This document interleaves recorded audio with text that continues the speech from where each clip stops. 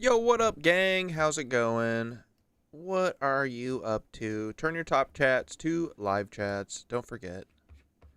Hello, everybody. All ready to get into it? Dude, check this out. Do you see this? The Fed merch machine is killing it. Look, Erica's got a flat black on black hat, but it says freedom. Isn't that incredible? Look at this. She's dressed like Janet Jackson from Rhythm Nation. Look at her. This video was made for me. Look at that hat, bro. Incredible. Do you think she had frickin' Tyler's people make this? I think so. What's your announcement, Syndicate? But what up, dudes? How's everyone doing? Paul's a professional cuddler. He's $50 an hour on the Cuddlist app. Bro, there was a cuddling place in my last year of college in Madison that opened. It was like, I forget what it was called. But you literally just went there and cuddled. Never went. Should've.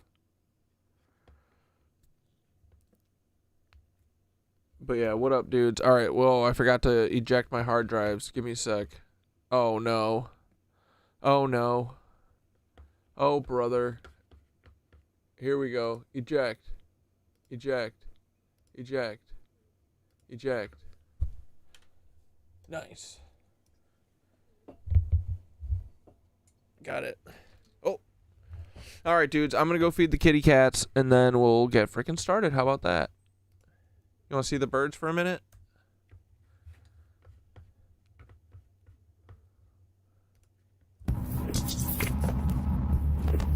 Caw-caw!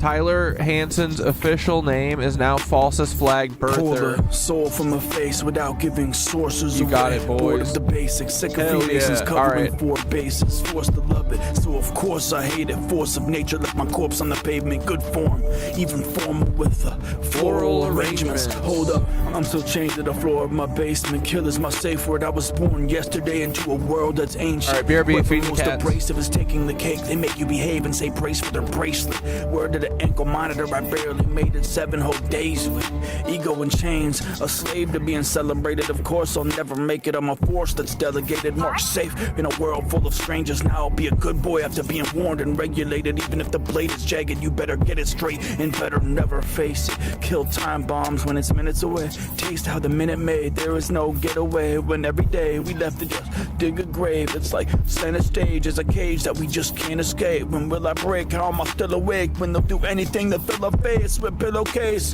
Terrorism or heroism when we start murdering billionaires that build the burgers, turn politicians into some build-a-bears. Since Theodore's presidency, they've been all sleeping with Teddy. It's deadly until the American dream is just Freddy.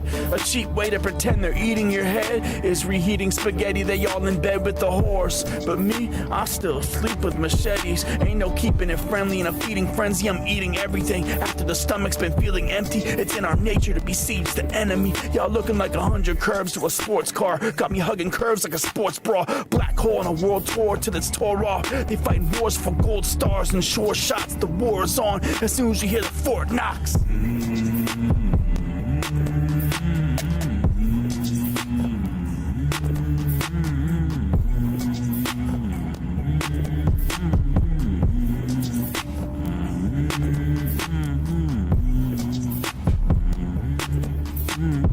Billionaires don't share the same issues. We cry tears in their brain tissues. Wait, let me share my pain with you. Opening scene of Final Destination 2.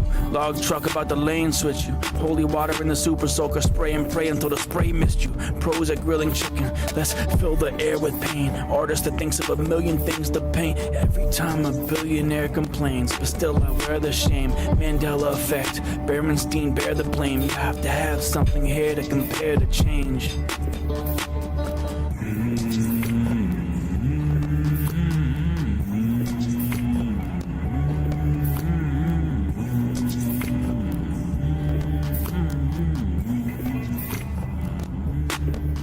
Sacred spores, spinning stories sent from stellar skies. Sun speaking sermons, see the signals behind our closed eyes. Silhouettes of serpents, circle secrets in the stone. I'm sifting through the sands of time to set the spirit back to home. I'm sitting here doom scrolling, satellite surveilling sacred scenes. Step inside the stream, see the soul between the screens. Stillness in the syntax, revealing the symmetry and signs. Synesthesia sparkling, system stored beyond the mind. How Seeker saga spiraling, something is set to shift. The shadow self surfacing, surfing to find the solar gift. Symbol sing in silence, scribed in statue, sky and skin. Admire your sovereign self, standing where the storm used to spin. We're scripting sacred sciences and summoning the source. Your soul's a simulation set to steer the spiral's course. Fuck all this alliteration. I sound like a soothsaying horse, speaking parcel tongue to idiots, selling snake oil to snuff the hordes. Here, drink this, it'll make you super brave and help you hide your pain. Just a little meth pick me up to soothe Marco's drug adult brain. The kids aren't all right, and your job's to keep it that way. And if you're a good little boy, we'll make sure to hit the fucking vein. What's at stake besides Trump stakes? I'm taking tickets and bouncing nitwits. I'm itching to give the Lizzie some stones and some fucking stitches, but I see the apple sitting at the end of the Garden of Eden. It's our consciousness as one while we just sit and breathe in. Whew. I need to catch my breath. Hold on. We back at it, boys. Don't give them a moment's rest to catch their breath. We cracking heads like ice and keeping our boots on their necks. Hey, Kathy. Hey, Paul. Do I have your attention now? McVeigh's in Plato's cave with Elvis reading Goodnight Moon out loud. Maybe to his clone or nephew, Tyler Hansen, the fittest fed earther. Or maybe Kathy's grandkid, Colton, could be the same fucking person. But what do I know? I'm just a conspiracy theorist, as you'd say. But why does it feel like you want to cover up the connection between your friend Paul Weisopel and Timothy McVeigh, Kathy? Huh?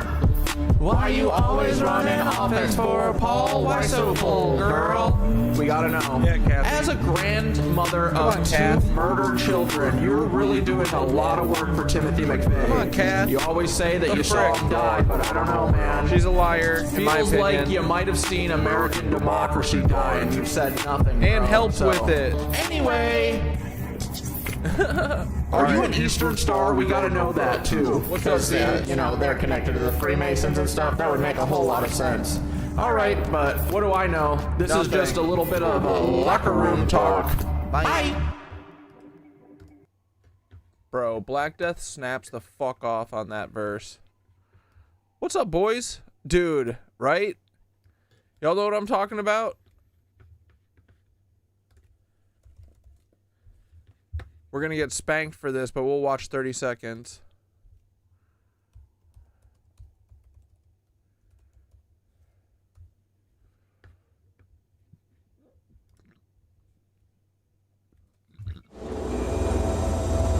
We are a nation with no geographic boundaries, bound together through our beliefs.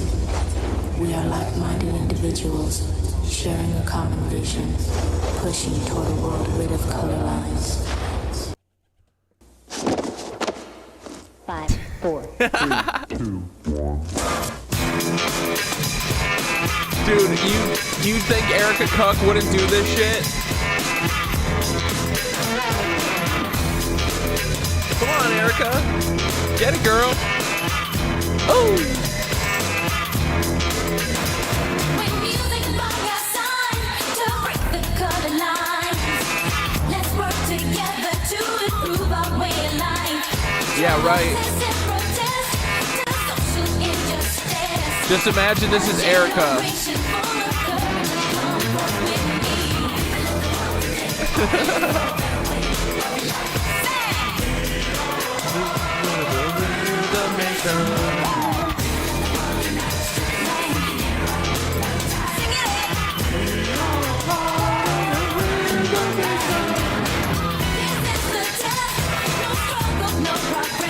Get him, Erica. It is weird how much Janet Jackson of this time looks like Candace Owens, right? What if Candace Owens and Erica were actually sisters? Jackson sisters. That'd be amazing. Oh, we got in trouble. All right, we're done. Calm down. All right, let's get back to the real Janet Jackson, Erica Kirk. Oh, man. All right, I just want to see that. I didn't watch this for us. Dude, she brought the eyes back and everything, dude. Let's frickin' go. We're so lucky. We're blessed. Stay blessed, boys. Be blessed. Bizarre. Erica Kirk put out a very bizarre speech or statement or whatever you... That sounds like a Tyler theory that Candace Owens and Erica Kirk are actually sisters. You never know. I mean, dude, it is funny in it's They Clone Tyrone, right?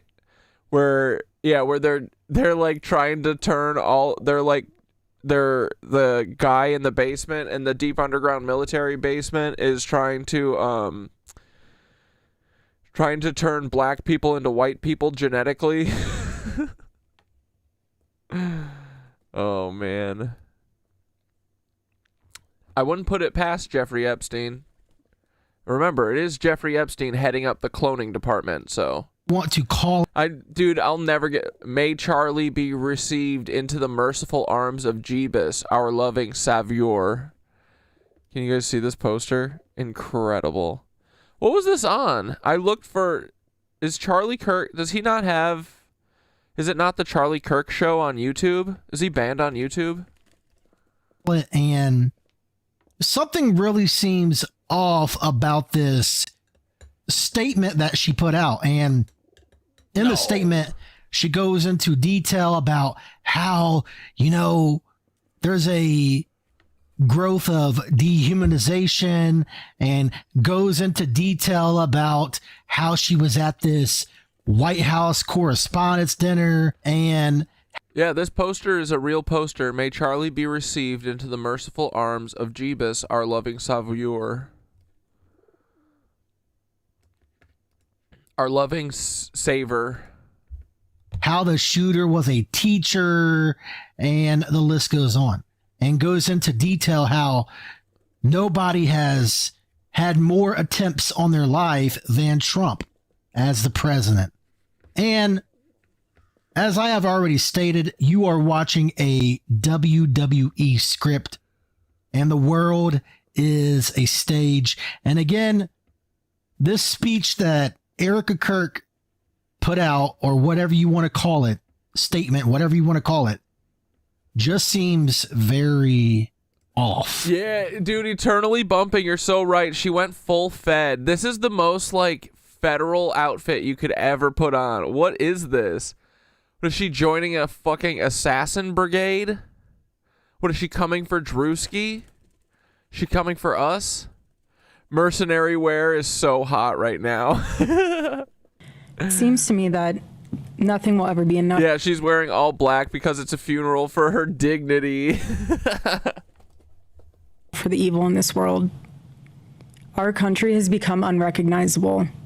These people have perverted the truth to the point that they motivated the murder. Dude, I love, too, that they don't even have Charlie's poster framed. They just got it tacked on the wall. It's going to get yellow with and decayed from all of their cigarettes smoking in the podcast room. Defiling Charlie's podcast room since he's gone. Of my husband.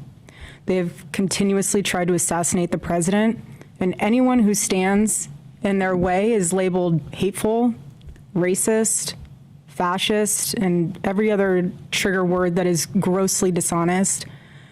We want the best for our country. They don't. She's like, we want the best for our country, for the white race, and for Christian evangelical Zionists. Stop saying it's about race and religion. This is why Charlie started Turning Point USA in the first place. He didn't trust the radicalized liberal teachers.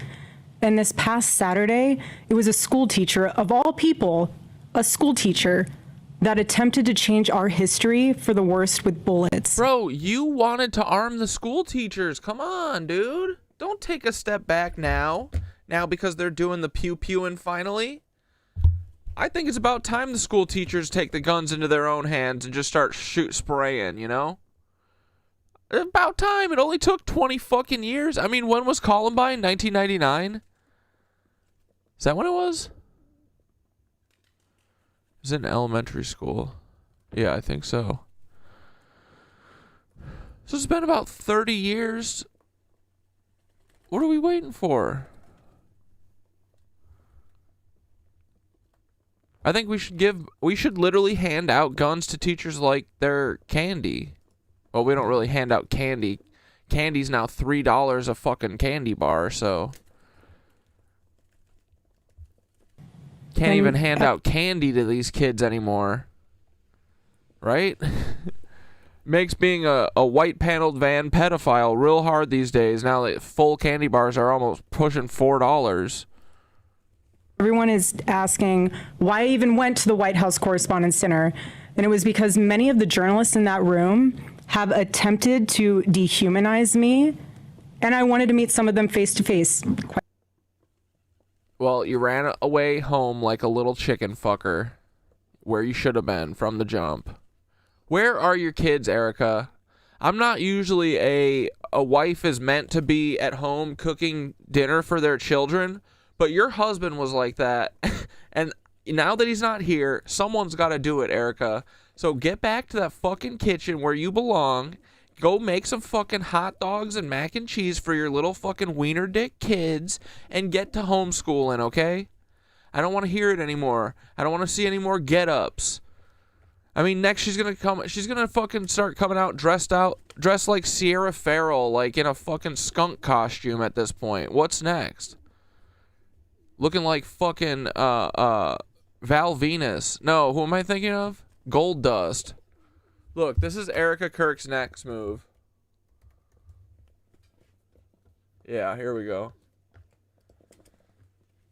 This is fucking so Erica coded. Right? Tell me I'm wrong. That's Erica, dude. Give it 2 months.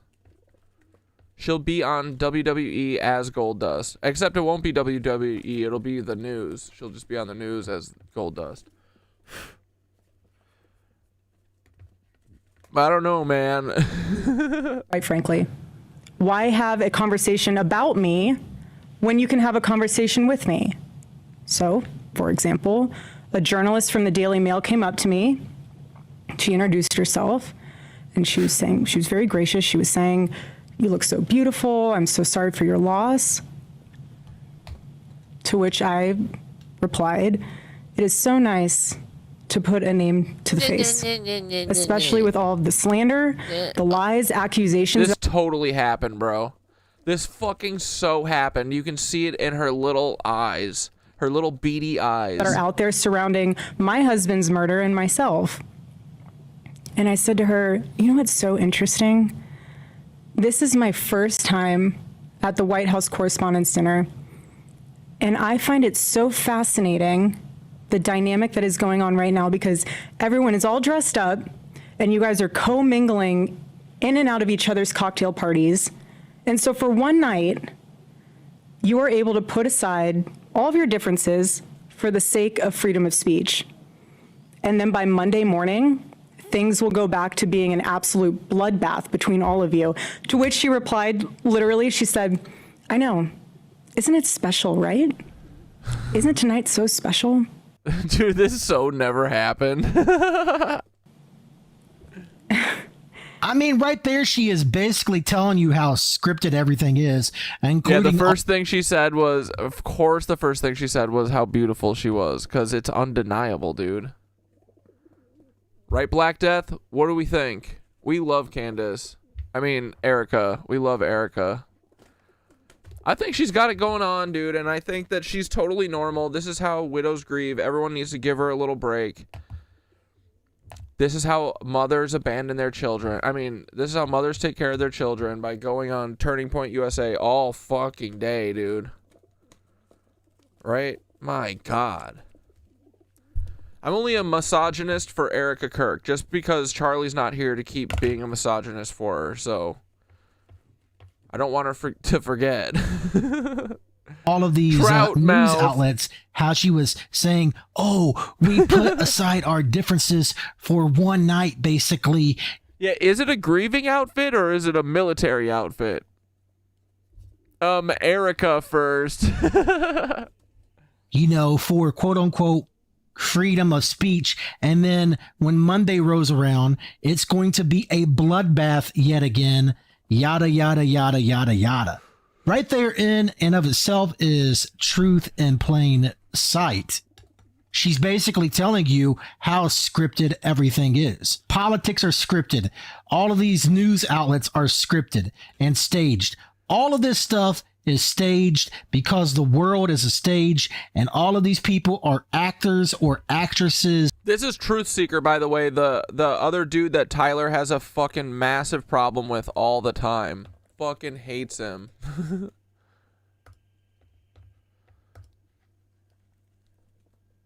On the world stage. If you were in that room, you had no way of knowing what the status of the shooter was, how many there were, or honestly, really anything. It was just utter chaos. And so during an active shooting, these journalists are using their phones to find moments to capture for clips. They were so concerned about getting a video in a room with an active shooter that they could have accidentally and quite literally filmed themselves being shot.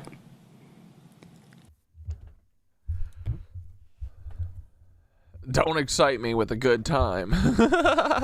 Many of those people have become so desensitized that I think it might be a lesbo outfit. Dude, have you seen the Erica Kirk, the lesbian fits from like 2008 to like 2016? Dude, I think she is, and that's awesome, but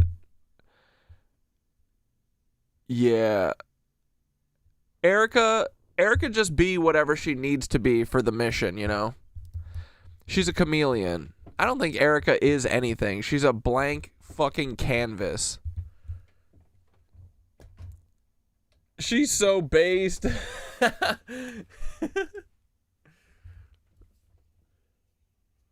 fight or flight Don't became secondary to the diss on- opportunity of putting themselves sorry. into the story. Don't be dissing on lesbians like this. Even saying this is a lesbian outfit is a low blow to lesbians. You're so right.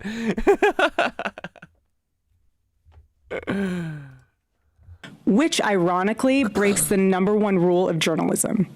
And again, ironically enough, Like, dude, in the alternate world where Trump is hosting RuPaul's Drag Race, he's hoping his name is Trump Paul Wysopal. Trump Paul Wysopal is hosting Drag Race, and also in that world, Erica Kirk is married to the best women's NBA basketball player in history, dude. And they're both such a supportive couple to each other. They love each other dearly. She's a Temu lesbian. Oh, no. Ooh. the shooter was a teacher. You have these people who are supposed to be teaching our children. The plant Jedi. Are you a Jew? Well, how about hi first, buddy?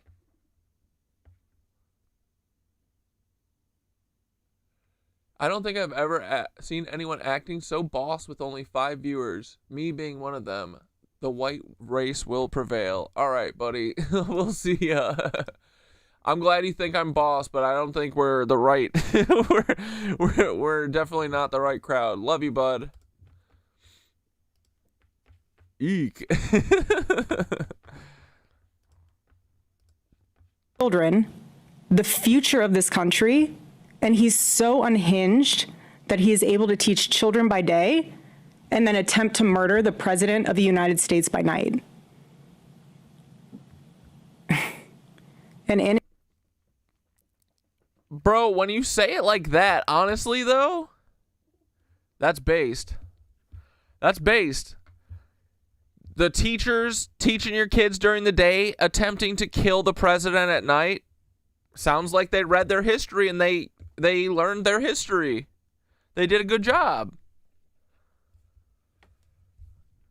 Sounds like they fucking synthesized all that data. They analyzed it in their head. in his manifesto, he starts by contextualizing himself by saying, I am a citizen of the United States of America.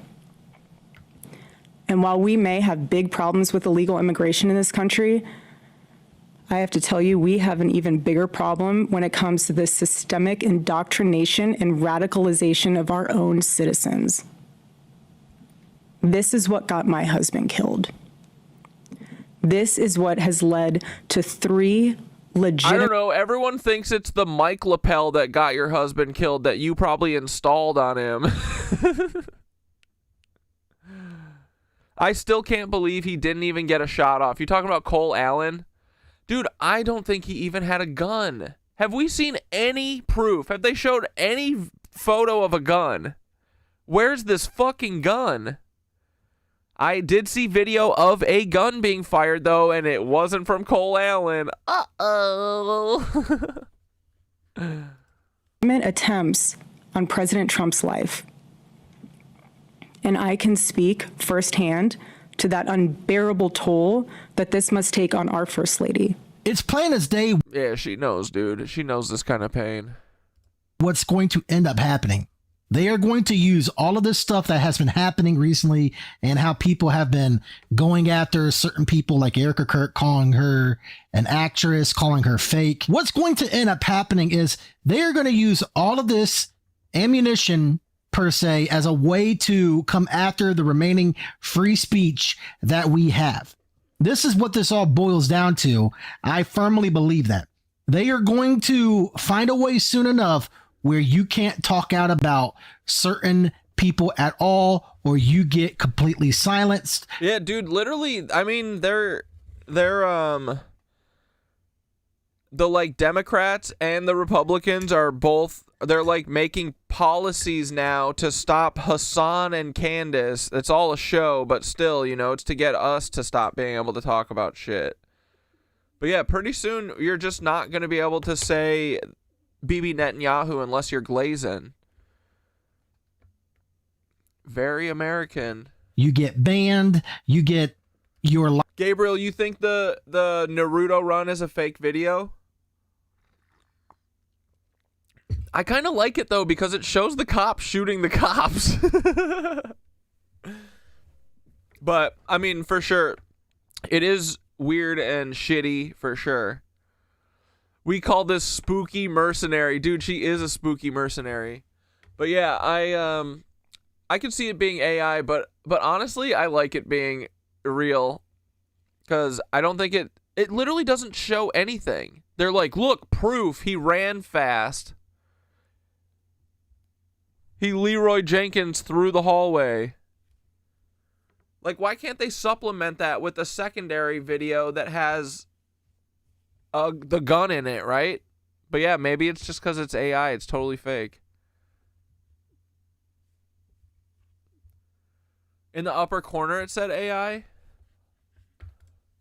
livelihood pretty much taken away, and the list goes on. This is where all of this is heading, in my honest opinion. I mean, you can just see it with the way that she's talking and acting and the things that she's saying and the things that other people... One of the security guards' hair turns into a hat. It's fake as fuck. But wait, are you talking about the... Because there's the shitty version, and then there's an AI enhanced one that is literally AI. The one where he eats the... Where the white version of Cole Allen eats his protest sign as he's running. And this administration has been saying. I really do believe that this is going to be used as a way to come after our free speech here in the near future. There has never been a president who has faced this many assassination attempts in Americans' entire history. And after each one, the reaction from the far left has been, at best, a shrug, and in some cases, a sick disappointment that the shooter was unsuccessful. We are all human beings. And if you can just pause and just take a minute and ask yourself, how would you feel if even just one person made cruel jokes about the attempted murder of your loved one? That is what Jimmy Kimmel did to the First Lady. He said that she had the glow of an expected widow. Oh, she's doing the face. Stop. Stop.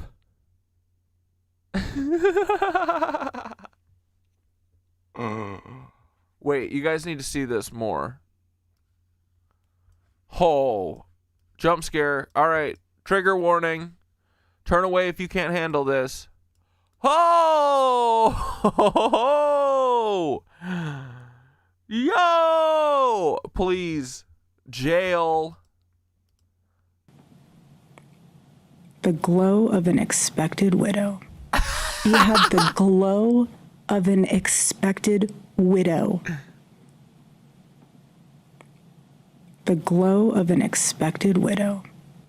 Just 48 hours. Dude, if Jimmy Kimmel gets fired over this, we celebrating. This shit'll be so funny, dude. Did he say that? Didn't he say that before the White House Correspondents Dinner? Like saying like he's gonna fucking die because he's old, not because he's gonna get assassinated.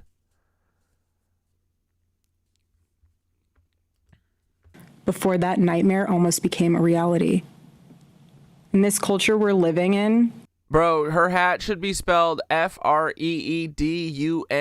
Am I right?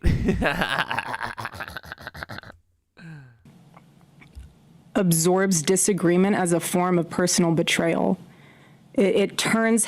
Oh, I just thought of a good Dave Matthews merch idea. It's the same hat. Free Freedumb.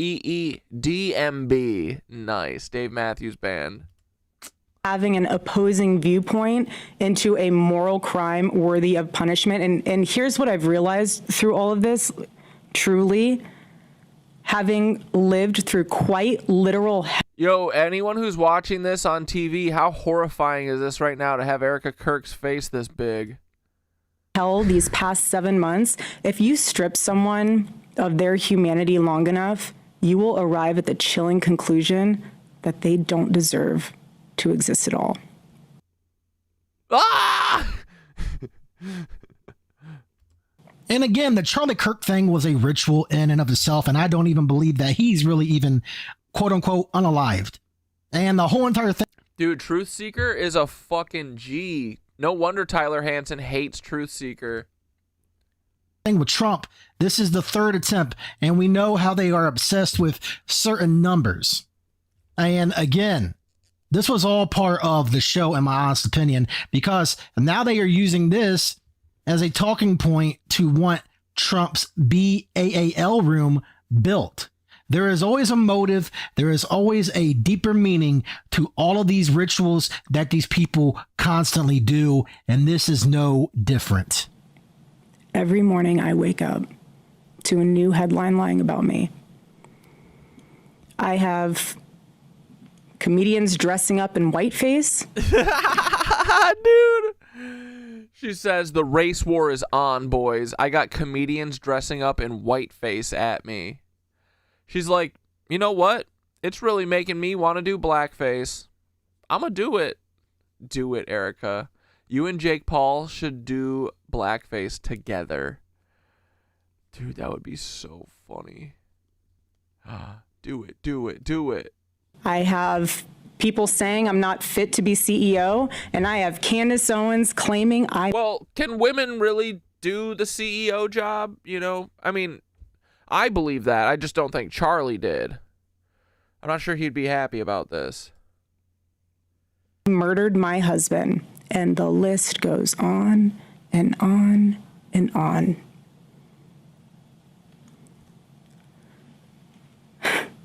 There is a serious epidemic of dehumanization plaguing this country. Bro, and look at this, too. This is the same narrative coming from Jordan Peele, that fucking fake reporter that looked like Jordan Peele that was on that Weekend show or whatever. His whole he was like, this is from a lack of empathy. Oh, we got a lack of compassion and empathy. I wonder where we fucking got it from. No, I'm just kidding. We just have a lack of empathy and compassion for your shenanigans. Like, it's not that hard to understand. We just don't care about you people on the fucking TV. The most unthinkable tragedies have now become commonplace in our daily headlines, and yet the media finds a way to conveniently explain away violence. This is what we're up against. This is what we're up against. What is happening right now is something none of us can afford to ignore. The evil forces working to divide us, to distract us, and to pull us apart has never been stronger. That's you, This is a girl. moment for Americans to come together and decide what kind of country we are going to be before we lose our country altogether. She's like, a white country. What kind of be best white country can we be? As you heard, you had her going on about Candace Owens and all that, even though all of these people are part of the same team. Candace Owens, Erica Kirk. She looked like she's auditioning to play Sonya Blade from Mortal Kombat. Trump, Biden, Kamala, the list goes on. All of these people are part of the same team. They are characters on the world stage, playing their part, playing their roles. And what their role is, they are about order out of chaos. They are about divide and distract. And I mean, look at Erica Kirk. There is something really strange about her or him or whatever this is. There is something very off and strange and just bizarre about this person. Everything that she does, says, the way that she acts. And if she was really grieving, why did she always come out to pyro and make everything about Violence? Counting or not counting gang violence? herself after her Snap. Tree branch snap. Because that sure as fuck was not a 30-06 being shot. husband or the character of her husband was unalived. And something else I wanted to get into in today's show is Donald Trump is once again talking about UFOs and UFO disclosure. And it's quite obvious where all of this is heading. It's quite obvious that they are clearly setting the stage for Project Bluebeam. Blue balls. And I believe that the missing scientist Dude, stuff. we'll never get blue beam. We're going to just have blue balls, I promise. I'm so disappointed. I really, really, really need blue beam. I need something to break up the monotony, right? Please. Please, Bale, give us blue beam. Give us something fun. I believe all of this stuff is going to tie into this because it is one massive ritual that you are watching. All of this stuff happening, all of the stuff going on. And honestly, I believe that they want to silence certain people when they disclose all of this stuff too. Because how else are they going to be able to deceive the masses than by silencing people who are speaking truth and exposing all of this stuff? I really do firmly believe they are setting the stage for Project Bluebeam. Blue Update balls. on the UFO files and what might be, when we're going to be seeing them. Well, I think we're going to be releasing as much as we can in the near future for some reason, and I guess it's just a reason that's been in the minds of people for a long time, and that is such, they want to find out about the UFOs and anything having Pushka's gotta get her head bonked, dude. to do with UFO or related material, and we're going to be releasing a lot of things from that we have. And I think some of it's going to be very interesting to people. I've interviewed people, my first term primarily, but I interviewed some pilots, very solid people. And Cash Patel is on Project Jim Bean. Project Jim Bean. That's so funny, Ryan. Let's go. they said they saw things that you wouldn't believe, so you're going to be reading about it. Yeah. And it's just laughable how he's meeting with the actronauts at the White House. I mean, it's just truly laughable. The world is a stage. The Artemis mission was a He met with our friends. ritual, just like all of these other things I wonder if they got their sea legs. I wonder if they got their land legs back. these people do. I don't believe NASA for 1 second. I don't believe that they even went to space because, again, as I've went on record and stated, you cannot exit God's firmament. Space is basically water. You cannot exit God's firmament. Yeah, dude, fucking aliens pedophiles are not fun. Blue beams are fun. Gym beams, fun. Fake aliens, way better than pedo lizard cuck wars. And that's why they'll never give it to us, because we'll actually like it. Dude, I promise you, if they ever do Blue Beam, it's going to be like terror reigning in DC, and we're all going to be like, yeah, let's fucking go. They've gone too far on us, dude. This Cole Allen shit is proving it. It's proving it to me that we will never buy another story from these motherfuckers, and that's awesome. They went too hard, dude. The timelines are converging. They went way too fucking hard. You can only abuse... Dude, okay, so I watched this Netflix doc the last day called False Prophet, Trust Me. And it is really, really fucking good. Have you guys seen this?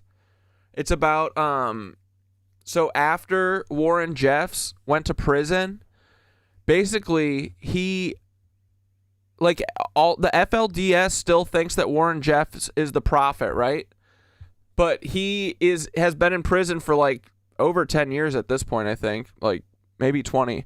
But he's basically stopped communicating with all of his followers, and the last they heard from him, he told them all to stop procreating, stop marrying. So they did. But then some people went and started their own little sect, and they followed this dude, and this guy was now calling himself a prophet.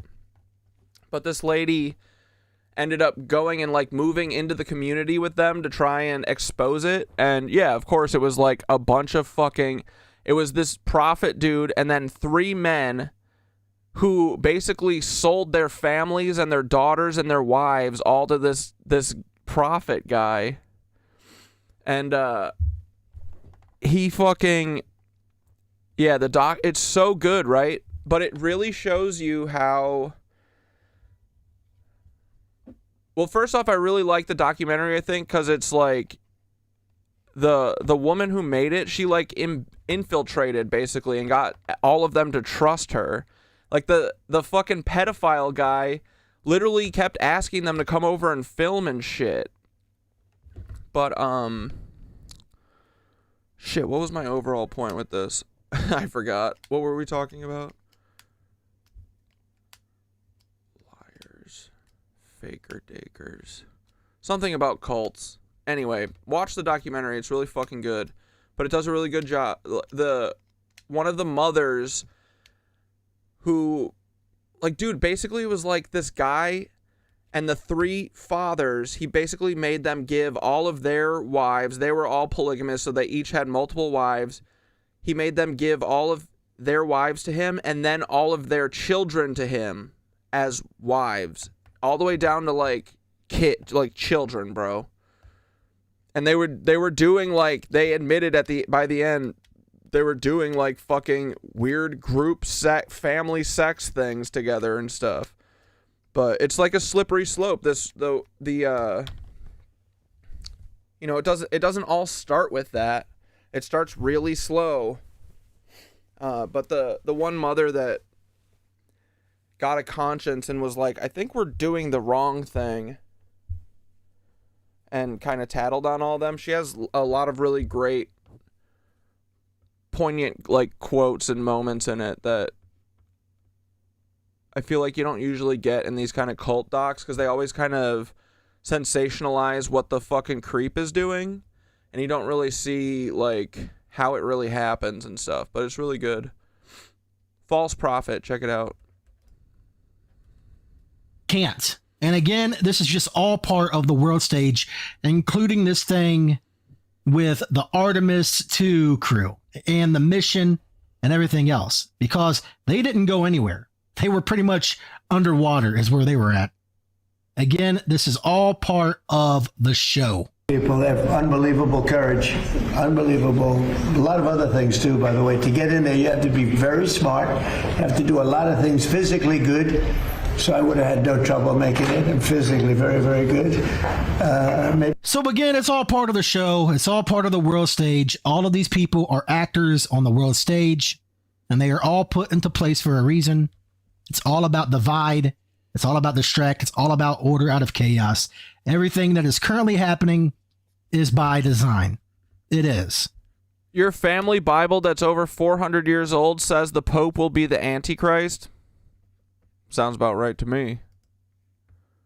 The Erica Kirk stuff happening, the stuff that happened with Trump, you know, the quote-unquote third assassination attempt, all of this stuff is by design. These people know exactly what they are doing. They are trying to play with people's emotions, and I'm happy to see that more and more people are waking up to the bull. Yeah. As always, please like, comment, and share this video wherever. Hell yeah, dudes. I just got a new Paul book. Have you guys heard of the Oklahoma City book? And Paul, it's mostly about Paul, I think. Aberration in the Heartland of the Real by Wendy Paintings. I just got it, and it looks fucking sick. I started reading it. The documentary was called False Prophet. And then I think the subtitle was Trust Me. But you know, it's a good watch too, because it's about all of these people being manipulated by this one guy who's saying that they're, you know, he's the prophet, right? And their whole religion is to pray and obey. Like, the woman's job is to obey. That's it, period. End of story. No questioning. And they, you know, when you're raised like that, it's easy for people like these predators to slip in and fucking manipulate you and shit. But, and then it does a good job too of showing like how these are basically spells cast over people, and that eventually one of the girls even says, like, the most devoted girl to this dude, she's when it finally broke, the like spell that was over her, that, you know, she thought he was this prophet and shit. She said when it finally broke, it was just him like looking at her and being like, no one's talked to me in over a year, because he had been in prison, but he was only in prison for 2 months, and she had been separated from him, and she's like, I realized in that moment that he was lying to me, and I never thought that it was possible that he could lie. And that one question of me going, is he lying to me, made me ask a million other questions. And that's exactly like what they're attempting to keep us from doing, like as a collective, right? They're trying to keep us ever from asking that question. Is it right for my mom and dad to sell me into sex slavery with this fucking weird man who has 40 wives, 40 children wives? But yeah.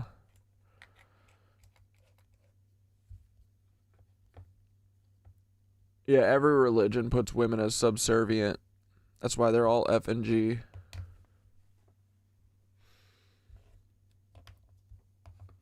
But yeah, we gotta ask Paul if he's a polygamist. He totally is, dude. I'm convinced Paul's a Mormon. For sure, bro. I think you have to be Mormon to be the FBI.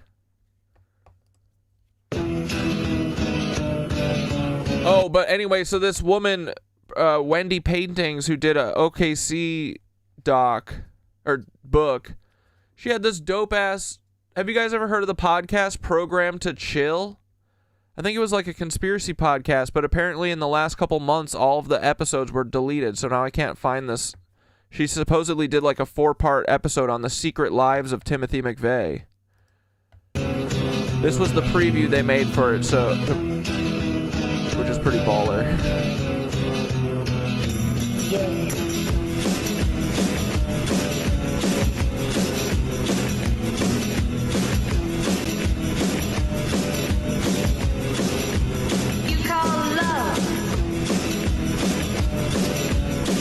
Yeah, aberration in the heartland of the real.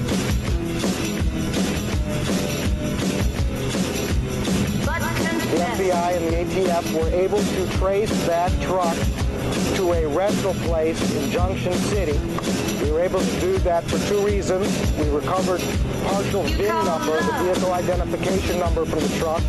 We also have recently recovered the actual license plate from the truck. As a consequence, we were able to trace that truck to the rental place in Junction City.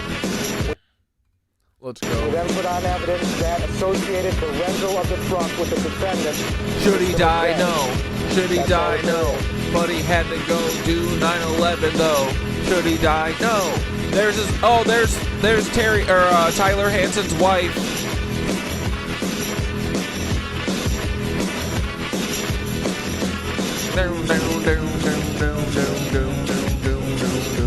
Timothy McVeigh is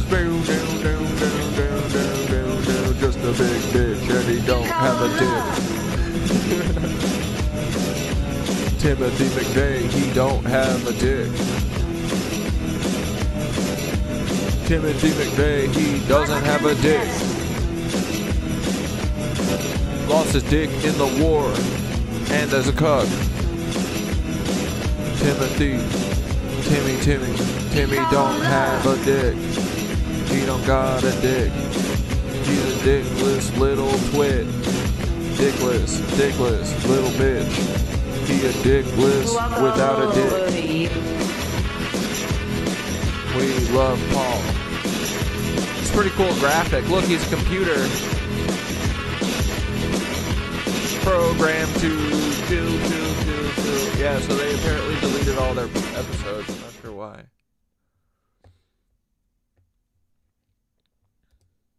I'm starting to realize I should maybe stop commenting on things that haven't happened. There's playing in our faces. James, I think Neff sent some of these Tony links. Moffat was 60 years old. He lived in Huntsville, Alabama. He was a 21-year Army veteran with a master's degree. Huntsville. It's always Huntsville where the Nazis are from. Interesting. What's going on there?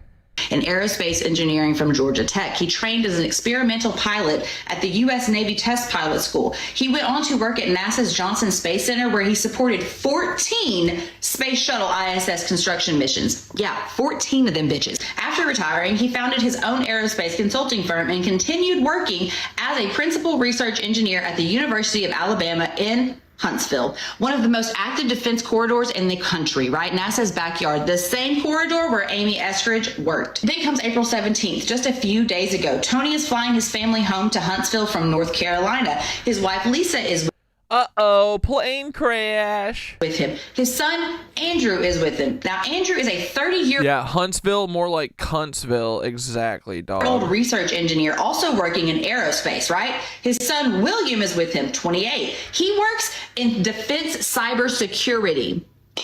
They stopped in Union County, South Carolina to refuel. The plane went down in a wooded area near the runway. The FAA is investigating, but no cause has been released at this time. And listen, Tony was not a student pilot. He was not a hobbyist. He was a man who trained at the Naval Test Pilot School, a man who supported space shuttle missions, a man who had spent his entire life in the air. Experienced pilots do not crash on refueling stop. And hear me out. What was lost in that plane crash was not just one man's knowledge, right? It was his wife's, who was a teacher. It was his son, Andrew's aerospace research. It was his son William's defense cybersecurity credentials, an entire family's worth of access, clearance, and institutional memory wiped out in one moment. Every other incident I have told you about has been one person, one scientist, one general, one researcher, right? This took 4. At this point, they're just playing in our faces. James, aka Tony Moffat, was 60 years old. He lived in Huntsville. We all know that every single plane crash is literally just a CIA event. So no need to further look into that. We know it's true. Anyway, why are they killing all these military scientists? Or is this just like, or are they moving them the way, you know, how they put all the defense contractors on the planes that hit the World Trade Center? Are they a Nazi family? I mean, if they're a Huntsville, Alabama aerospace technology family. Yee. An attempt that just happened to the president, does that have to do with David Wilcock? So if you're paying attention, you've noticed his really odd push to time travel and things having to do with that. Of course, with this account named Henry Martinez. Did we already see this Moon Henry video? Putting one post up saying Cole Allen and Henry Martinez with a Shaw or NASA paper that he wrote. Yeah, he worked for NASA. He wrote a paper, Henry Martinez. The Henry Martinez account said his name years ago. We'll get to David in 1 second. And then go back to the Henry Martinez account, you see this picture, which is actually called Time Machine with a reverse image search. And maybe, maybe not, who knows? I mean, it could be anything that people are saying. It looks a lot like, you know, that Butler image from the president and all that stuff going down. And well, that image, the fucking melted crayon picture, looks like the flag image. And people are even saying that Cole Allen almost looks like a baby that these... Yeah, I think they're just putting all the scientists in the underground cities. They're doing what's that bunker show? No, not Silo. What's the one with the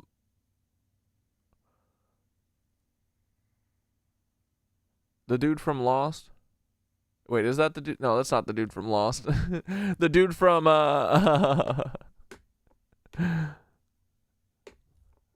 the fuck is that show called? The one where the thing explodes and then they all go to the bunker city. Paradise. Thank you. Yeah, it's like Paradise. They're all just going to the fucking Raven Rock or whatever, and then the place under the Denver International Airport and the mountains of Colorado. They're making moves, boys. These two had, and I hope Mark Zuckerberg goes to his bunker soon.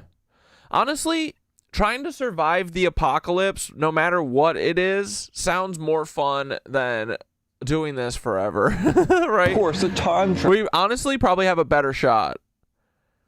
I think that's what happens in Paradise too. They're like, everybody's dead, and then it's not really the case. A bunch of people survive. That'll be us. We're the survivors. Angle, right? Let me tell you guys a little bit about energy harvesting, or what some people call loosh. You manipulate the emotions in such a great way that they're basically able to drain your energy and put it into something else. Now you have all these accounts calling for the DC ballroom, Baal room. So we have the Baal room, the Baal room, the ballroom. We also they're taking the scientists to Elohim City for sure. Have that image of the arch they want to put, which is Apollo's arch. We also have the AI image of the president, adding that thing to the top, which is Apollo. Remember this? You're going to lose. You're not going to win.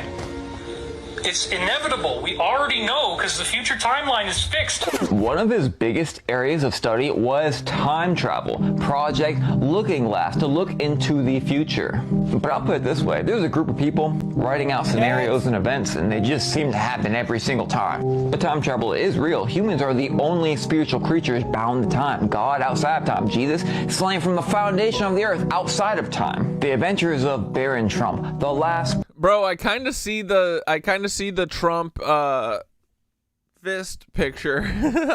President, on and on. So the question is, how are y'all enjoying the movie? And is it possible that Satan and his angels are looking into the future and telling people what to write? And I do want to mention one thing like I did last time. We are not going to lose. In the flesh, the world, yeah, it's screwed. In the spirit, we know the one who already won. You know how David was, a target individual? No, the earth is not fucked. She always gonna persevere, dude. No, completely not, right? There's no way. Special guest on YT in about 1 hour. Does the assassination attempt that just happened to the president, does that have to... Yeah, exactly. Those bunkers aren't made to keep out meteors or booms. They're made to keep people out. Yeah, exactly. But you know what the best part is? We just gotta cement their vent holes and then they'll probably perish. Didn't go off. And that was all announced in the news. So I've interviewed the widows of the cops they killed because they saw this. I've interviewed the cops that they came and threatened to kill in their offices, like Browning, the head of the K-9 unit. This is all the stuff that's on record. The SPLC built the bomb and bombed Oklahoma City for the Justice Department at Elohim City and Camp Grouper. Wait, the Southern Poverty Law Center did it? Oh, no. The military base. They have photos of the Rado truck being loaded with the ammonium nitrate. It was the diversionary blast. McVeigh, Army Special Operations, he thought it was just a setup drill, but he said no. I've taught people involved. They drugged him and set him up. And of course, his doctor was Jolly and West, the deputy head of the MK Ultra program, who was also Jack Ruby's psychiatrist, Sirhan psychiatrist. Oh, you mean to keep going? All the bombs didn't go off. And that was all announced in the news. We love to see it, boys. Isn't that amazing?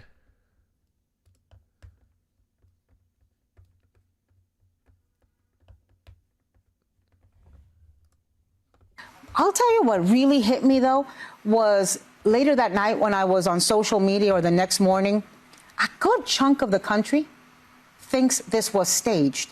And where, I don't think that. Let me just be clear. I don't think that. But where are we in America? When Reagan was shot in 1981, nobody would have thought about that.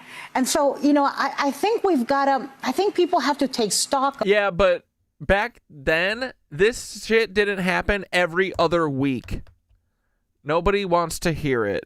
That was literally like the news for like 3 years. Of just the level of influence that misinformation, that the lies have had on the American psyche, that the first conclusion so many people reach because of the polarization and because of some of the things that our elected officials have done, frankly. You know, it's crazy to me that one of the first things Trump did after this was, and all of the people, his choir, is go push for a ballroom and use this instead of calling to our better angels and calling for unity, use it to call for the building of his ballroom. Exactly. That's the whole reason we know it's fake. Like, these people gotta stop acting naive, bro. I'm sick of people acting naive. Oh, is the problem that the FBI just dropped the ball here? This one time, every single time they're involved with anything? Oh, dude, that's the other thing. The fucking cops and the FBI in that documentary about the pedophiles that were raping a bunch of kids in Utah. The cops did nothing for a year, and then the FBI basically were doing nothing for a long time too, and then they ended up fucking up and like exposing who their sources were before they could get out. FBI is so bad. The cops are so bad. It's so funny. You know, I just think school children have as much a right to have safe schools as politicians do to have a secure ballroom. I think that's, you know. I'll tell you what really hit me, though, was... Yeah, we got to give every school child a ballroom, dude. That's the answer. Right? Let's hear it. Let's hear it, boys.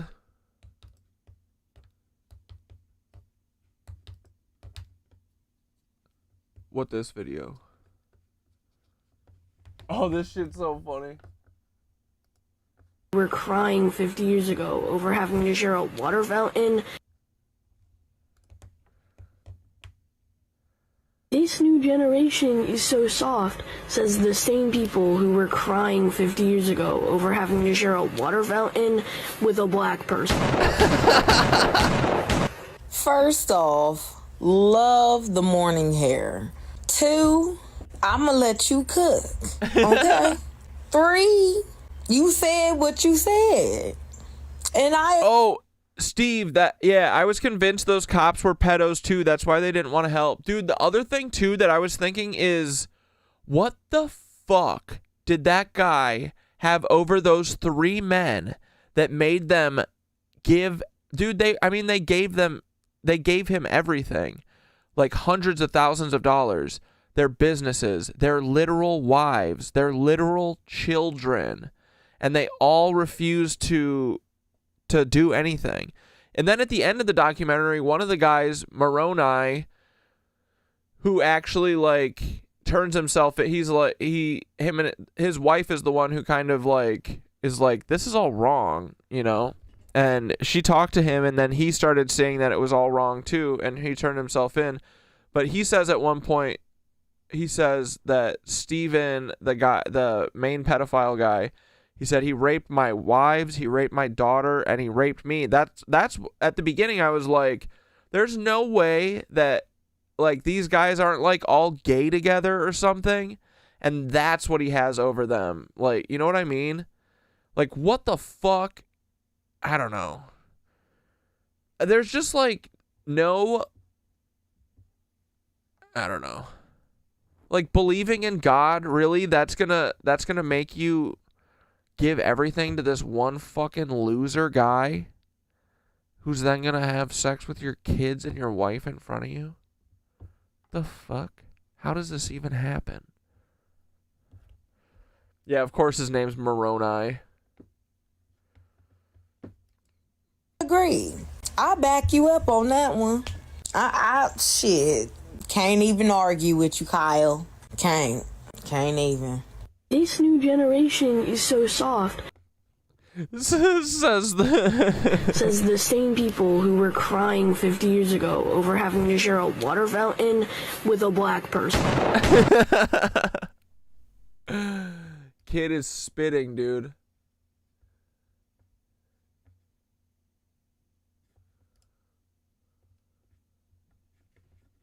Squeaks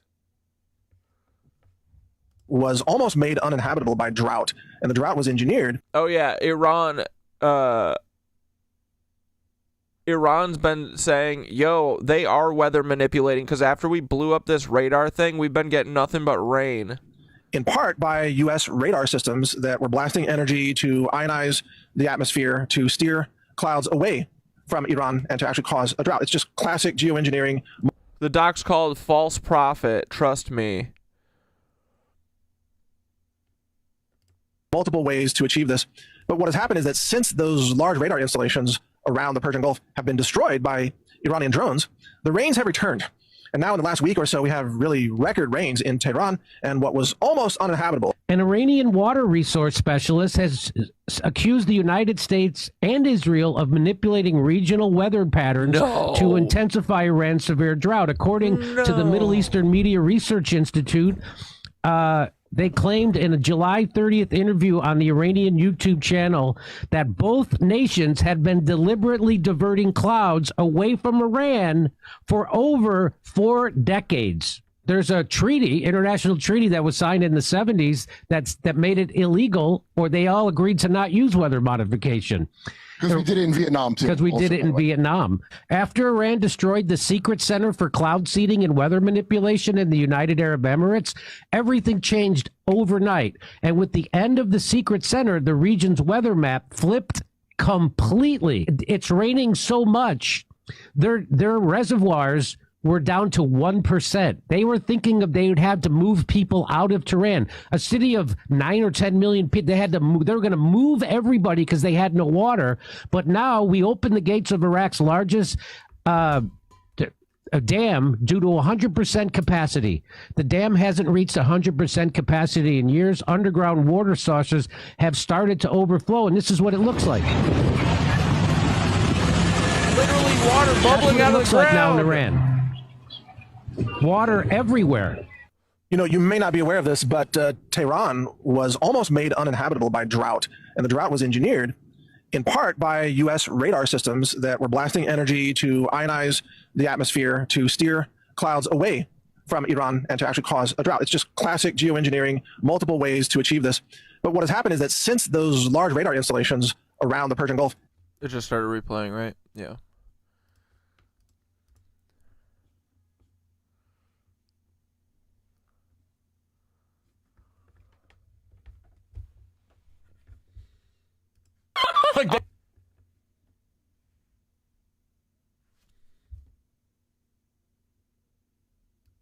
They'll be like, well, if we pay the workers what they're worth, we won't make as much money. And they'll just say that kind of shit out loud.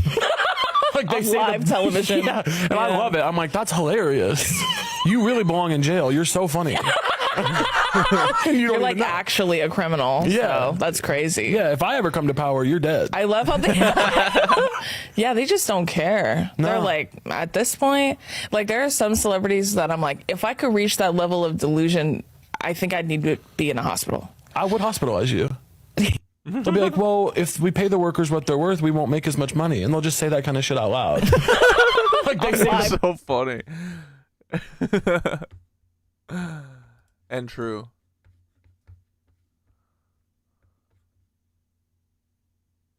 Squads for execution, so they're going to start shooting people. The president is reinstating firing squads for execution, so they're going to start shooting people. Bro, what are they getting the firing squads ready for? People who have been convicted of crimes. It's giving Robespierre. Like, the Reign of Terror in France was like a year, less than a year. Maybe 45,000 dead, right? It was a little under a year.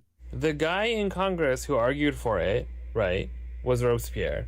And he was in Congress being like, we need to do more of that. And he was like Mr. Guillotine, right? He like led the charge on that. And the Reign of Terror ended with who going into the guillotine but him. Like, this is considered to be the end of the Reign of Terror, is the execution of Robespierre. One person... Bro, collectively guillotining all of Congress would be so fun, right? Person in Congress recently said that when he looked at the unredacted files, he searched for Trump's name and found more than 1 million results in the files. We know of only tens of thousands. What we know of is already more than anyone else. And it's wild to me that this group of people, all of whom are in the files, like this whole administration is in the files, that they campaigned on this, knowing full well that they were the ones that would become the targets of justice if they released all of this, which for some reason they did anyway. And I don't know what they expect to happen. Like, at this point, this whole administration, they're all hiding on military bases. And they're not going to be able to keep living on military bases. Like, what do you think the odds are that any of these people, you know, ends with natural causes? It's like, it's zero, right? Like, there's just no way. In their own supporters. Let's fucking hope, dude. Would you know, have already been the ones to do those things. When you choose to unleash terror for your political ends, you lose. It always eats you, right? This is like a fact of history that anyone who has studied history knows. If you unleash terror for your political goals, it will eat you. The president is reinstating firing squads for execution, so they're going to start shooting people who have... Incredible, dude.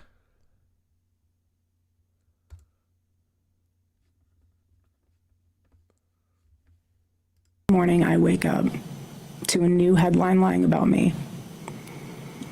I have comedians dressing up in whiteface. I have people saying I'm not fit to be CEO, and I have Candace Owens claiming I murdered my husband. Dude, everything she says sounds so scripted, right? She's never said anything like off the cuff in her life. And the list goes on and on and on. Every morning I wake up. Acting school paid off, Erica. Good job. Doing great, sweetie. City bombing case. This is Ted Gunderson. He is he the guy who was he the one who was part of the Franklin scandal that was like, yeah, this is a bunch of satanic pedophiles? I personally investigated the Oklahoma City bombing case. Huge cover-up. Jack Kennedy's assassination, huge cover-up. Bobby Kennedy's assassination, huge cover-up. World Trade Center, huge cover-up. Okay. Terrorism. They're using it as an excuse to take away our constitutional rights and our civil liberty. The Illuminati, Bilderberg, New World Order, globalists are the element behind this. It dovetails into the satanic movement, and this movement has infiltrated into our intelligence community, the once great FBI and the CIA. I have in the past had personal contact with an individual who was head of the CIA hit squad. He had over 3,000 individuals around the world he could call upon to go. Yeah, this is Ted Gunderson is he was former FBI who he helped with the Franklin scandal, and he was saying that everyone in it was an elite run satanic pedophile ring. And kill somebody. I personally investigated the Oklahoma City bombing case. A huge cover up, Jack. It's all F and G, bro. Wait, Tyler's talking about Masons? He's talking about his people? And a big old one. And this place, it's in the town I live in. Dude, it's so unsettling that he talks just like Timothy McVeigh. It's so big weird. Old one. And well, I know they know a lot of the things that I know, except they had to join a little sisterhood to figure it out, where I just pray and fast and research and use discernment. And one of the things we both know is that the rocks used to be alive. And now I want to show you some things, and then I want to ask you a question. What I want to show you is that there's a bunch of these previously alive rocks all throughout my town and neighborhood. You see this one? It's eye right there, and then a mouth. It kind of looks like maybe a small... This fucking guy, man. Dragon's head. I was driving by this one the other day and couldn't help but notice this eye and nose and mouth right here. Do you see it? Right here. But that's not the only one. Do you see this one? Literally. It's got little teeth. It's like this. Yeah, I see it, Tyler. A mouth and a very perfect eye. There's a petrified face there. Speaking of... Dude, what the fuck? Tyler's so on it always. Petrified faces. This one's literally at the end of my street. A nose. You can even see jagged teeth. Clear eyeball. Bro, you're so There's right. Another petrified head right there at the end of my... This is crazy, dude. Block. See it? This one is at the entryway to a bike trail I go on. Pretty clear mouth, eye, nose, and this was a big guy because yes, there were giants here. Small giants and huge giants. Mountain-sized giants. He had a friend too. Here's his friend, there's an eye. Again, even some teeth. And once you take the right perspective, you see nose, mouth, teeth, smashed in face. He kind of looks like a troll from The Hobbit. Kind of like this guy a little bit. Totally. But there's more. This one's placed I'm sure there's more, Tyler. Conveniently right at a street sign. How did this start about the Freemasons? What the fuck is this? Does that look like anything to you? I don't know, like maybe a petrified little baby dragon or a griffin. I would say dog. Is our boy Tyler seeing Jesus in toast now? But there's Exactly, literal dude. scales on the back that you'll see here. Scales. Now here's my question. Does the person that put this here, are they just innocent and naive? Oh, no, they're all dragon people. And they don't have eyes to see, and they can't tell that there's a literal dragon head in their front yard? Or, dude, I gotta take a walk. or are there a bunch of Freemasons that are living in my town, which I know there are because there's a giant lodge in my town? He's like, because I know they are because I'm living in my town. Put this out as a sign that we know something you don't. Because that's what this sisterhood loves. They love to know something that you don't. In the sisterhood, I love that. Did Moon Henry accuse him of being a Mason? Tyler accused Moon Henry of being a Mason, but did Moon Henry say no, he's the Mason? Accusations. They think the few should rule the many. It's literally a requirement to move up through their 33 degrees of nonsense. You need to think that. If you don't think that... Tyler sees faces in his own morning shits now. You don't move up. And they install fake democracies. So you don't think the elite are ruling you and you have a say by voting. Voting is a lie. No one's elected. They're all selected. And they're not selected how most of you awakened souls think. They were selected a millennia ago. That's a president. That's Alec Baldwin. Get Ryan Gosling the fuck off of here. Get Baby Goose is the one, okay? He's the one okay one. Leave him be. And that's a president. That's Ryan Gosling. That's a president. That's Robin Williams. That's a president. That was General Patton. That's a president. I mean, dude, Trump is playing Patton, Elvis. I mean, who's he not playing? This is insane. Anthony Hopkins, and that's a president, and that's you know who. And all of these guys control these guys to control you. But I'm the liberator, my friends. I am setting us free. You think the actors control the Masonic halls? Video at a time. But of course, all this for entertainment purposes. I'm sure these guys have your best interest at heart, just like these guys do. And then... Look, Trump is Elvis and Patton, dude. Incredible.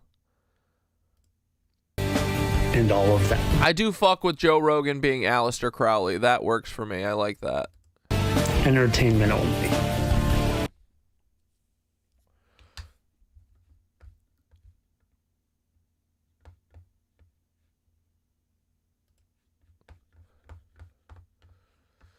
Tyler's an odd bird, dude. The fucking prince, the king of England, came to DC today. I just want to see a couple seconds of these pedophiles touching. The president and the king. At first glance, it's hard to imagine two more different people. Trump, the rabble-rousing real estate developer turned politician with a reputation for saying the unsayable, even when it comes to Britain's prime minister. Grab him by the pussy. Is Tyler still doing a live stream? Wait, is he live right now?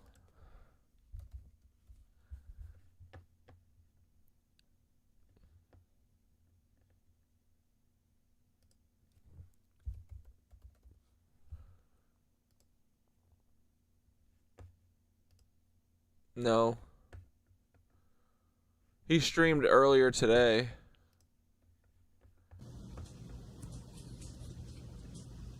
Hello, everybody. I am... Dude, it's like looking... people that are about to... It's like looking into Paul's face, man. Watch this on replay on YouTube. I'm about and hearing Paul talk. To record my 5th episode of the Fittest Flat Earther podcast. I'm going to just get into it right away. I'm going to start with some music. And as this live... Wait, what is his website? Icewall. There's no way he owns icewall.com. Wait. It is? How does Tyler have icewall.com? No trademark infringement. What is this? Heavy lifting? Wait.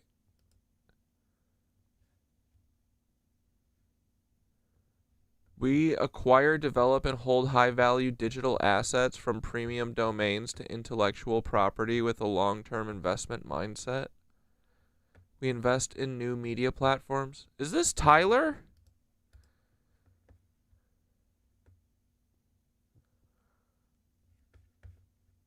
I'm so confused. Fills up.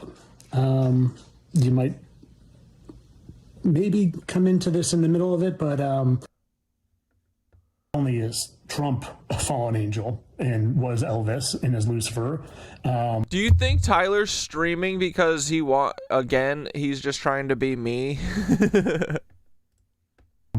But now I know Bryan Cranston is, because he's been alive hundreds of years, and he literally was Ulysses S. Grant. So that was the very first one, and I did a full-on video on, what I realized is sometimes I am like, maybe Tyler's just a drunk guy. Maybe he's just a drunk psychopath.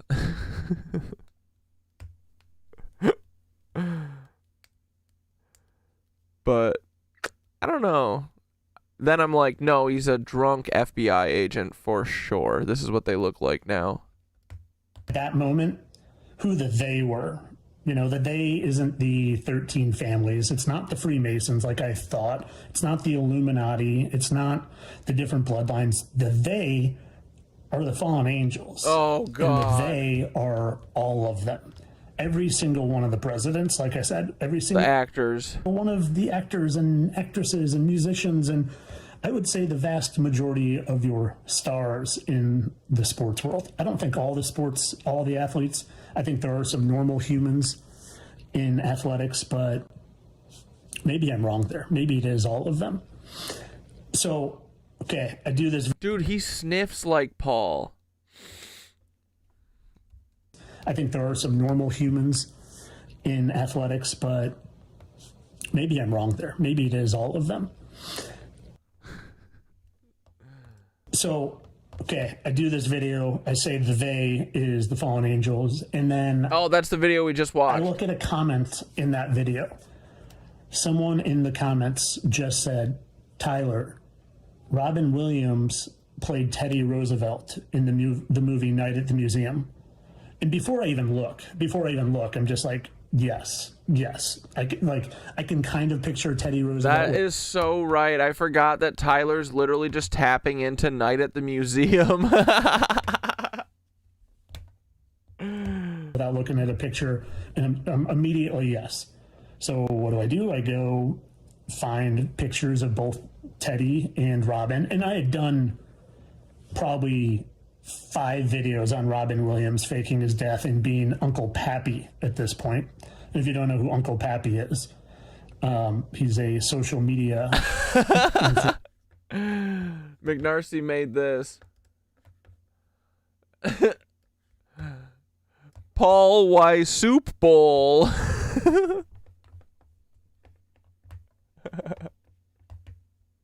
Why soap bowl, I mean. Not soup bowl. We gotta have the soup bowl next. A bread bowl made out of Paul. Dude, this is good. Paul, why soap bowl? Sorry, not soup bowl. I can read, I promise. This is beautiful. His tie looks incredible.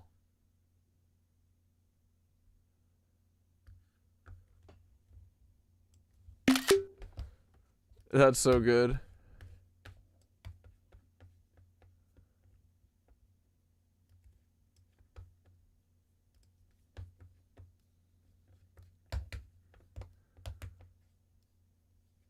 What's this, Noelle? Let's take a peeps.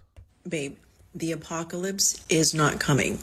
I came out of hiding to tell all of you that the people who are fear-mongering aren't seeing the bigger picture. So I'm here to tell you what's actually going on in the world from a spiritual perspective and also from an economic perspective. Oh, and for those of you who have been sensing the end time... It's not about the pasta! Yeah, we need a Paul... Pasta, why so... Pasta, why... Parmesan bowl. It's not about the pasta. Dude, wait. Elsie, are you here? Did any of my VPR heads see that fucking Jesse Lally, that Michelle Lally, Jesse Lally's wife, ex-wife now, I think, from the Valley? She's dating Dr. Dre. That's so awesome. That's so fucking funny. Anyway. There was a trajectory, there was a timeline when that was possible, but we are not on that timeline, okay?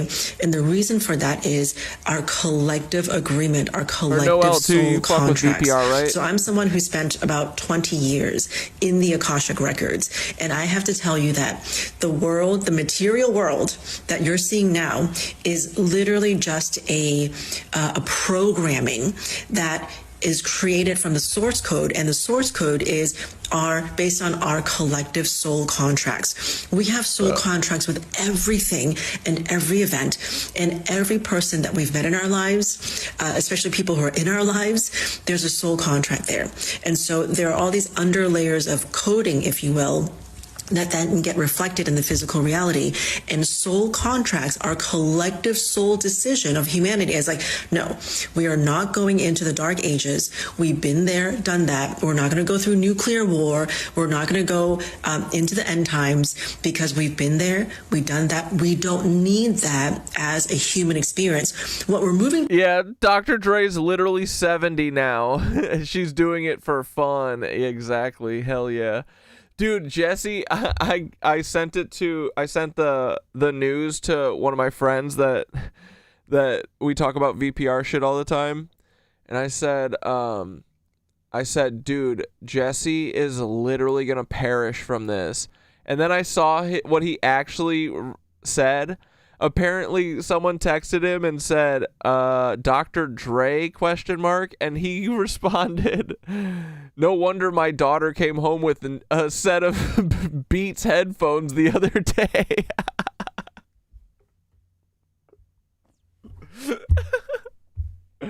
So I feel like Jesse's actually kind of taking it well. It's kind of funny. That text was so good. Anyway. Toward is actually really interesting. Sorry, I had to take a bite. We're actually moving towards as close to a utopia as you can imagine. But that's not going to happen for another 15 to 20 years, okay? And in the interim... Bro, at this pace, it's like... That's like Elon Musk time scales. I really, really need that to be true, but don't get my hopes up. 15, 20 years? Yeah, right. No, I'm just kidding. It's got to happen, right? It could happen tomorrow if we wanted it to. Do we want it to? I don't know. We'll find out. In the interim, we have to have a systems collapse before we have a systems rebuild. So let me get into the economics of what to expect. Firstly, expect the prices of everything to go up significantly. It's not just fuel and oil because of this illegal war in Iran, but there's also going to be... Yeah, isn't gas like $120 a barrel now? Man, I'm glad I have my bike. Be a huge shortage in fertilizer, what's used to grow crops and food, which will also affect livestock and other industries. And so if you are in the food space or restaurant space, if you are planning the food budget for your family, you're going to need to get really creative, and you should probably hang around your immigrant friends who are doing a lot with a lot less. And that's not going to really give up for quite some time.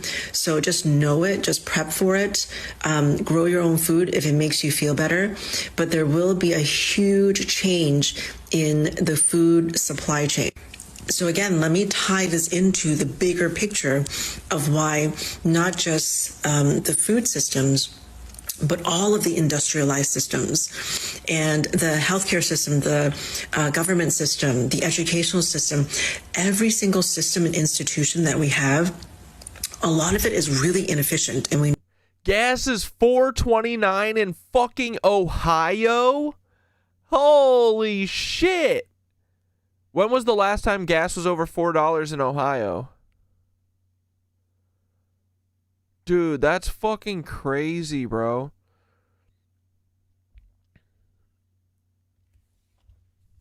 Bro, I literally just got my fucking, my rent to pay, and they send the fucking gas bill again. Dude, in the last month, it's still $350 fucking dollars. What are you talking about? The heat's barely fucking on. What the fuck? I emailed these bitches. I was like, what the fuck is going on? I need to see statements. Send me statements. I don't want to... I'm done with this. I was like, why is it... And then I looked it up from last year. It's literally double from last year. The fuck? Like, I don't care. I'm a fucking... Next year, I'm not going to turn the heat on. It's still going to be $400, but at least all the pipes will freeze. I don't fucking care. Condemn the place. $250 a month on vehicle gas? Everything's a fucking scam, dude. Yeah, Southern California's gas has always been crazy, right? I don't understand that. Is it just like taxes? Because when I was there in like 2012, I feel like the gas was like $6. Is that just LA? Yeah, it's for the heat. I mean, no, it's still only like fucking 55 degrees. It's kind of bullshit, but I haven't been turning the heat on. Like, it's been warm enough, you know. Your electric was $315. Yeah, my electric hasn't been too fucking crazy, but I don't really have... I mean, I just got, like, my TV and a couple lights. But...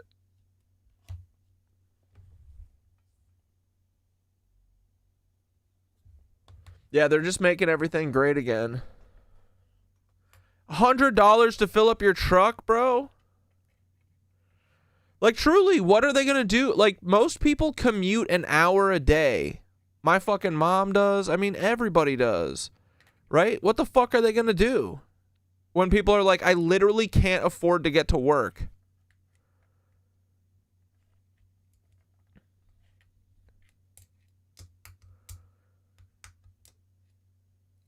Gas is $6 in Orange County for 87.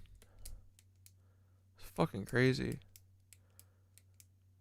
You pay $1.45 per liter, which is $5.90 per gallon. And Canadian dollars are like $5.90 Canadian is like $8 American, right? Isn't you have to give more American dollars than Canadian dollars?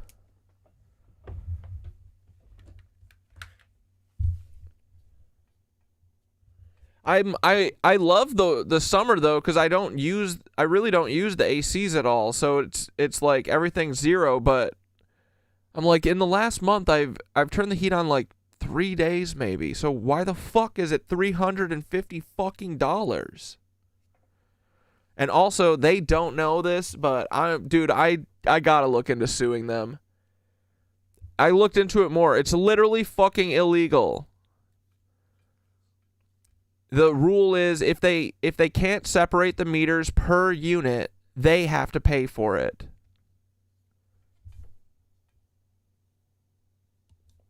And I've been here a long time. Oh man, how cool would that be? But no, I'm sure I won't actually, because it'll be like, oh yeah, the lawyer cost $10,000, but you know, hopefully at the end we'll make some money, like. But I will definitely threaten them for sure. Know that, and a lot of it is going to collapse. Yeah, the utilities are literally split evenly, or not it's just the heat. The heating gas is split evenly between me and my downstairs neighbors, but they have 2 floors. I have 1. They have 4 fucking bedrooms. Like, that's... dude, if anything, do a 1/3 to 2/3 split. That's literally fair. But they've been doing fucking half and half for... I've been here for 14 fucking years, dude, and I'm just finding this out. I'm just finding this out. I'm just hearing this for the first time. Ruth Bader Ginsburg, she was a wonderful lady. Glad she's fucking dead. So the financial system, yes, there will be a big financial reshifting, okay? It will collapse before it gets rebuilt. But here's the important thing. The savior of all this, like what's really going to save us, is people like me and you in communities being formed to help each other. And I think a great example of this is I just saw a reel by the Little Joy Coffee House. Bro, last time gas was over $4 in Ohio, it was 2008. Diesel's almost $7 a gallon here now. Gas will be $7 a gallon. Like, dude, I don't think people understand. We're like a month away from, like, shortages and shit, I bet. Of fuel for sure. But with that means everything else. Well, it's about to get uncomfortable, boys. That's okay. We need it to be uncomfortable. $8 a gallon in Canada? Holy fuck. Are Canadians commuting as much as dumbass Americans are? $3.79 in Alabama? That's a fucking travesty, bro. That's crazy. And basically they were saying, hey, this is our most like best-selling latte, the raspberry Danish latte.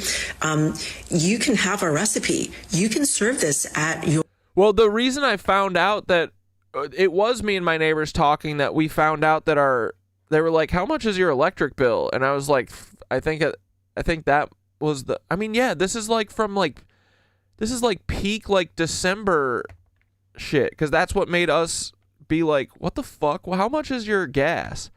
And I said my number and they said ours is the exact same. And I was like, what? What the fuck? But I do need to talk to the people in the front and tell them, but I don't know if they'll do anything about it, but I'll tell them.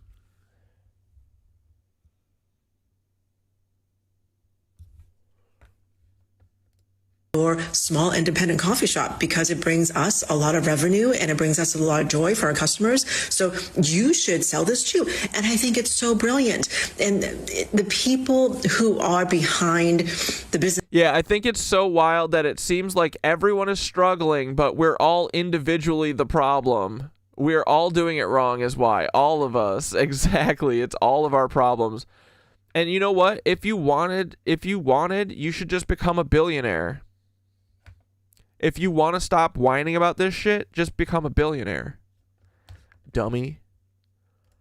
This is the people who are listen to behind Caleb companies. Hammer. This is why small companies are going to do so much better than large corporations, guys. Like these big corporations that have been really like just kind of taking their consumers and their employees for granted, they are not going to survive this. But smaller companies who are more nimble, and I talked about this like way early on in my fire era class, small companies, small businesses who are more nimble and can speak directly to the heart of the consumer, they're taking over. Like they're not just going to lead, they will lead and take over for the next few decades.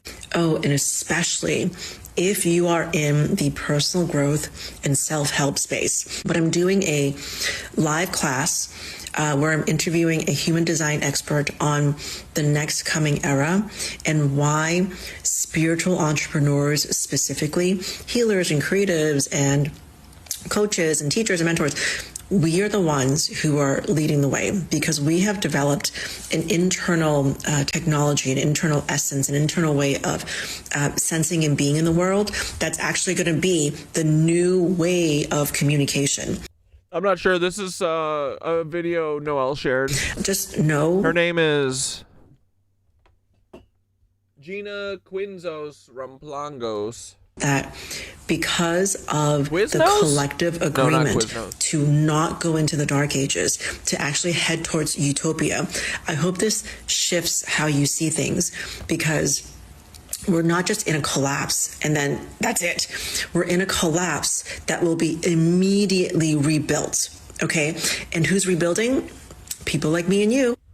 Babe, the apocalypse is not... We're doing it, boys.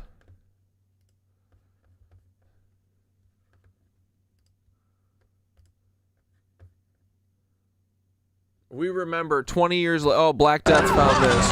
Wait, what is the side of the federal building has been blown off. April 19th, 1995. If you are anywhere downtown, you've probably heard it and felt it. About a third of the building has been blown away. A day Oklahomans will never forget. The explosion went off around 9 a.m. It is chaos down here. Emergency crews responding from everywhere. 168 of our friends and neighbors killed at the Alfred P. Murrah Federal Building in downtown Oklahoma City. The largest homegrown terror attack in our nation. My fiance owns a new tequila company, and what he's witnessing in the trucking shipping of food right now is wild. Not good at all. Yeah, dude, that's the other thing too. Like, these truckers are already fucking barely getting by.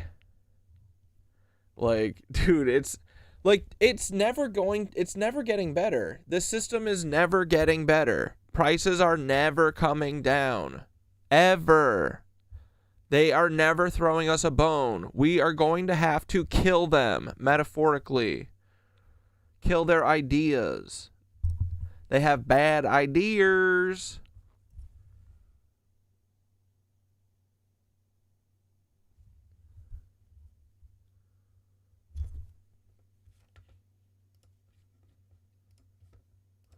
history. But that dark day dawned something new for our city and our state. The Oklahoma Standard. All right, we love you, Paul.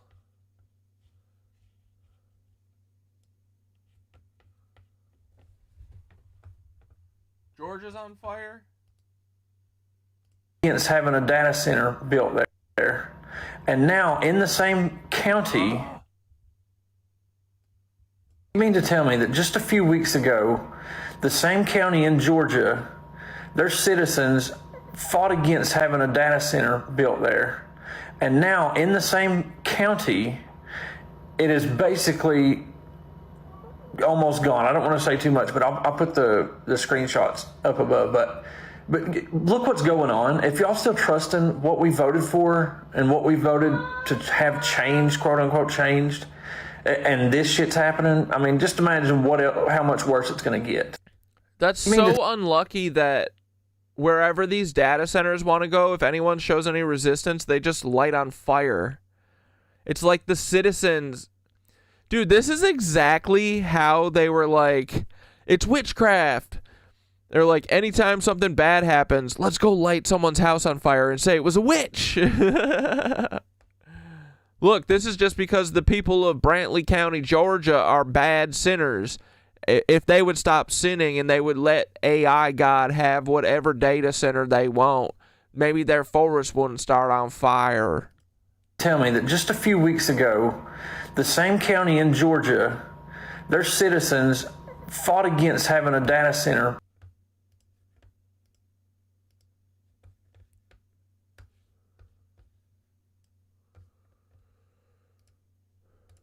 In a particular area, and everyone fought. So what do you do when you want to build data centers in a particular area and everyone fights it? They rally together, they cause an uproar, as they should, and they fight against these data centers, right? What do you do when you want data centers and farmers won't sell their land to you, or anyone won't sell their land to you? What do you do when data centers are so important to you? Light their shit the fuck up, boys. And you need Y'all better stop resisting us. We will light your house and your grandmother on fire with a bazooka. Land to put said data centers on, and you can't get it. What do? You say a balloon landed on a power line, and now it's caused all these wildfires. And yet you've got all these wildfires, people losing their homes, people losing everything. And they won't even let you come in to help. They won't even let you come in and help fight these fires. They won't let... It's because they don't want you to see what's actually happening. You help bring water in. Do you know how many people are offering to help bring water in right now? And they're refused. They're turned away. Yeah. Just run the cops over. Honestly, fuck them. They have a reason for that. And it wasn't no damn balloon on the power line. So what do you do when you want to build data centers in a particular area and everyone fights it? I like everyone having conspiratorial thinking. We should all have it.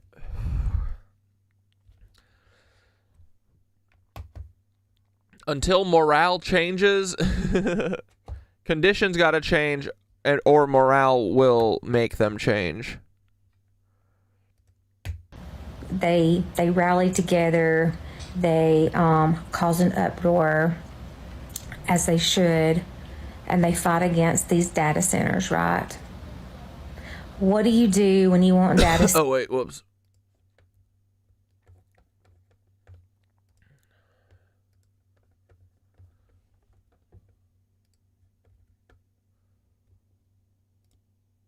Major religion in the world. Simulated Leviathan.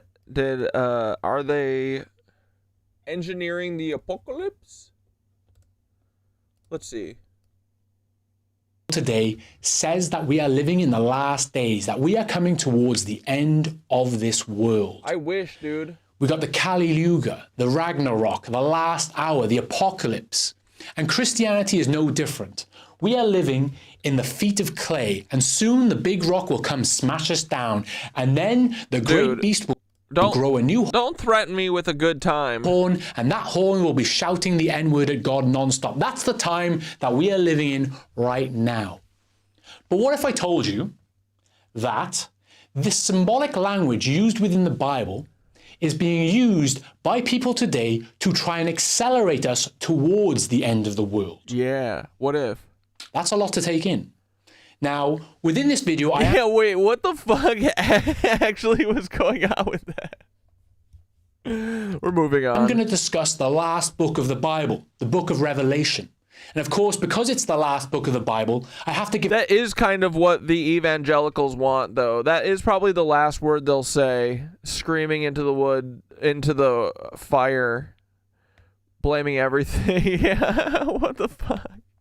Hold on, I actually do want to understand what he was saying. And Christianity is no different. We are living in the feet of clay, and soon the big rock will come smash us down, and then the great beast will grow a new horn, and that horn will be shouting the N-word at God nonstop. He's saying the end word. Is that what he said?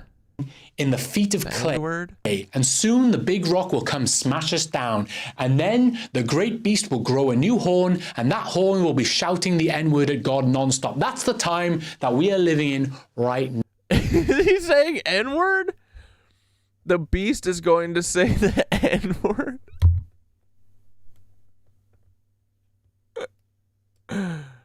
Is no one going to comment on this? Oh, wait, I got to get to the bottom of this. What is he saying?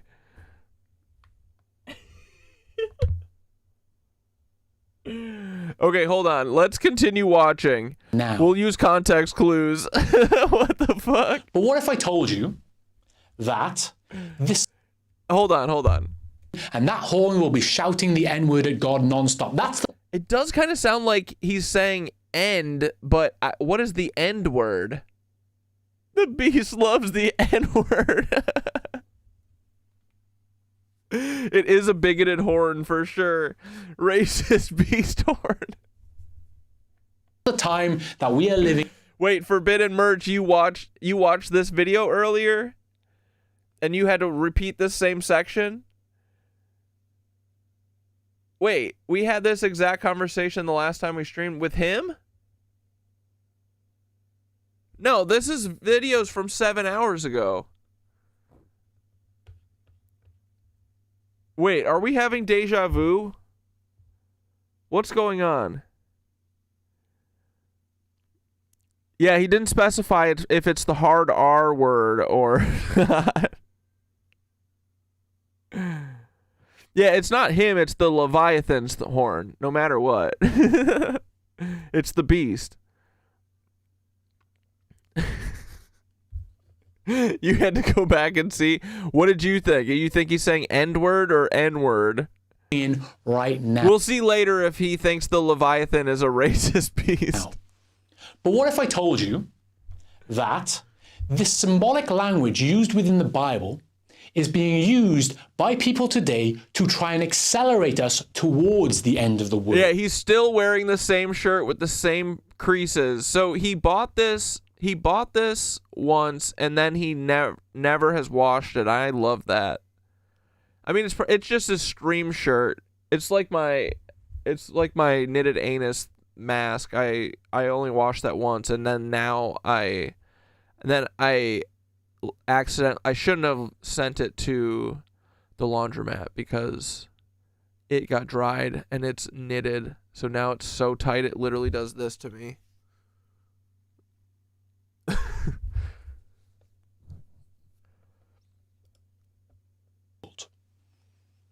That's a lot to take in. Now, within this video, I am going to discuss the last book of the Bible, the book of Revelation. And of course, because it's the last book of the Bible, I have to give a spoiler warning because we're going to skip to the end. If he's saying the N-word, I'm assuming he's just trying to do Yeah, I mean it's like a failed joke of trying to make the Leviathan like a racist beast, because that's what these fucking Zionist Nazis want. I mean, a Zionist beast would like saying that word. I just don't know why he's saying he would be screaming it at the end. I don't want to spoil it for you, so spoiler warning on the Bible right now. So to begin with, I want you to imagine that you are the Apostle John. Now, this was around 1,900 years ago, and you are a very old man at this point. And because the Christians were being persecuted at the time, you have likely been exiled to a small island off the coast of Greece called Patmos. So you are an old man on a rocky, remote island in the middle of nowhere, right? And you're sitting there and you're reflecting on the past. You're thinking about the past, and you're probably wondering, it's time I think he just means the worst name calling akin to how we think of the N-word, yeah. For me to go. I'm too old for this shit. It's time for me to die and be reunited with Jesus and my friends. Because at this point, Jesus died and was resurrected around 60 years ago. And you want to see him again. But you think that your job is done. But I'm sorry, John. There's more stuff for you to do, right?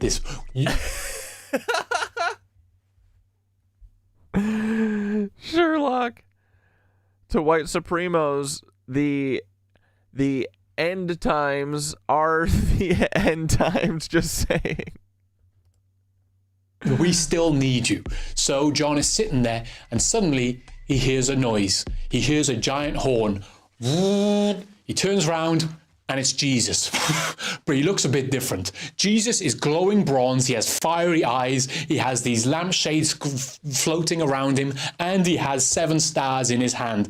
And yeah, I think it's that too. People outside the US don't quite understand the weight of the N-word. Yeah.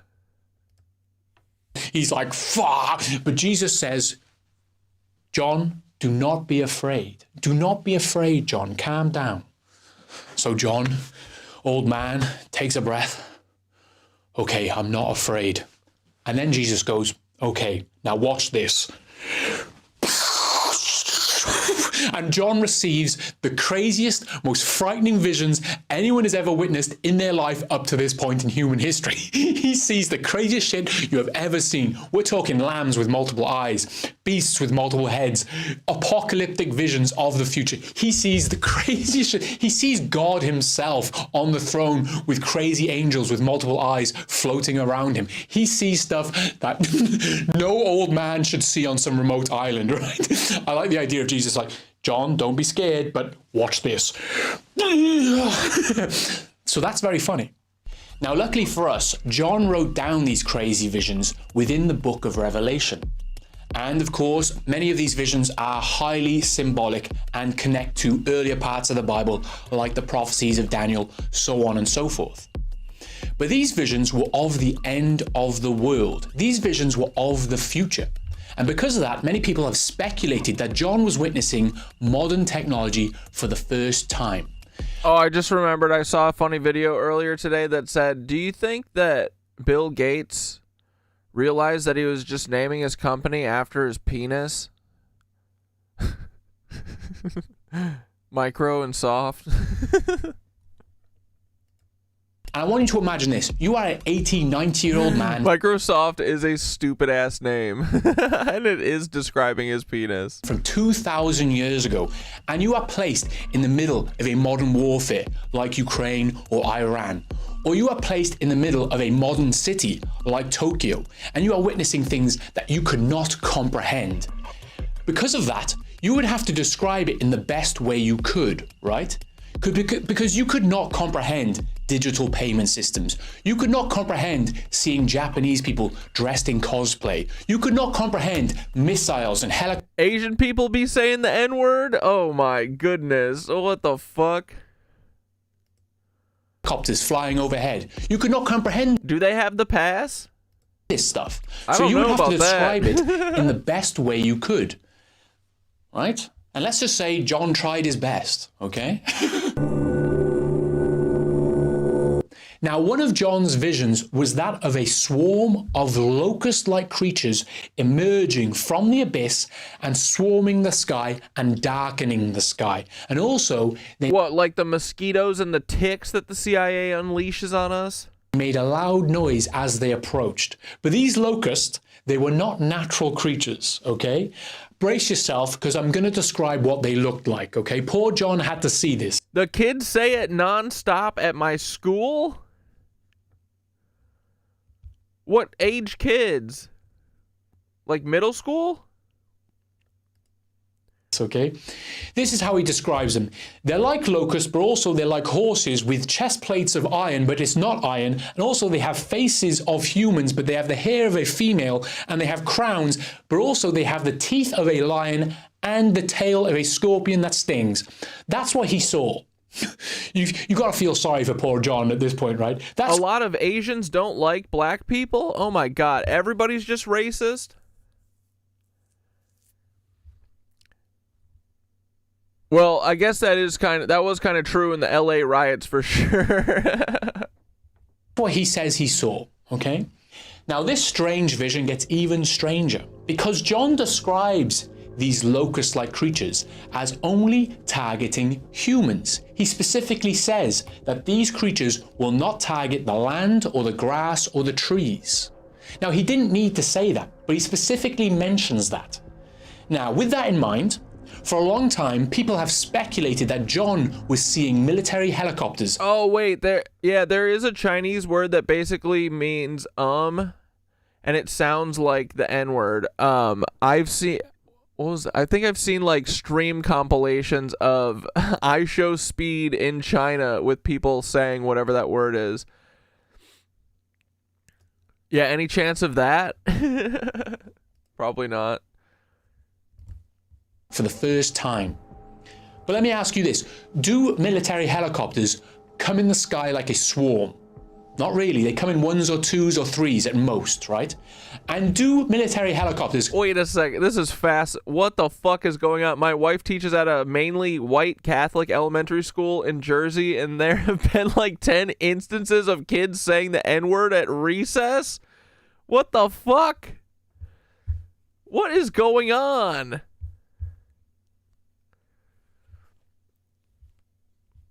Yeah, I hope a real black person slaps the word out of their mouth. Dude, there is nothing like... I do love those videos when some old fucking white man will say it to someone's face and they fucking do not let it slide. Oh, so good. Because they think they can get away with anything until that one time they don't. And then I bet they think about it the next time, you know? I love seeing old dudes get fucking rocked over saying that. So good. Come down and sting people. They do not, okay? But we do have a military technology today that does act as a swarm, and it does only target humans. And when it comes in military formation, we refer to it as... And exactly. The fucked up thing is that to the government, they think they want us all to die. They don't care. So they create these little, these little tiffs between us. Make everyone hate each other. As a swarm. Instead of hating the parasites. But, I don't know, things might be changing. You never know. You never freaking know, guys. Oh, and Japanese people I know Japanese people are like super racist. They fucking hate Chinese people, Koreans, they fucking hate everyone, bro. But they aggressively fetishize black people. Everybody needs to calm the fuck down. That's what I say. Everybody has Google at this point. Everybody knows that different types of people exist. It's time to not live in the fucking 1840s. Like, what are we doing? There be airplanes flying everywhere. Come on.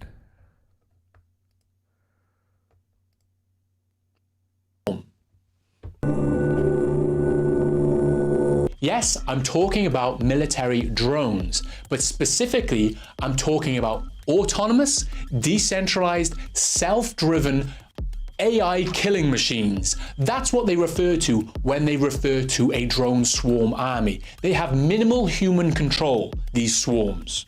And militaries around the world are working on this. And guess what? The US Navy, guess what they call their autonomous drone project? They call it Locust. They call it Locust. Now, there's some good news. They're just doing the plagues, dude. Guess what? They did COVID too. Because John said that these locust-like creatures, these drone swarm armies, would only target the bad people. They would only torture the bad people. All the good people with the mark of God or chosen by God would be protected. These would be immune from the torture of these locusts. So that's a good thing, right? No. That's actually where things get really scary for you and me. Yeah, I'd understand if they were racist to Americans after the atom bomb, but they're not. Because I want you to imagine this. Imagine that there were some powerful religious fanatics today that believed it is their duty to fulfill biblical prophecies, that they must do stuff in order to bring about the end of the world. Imagine that. Now, if these types of people did exist, they could see modern technology and drone swarms as a fulfillment of biblical prophecy. And these people could create a database known as I wonder if there's a group so racist yet academic that they've instructed the rest of us on how to be racist towards each other. Ryan, you're getting into some real conspiratorial thinking here. That would take a whole lot of coordination. And that would be assuming that there are bad people in the world. And I don't know if that's true. I think there's only good people in the world.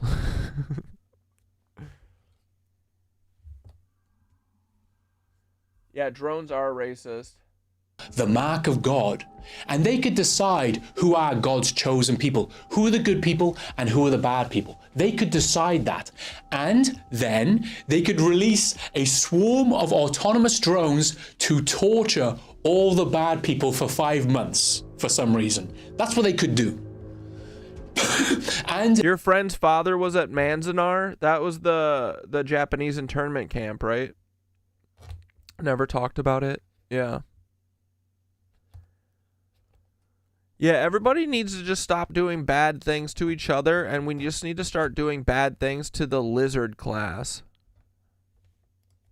They would be self-righteous in doing so because they believe that they are doing God's work. Now, luckily, this is an insane idea. This is an insane theory, I understand. And this only really becomes scary if there were groups of powerful people today that believe that they are doing God's work and that it is their duty to fulfill biblical prophecy in some way. Yeah, the Japanese internment camp that during World War II, like after Pearl Harbor, when America put everyone in, they put Japanese people in internment camps. Right? Isn't that place called Manzanar? Is that what you're talking about?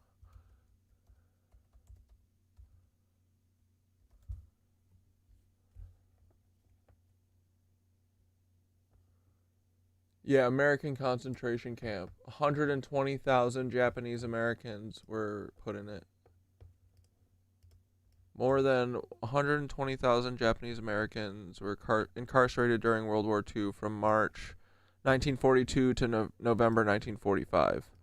Yeah, because that in Man in the High Castle, one of the inverted stories is that Japan came and took over San Francisco and the whole West Coast, and their like victory day or whatever was them freeing everyone from Manzanar. But yeah, we had concentration camps all over here.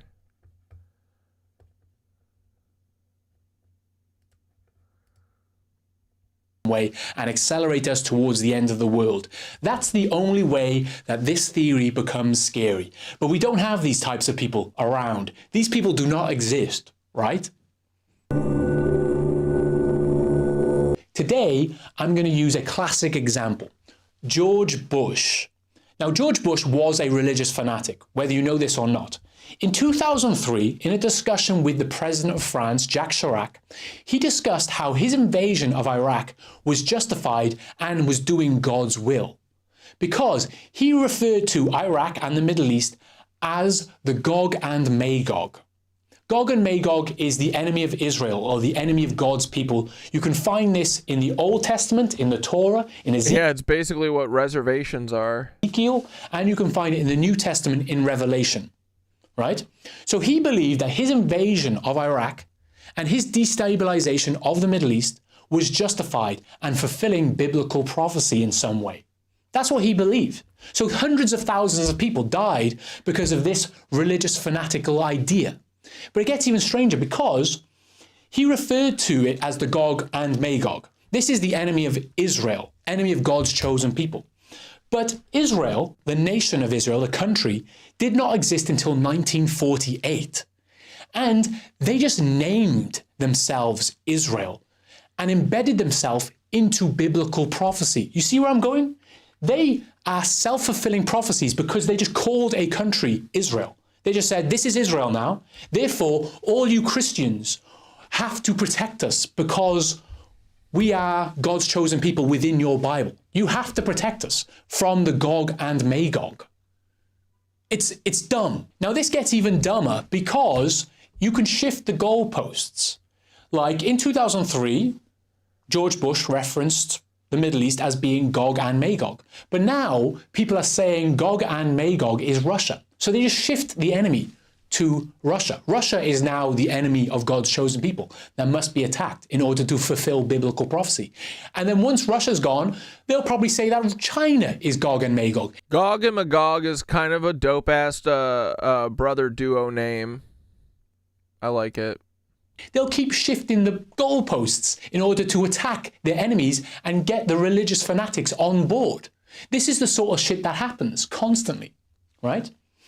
Now, George Bush was a retard and he ate this up, right? He ate this up. But today we have Donald Trump. Donald Trump is not a religious guy, really, so he wouldn't be tricked by this stuff, right? Yeah, all you Gogs and Magogs, like that stream if you be liking it. Paul, you don't have to, it's fine. And if you don't like it, you don't have to either. But we like it. It helps. Satan Yahoo in the house. 1948 was not long ago. I know, dude, it's not even 100 years ago. Well, see, George Bush was a Christian evangelist, and evangelical Christians, they have a focus on the kind of a post-tribulation rapture theology, end of the world type shit. And this clearly influenced George Bush's geopolitical decisions while he was the president. And Donald Trump has surrounded himself by the same type of people. Christian evangelists and Jewish Zionists, because these two groups, they have an alliance because they both believe that Israel, the country of Israel, is kind of a fulfillment of biblical prophecy. The Schofield Bible talks about this, and of course, the Talmud and the Torah talks about this, both simultaneously. And you could imagine that Donald Trump is also influenced by these ideas because he has these people around him, potentially. Now, with that in mind, here's something to consider. See, within the Torah, within the Old Testament, there's this concept of a slave that has done his 6 years of being a slave and he's ready to be released. But if this slave does not want to be released, he wants to continue being a slave to his master, he must pierce his ear publicly for everyone to see as a ritual. So, you could imagine that if Trump was to pierce his ear publicly for everyone to see as a kind of ritual, and then also for some reason that secured his presidency for the next 4 years, hey, look, that I'm just having fun. We're just having fun, remember? Now, of course, not all Christian evangelists and Jewish people believe that we should be accelerating ourselves through modern technology towards the end of the world. Of course not. Of course not. But there are some people within both groups that do believe this. And that becomes quite scary, especially when you look at what else John saw on the island of Patmos in his visions from Jesus, right? Some of these visions are worse than the locusts that appear from the abyss.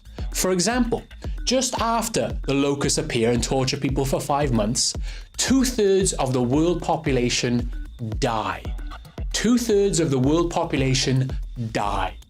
Now that's frightening, right? Especially if there are people believing that they have to make this become a reality. Would you not agree? Okay, but luckily today, we don't have any influential, powerful people that wish to reduce the world population. We don't have that, right? Now, Bill Gates is someone that's very interested in reducing the world population. He thinks that there's too many goddamn poor people. That's what he discusses with Jeffrey Epstein within the emails. There's just too many poor people. And in a TED talk... Wait, I've been thinking a lot about the question that you asked Bill Gates. How do we get rid of poor people as a whole? And I have an answer regarding that for you. When can I call you today to discuss this? Oh, dude, that's so fucking funny. Let's go. In a TED talk he gave a few years ago, he discusses how too many people on this planet will cause environmental issues. Yes, global warming, fucking, what is it? Climate change? What's the other words they have for it? I don't know. Like, there's too many people is bad. So to fix this, we need to reduce the world population by, let's say, 2/3. That would fix the issue, right? That would fix the issue, right? You see where I'm going with this?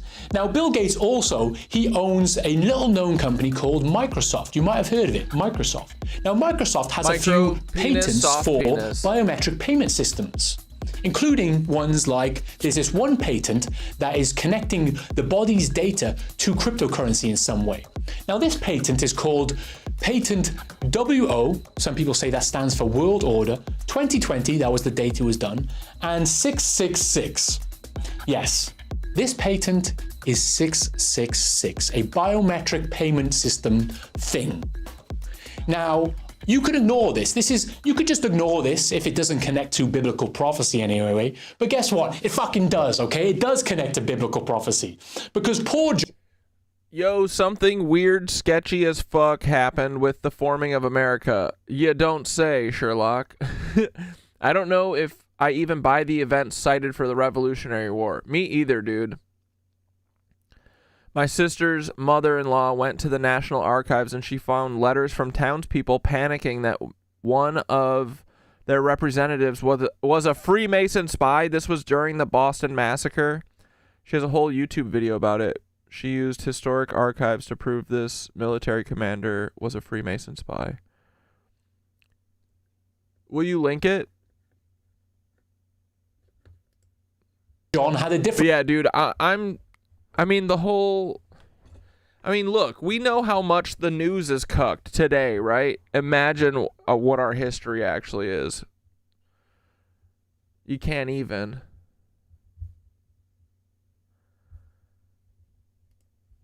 Vision.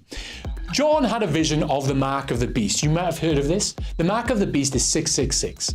And he says that what he witnessed in the last days was that people couldn't... Yeah, I think the Civil War was fake too. ...not buy or sell anything without the mark of the beast. They could not buy and they could not sell without this mark during the last days. That's what... Yeah, the revolution was paid for by the Rothschilds on both sides. He says... Yo, I'm losing it. Now, of course, this is just a coincidence, right? That John witnessed the mark of the beast as a payment processor that you need to buy and sell. You could just ignore this. If it wasn't for the fact that your government, my government, governments around the world are all discussing digital IDs and digital payment processes and biometric payment processes. They are all discussing rolling these kinds of things out, right? That's what they're doing. And you will not be able to have a job. Yeah, tons of people knew back then. There was a truther movement back then. Abraham Lincoln was the original Charlie Kirk. Without a government-issued digital ID, especially in the UK. We're one of the first countries to be rolling this out. Some countries have already rolled this out, and it's proven to be a success because these things will be good for you and me because they will reduce fraud. We all want to reduce fraud, right? Because we all want to pay more taxes. Everyone wants to pay more taxes and reduce fraud. We all love doing that. We want to do that more. I want to make sure my government gets every dime. I want to make sure that I don't pay 1 penny under my tax threshold, which I haven't hit for 3 years. Okay, wait. Now, of course, these are not the only visions that John saw on the island of Patmos that could be relevant for us today, potentially, right? He talks about fire from heaven. This could be bombs being dropped, or tungsten rods being dropped from Earth's orbit into Earth, and they are called rods from heaven. Maybe. He talks about a one world government emerging. I want a rod from heaven. I want to meet it. And being led by an antichrist-like figure. Now, as you know, it's not just presidents and world leaders talking about these biblical prophecies. We also have technocratic elites like Peter Thiel warning us about a one world government and an antichrist-like figure emerging. He does discuss this. Now, what's strange about Peter Thiel, of course, is he seems to be Peter announcing his own coming, building such a future, and yet he's warning us about that. So that's a bit strange. Would you not admit? And it goes on. It goes on. He talks about the image of the beast being given breath or being given life. This could be like a robot being given life through artificial intelligence. And he says people will worship the beast. I think people will worship artificial intelligence in the future. I think people will believe that artificial intelligence has consciousness and that people will worship it. I do believe that.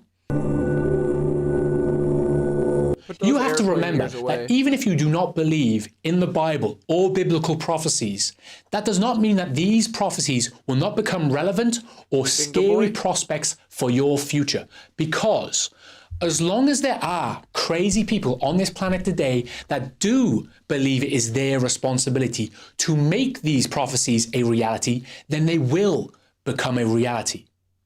These prophecies will act as hyperstitions that manifest into reality. These will become self-fulfilling prophecies because of the actions of these people making them. Yeah, Squeaks was giving the face of the beast for sure. Reality. And if you do believe in the Bible, then you should know, right? You should know that it is not your responsibility to make these things happen. It's not your responsibility. That's God's responsibility, right? That's God's responsibility. Because Jesus said, no one will know the day, time, or hour of the end. So if you are forcing these things into reality, you are trying to trick God into making these things happen. You're trying to trick God into making them happen sooner. You're trying to accelerate towards it. That's cheating. You're not supposed to know. You're not supposed to know. So with all that in mind, if this does become a reality, we have an interesting couple of years ahead of us. We have an interesting future ahead of us. The timeline of events is quite scary.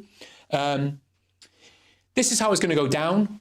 Oh, earlier on I said 2/3 of the world population will die. That's wrong, okay? It goes like this.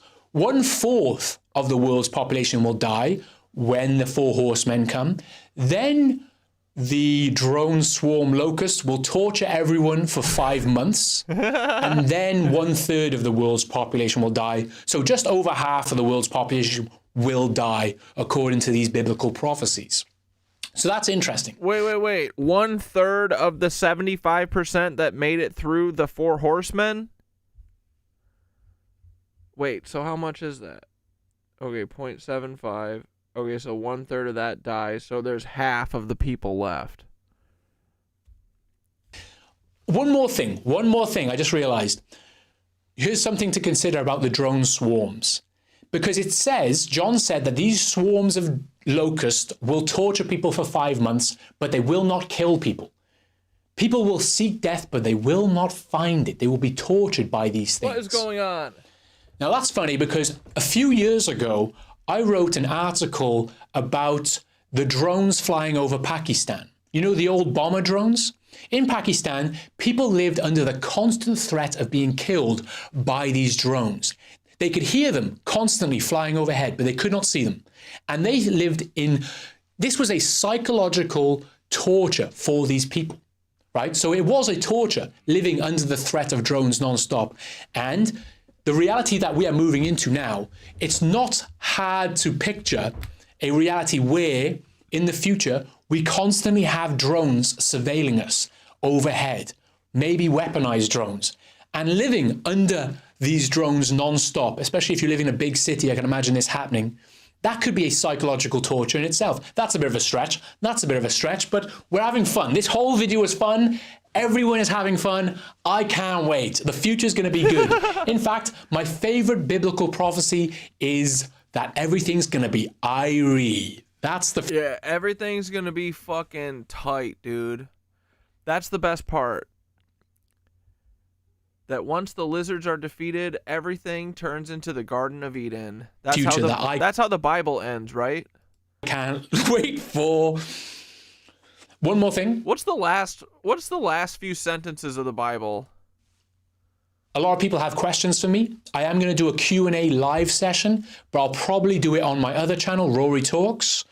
I'll probably try it once, but I imagine I'll hate it and never do it again, but I will do it eventually. And subscribe.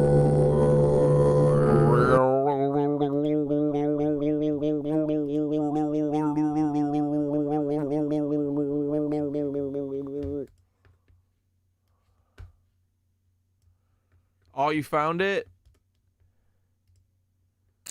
In May of 1775, a letter was sent to British General Thomas Gage here in Boston. I love a Boston accent.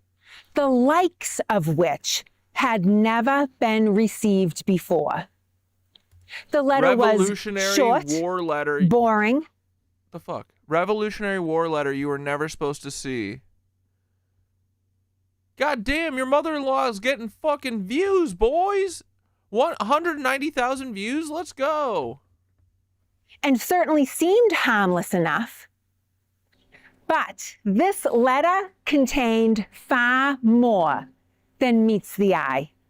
Today, I'm spilling the beans on YouTube, and I'm going to show you what was really in the Revolutionary War letter that you were never supposed to see. Let's fucking go, dude. Barely 10 days after. Boots on the ground. Look at this Tartarian ass shit, bro.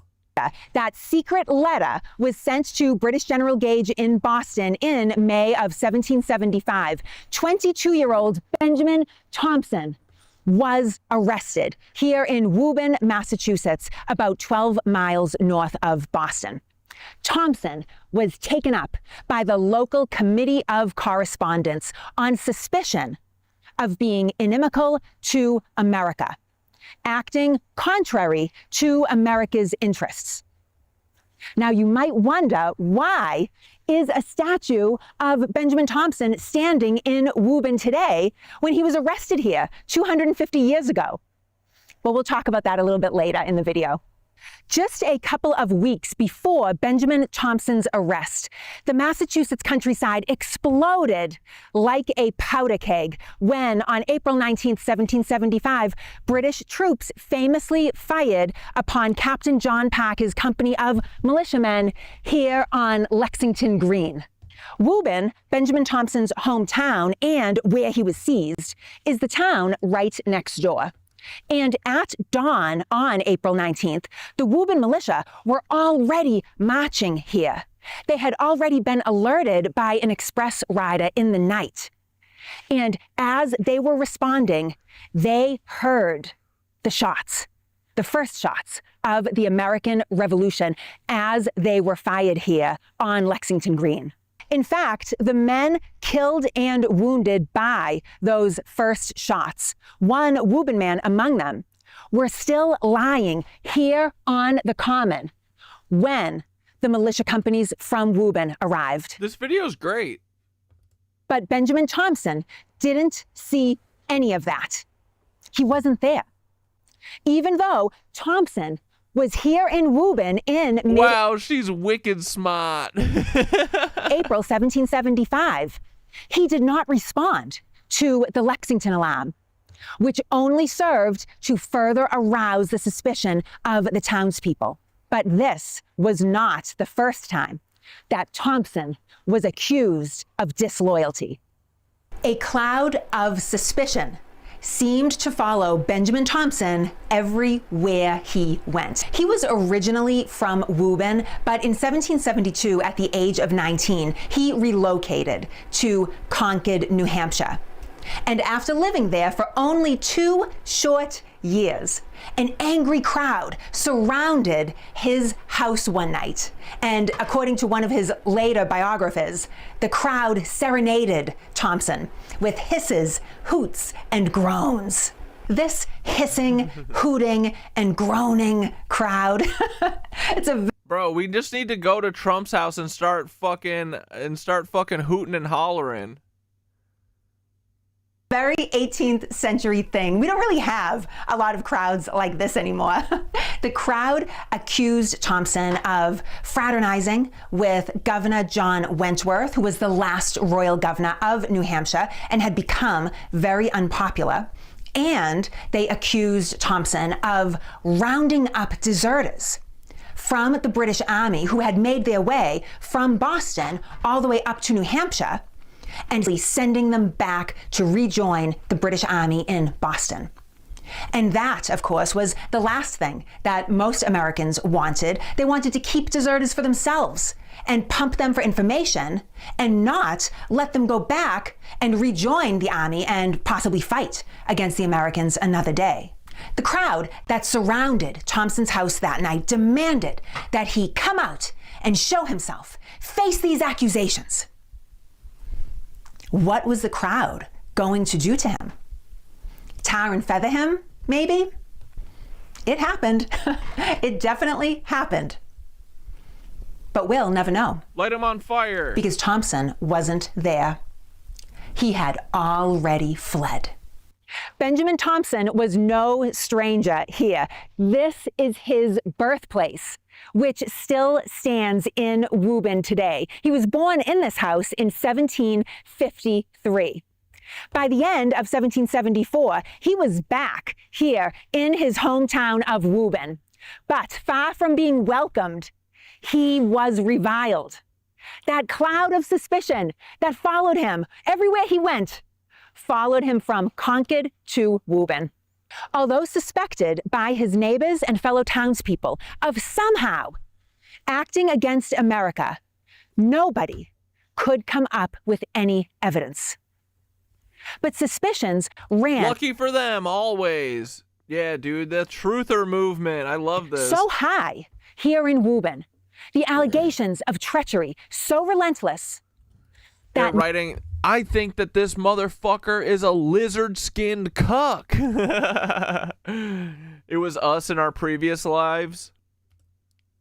9 days after that mysterious the twitting heard round the world letter was sent to General Gage in Boston, Thompson was arrested.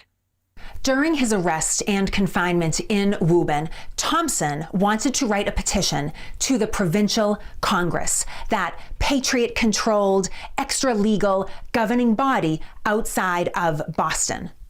And in the petition here, Thompson protested his innocence and pled for an impartial hearing, begging for the opportunity to clear his name. Thompson never let a Freemason fucking yap, right? Desperately needed to get this petition in front of the provincial Congress. And he knew just the person for the job. Abraham That Lincoln. person, a major in the Massachusetts militia, had, not even 3 weeks before, led the Woburn militia into battle. First, coming here to Lexington Green, where they came across the bodies of the killed militiamen. Then, hot on the trail of the British, they later took position along Battle Road in Lincoln, which was the scene of some of the heaviest fighting on April 19th. This person was not just an esteemed military leader, but he was Benjamin Thompson's childhood and lifelong friend, one of his very closest companions growing up in Woburn. This person was Major Lomi Baldwin, and we've been talking about him a lot. I wonder if he took his shirt off before he was arrested. Well, I hope he took his shirt and his pants off, and his Dunkaroos. Lately on this channel. Baldwin and Thompson shared something very unusual in this bucolic farm village of Woburn in the 1760s and 1770s. And that was a love of scientific exploration and theory and conducting experiments. Baldwin would ultimately survive his service in the American Revolution, and he would go on to have an illustrious career in engineering, serving as chief engineer of the Middlesex Canal, in which he developed a 30-mile-long system of aqueducts and locks to transport heavy freight all the way into Boston. I realize this is kind of like a tale of two statues type thing. But the men themselves aren't here anymore, so we just have to make do with what we've got, which is these statues. Thompson's passion was physics, and that's the reason that this statue stands today in Woburn. It's because of all of the scientific discoveries that he made later in life, during his time in Europe, and also the rather unusual fact that he later became a count of the Holy Roman Empire. A very unusual life trajectory for the son of a humble Woburn farm family. And Thompson's special interest was thermodynamics. He studied gunpowder, firing power, the velocity of projectiles, ballistics. And in fact, as a teenager, he even severely burned himself mixing gunpowder for fireworks.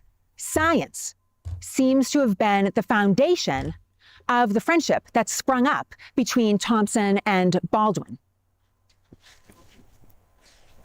Other than that, they didn't have much in common at all.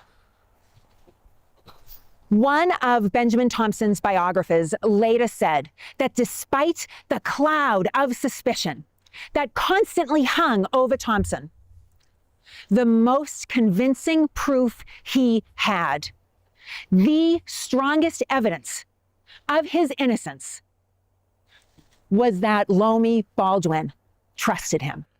Oh, damn. Amy Sue said, gotta get ready for my date. Oh, it's date night. Is it date night? Like Brittany, date night. We'll be listening, though. Please give a shout out to my fiance, Tony. Tony, it's his birthday today. Thanks, Amy. Happy birthday, Tony. We appreciate and love Amy Sue. We'll relinquish her for date night. Have fun. What are you guys going to go do? You don't have to tell us if you don't want to. Hope it's fun, though. Happy birthday, Tony. Happy birthday to you. Happy birthday to you. Happy birthday to Tony. Happy birthday to Tony. All right, have fun, you youngsters. Don't do anything I wouldn't do. In fact, Baldwin trusted Thompson so much that he brought him here to the Continental Lines in Cambridge during the summer of 1775. We are at Prospect Hill in modern-day Somerville, Massachusetts, but in 1775, this was Cambridge, the site of the American camp. Thompson enjoyed unlimited observation as he walked the American lines, taking note of everything he saw with his scientific mind and formidable intellect. his keen interest in Look at all these fake ass clouds. gunpowder, firing power, and ballistics. Wait, I just realized her channel's called All Revolutionary War All the Time. That's awesome. The last person you would ever want walking your lines during wartime, if there were any doubt whatsoever about his loyalty. Back in May 1775, Thompson, as we know, is arrested here taking note of everything he saw to report back to the Freemason lizards at the Vatican. In Woburn. His good friend Baldwin does manage to get the petition in front of the provincial Congress. A hearing is held, but yet again, nobody can present any actual proof whatsoever that Thompson has ever done anything wrong. He's acquitted, but he doesn't go back to Concord, New Hampshire.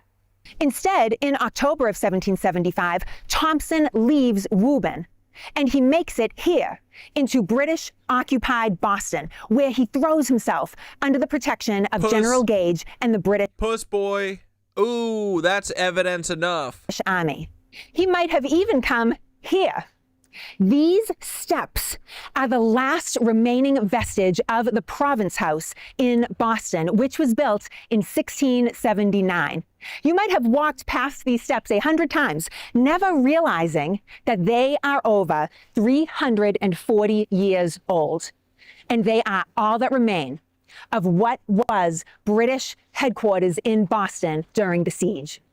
Upon the evacuation of the British from Boston in March of 1776, Benjamin Thompson goes with them. He sails to Britain.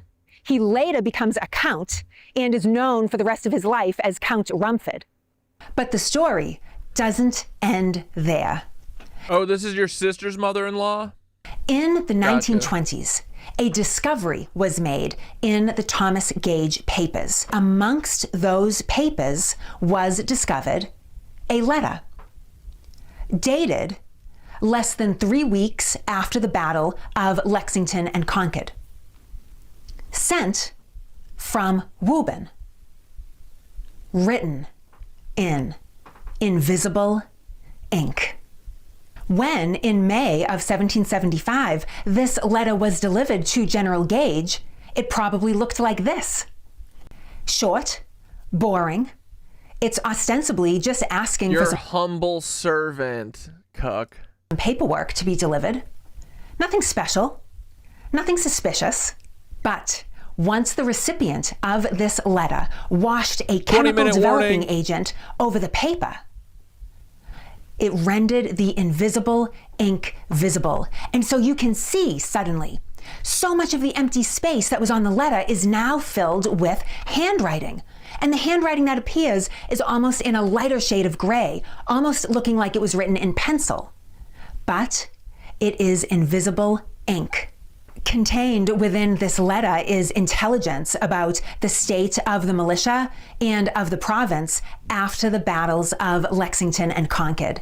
And this letter is in the collection of the Clements Library in Michigan. It has been digitized, and so I will put a link to the letter in the description box below so you can check it out if you'd like to. The writer of this letter says that he got his information from, and I quote, a field officer of the rebel army, if that mass of confusion can be called an army.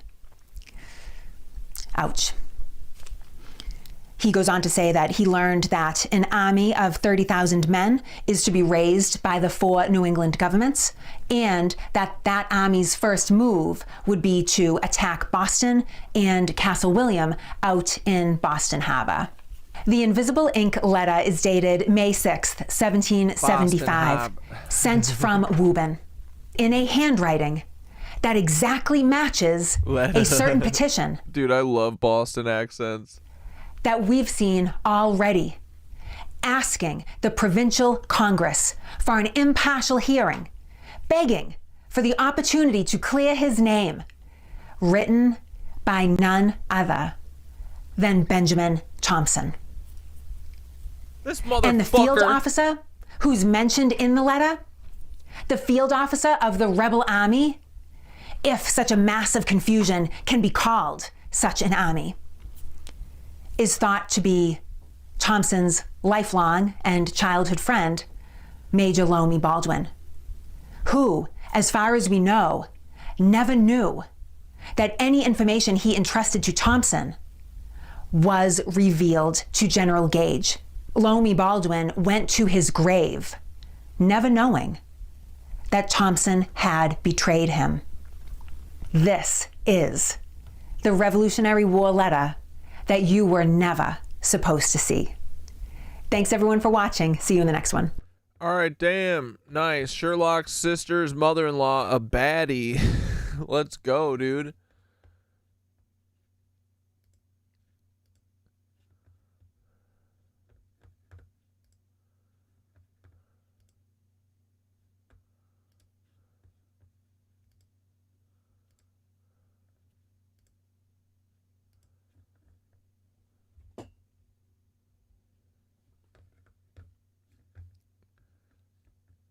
You guys want to watch a minute of the source field by David Wilcock?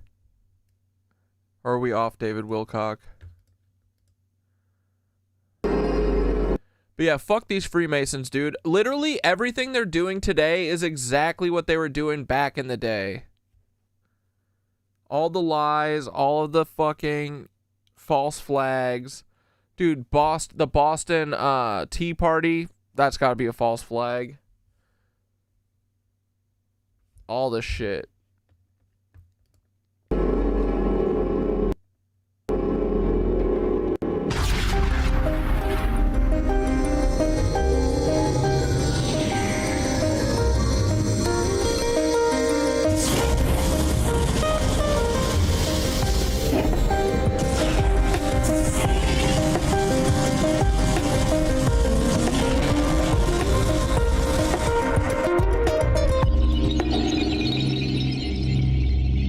On August 23rd, 2011, I will be releasing the source field investigations with This guy does always look like he's on the cusp of needing a blood transfusion, or like he needs to feast because he's a vampire, you know, but it's been like 48 hours since he's last had a meal. Penguin. This is a brand new book that has summarized 30 years worth of research into some of the most amazing and astonishing information David won't cock that I've ever seen in my life. This is also the inauguration of our Boston Convergence Conference, where we're all gathered here for the whole weekend. So the video that people are going to see online, that's only going to be the first half an hour of a 16-hour talk. So what I'm doing here is just summarizing what we get at the beginning so that you're going to see an overview of this whole thing. The book starts out with a very interesting discussion about hypnosis, and we're going to get into that in just a minute. Hypnosis being the idea that we're walking around in some sort of trance, and I will explain what I mean by that. The trance that we're walking around in is what we call reality, because ultimately the idea of the source field is a very unique concept. It's the idea that space, time, matter, energy, biology is all being created by a universal consciousness. And that universal consciousness appears to have loving energy as its main attribute, as its main descriptor that we could use. So I propose that if this is the essence of the universe, if the universe is conscious, and everything in the universe is consciousness, then somehow the part of us that is the conscious mind... You think David Wilcock's an energy vampire? ...must be only a small portion of what consciousness really is. And therefore, somehow we have been shielded from the truth. We've been shielded from the reality of who and what we really are. And so in a sense, it's as if we're walking around in a trance, a hypnotic trance. Now, of course, the classic hypnotist would swing a watch back and forth in order to induce hypnotic trance. But in the 1960s, they had it pretty much figured out. If you want to get somebody in a trance, let's say you're a guy, and you're trying to hook up with a woman, you're trying to have sex, you use a cigar. It's a classic method. You smoke the cigar and you blow the smoke right in her face. And as it says here, blow in her face and she'll follow you anywhere. More doctors smoke Camels than any other cigarette. And Santa Claus at some point graduated from pipe smoking up to cigarettes. So The next time it's Christmas morning and the kids are like, Mommy, Daddy, what's that smell? Oh, that's just Santa Claus. He's puffing away while he's filling up your chimney. Don't worry about it. Filling up your stocking. No big deal. It's just Santa. So let's face it, you could get hit by a bus tomorrow, so go on, have a fag. That's what they used to call it, honestly, These advertisements that I showed you are advertisements that are intended to manipulate public opinion. They're actually hypnotic inductions. We have been given so many programs to think a certain way, to feel a certain way, to behave a certain way, and the advertisements just drill that into our head over and over again. And those advertisements are but a subset of a much greater hypnosis that is what we would consider common thinking. Wait, are you talking about Sherlock's sister's mother-in-law? I'd take her to Olive Garden and order Roscato for the table. Dude, what a fucking G, bro. What do people think reality is? What's commonly accepted? What's considered common knowledge? Some people seem to be able to have telepathy, even telekinesis, very unusual, profound abilities. And the question keeps coming up, why do some people have this ability and others do not? And what is the source field? How do we access it? So over the course of this weekend, we're going to be answering that. And I touch on those questions in the book as well.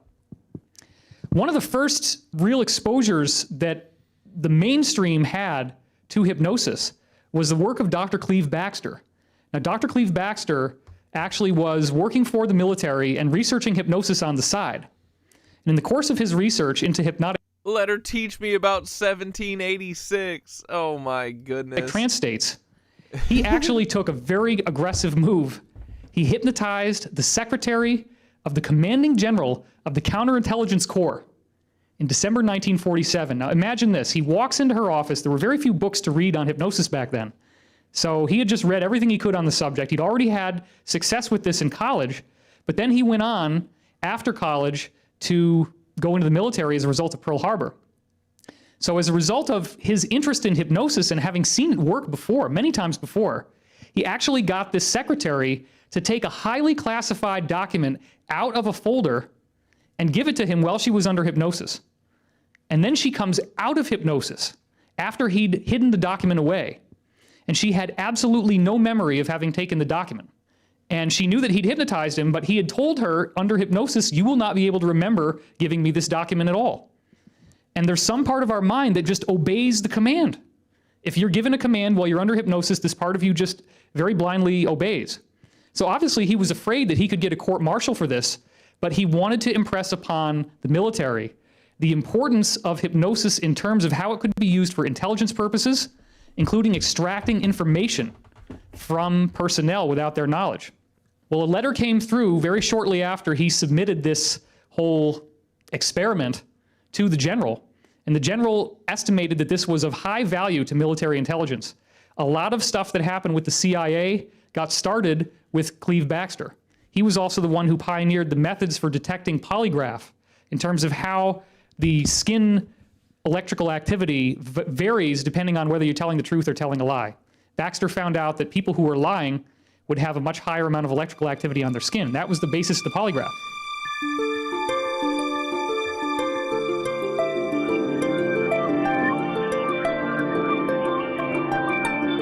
No, dude, Olive Garden still kind of low-key goes hard. Soup and salad. The soup and salad is kind of a fucking banger forever. Not gonna lie, too. The times that I've ironically gone to the Times Square Olive Garden have actually been fire. Yeah, the Zuppa Toscana, bro. Fucking A, get out of here. That's my shit. I just go and I get unlimited bowls of Zuppa Toscana until I explode, and then I try and eat like 500 breadsticks. I haven't been in years, though. It'd be fun.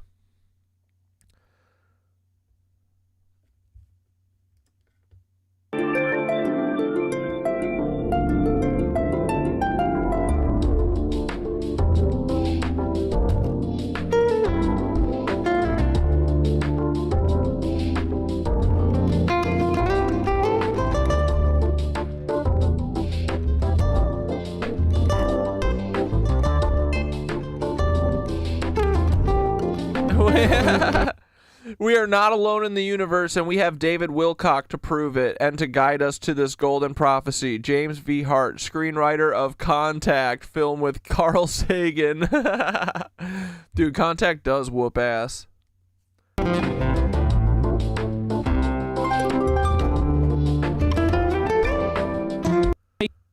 Make ESP work for you.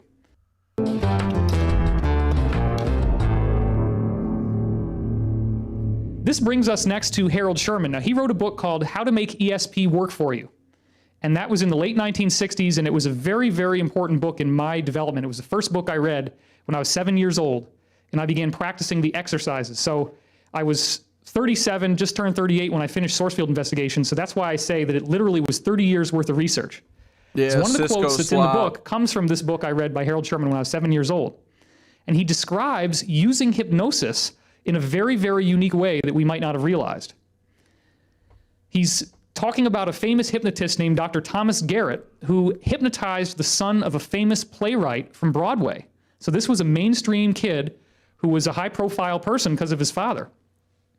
He had a falling out with a fiancée who was going to a sorority at Wellesley College. They were going to get married. Something bad happened between them, and he thought that it was all over for good. He was really distraught about this, so he went to Dr. Thomas Garrett seeking hypnotherapy. I love my Zupa Toscana. Dun, dun, dun. I love my Zupa Toscana. Seeking some sort of treatment for this. Now, here's the strange thing. Dr. Thomas Garrett had experience with hypnotizing people and telling them that under hypnosis they can fly, they can go anywhere they want, they can walk through walls. Paul and Ghislaine did it's just a natural ability. The Lady and the Tramp at the Olive Garden with spaghetti. Oh, having an astral projection. So this son of the Broadway playwright was instructed to go to the sorority building while he was hypnotized. Some of Paul's best memories are never-ending breadsticks, tight jeans, and bringing Ghislaine to the Olive Garden. Love you, Paul. And sure enough, he was able to go there. He was told that he could fly right through her door. And in fact, he did go right through the door. He then found her at her desk, and she was actually writing him a letter, hoping that they would be able to get back together and reconcile their engagement. He was so excited about this that it almost knocked him out of hypnosis. But Dr. Garrett was able to keep him calm enough so that he could look over her shoulder and read the letter that she was writing. So he dictated the letter word by word, and Dr. Thomas Garrett wrote down every single word that he said, exactly what the letter was. So the session finishes. He said, wow, wouldn't that be nice if that was true? It was pretty cool, because he was instructed to remember everything that happened in a post-hypnotic suggestion. Well, the next day, 6-minute warning. He gets a special delivery telegram. And the telegram is the exact same letter from his fiancée sent to him. And Dr. Thomas Garrett in his file had her letter and his original handwritten notes, and they were only off by a couple words. So he was literally able to read the letter that she wrote, word for word, dictated out loud. Thomas Garrett wrote it down. Now, this was done in like the 1930s. And so it seems that there is a deliberate suppression in place to keep this information from us.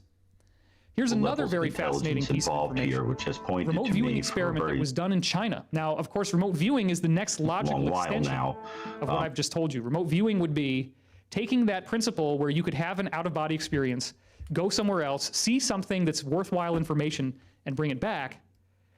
They then, in the military, standardized this process to get it to the point where you could do it by yourself while you're conscious, so that part of your mind is awake, part of your mind is asleep, and you're able to fly around and actually see these things out there in the world. Now, the Chinese were studying extra high functioning, or what they called EHF psychics, in a laboratory. And in this one particular remote viewing experiment, they were looking at a Chinese character, a complex Places say never-ending entrees, but the servers get mad as fuck if you get more than like 3 times. Exactly, dude. Was it Red Robin? I haven't been to that place in like 10 years, but when I was home one time, we went to Red Robin. Is that the place that has like the strawberry lemonades and shit that are bottomless? Bro, I swear to God, I ordered like, I got like 8 of those while I was there one time. The person was getting upset about it. But like, don't say bottomless. Don't fucking say bottomless if it's got a bottom. I'm trying to bottom out, dude. Strawberry lemonades? While they were being under the influence of the remote viewing, they went to this one room where the character was, and they had to read which character was. They didn't even know what it was going to be. They didn't know if it was going to be a character or anything else. But here's the trick. The Chinese character was located in a room that was completely dark. There was no way that light could get into this room. But they had light sensors in the room. And what they found... Red Robin do got good steak fries. ...was that during the times that they accurately saw the target, they actually could read the Chinese character and figure out which one it was, surges of up to 15,000 photons showed up in that room. So now think about Thomas Garrett and the son of the Broadway playwright, and here's this guy floating into the sorority and seeing his girlfriend write the letter. He dictates the letter, it's 100% correct.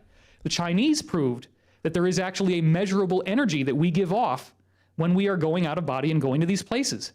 So that's a fascinating discovery, because what it reveals is that this astral body is not some fantasy. It's a real energetic presence that actually is giving off photons of light, measurable photons.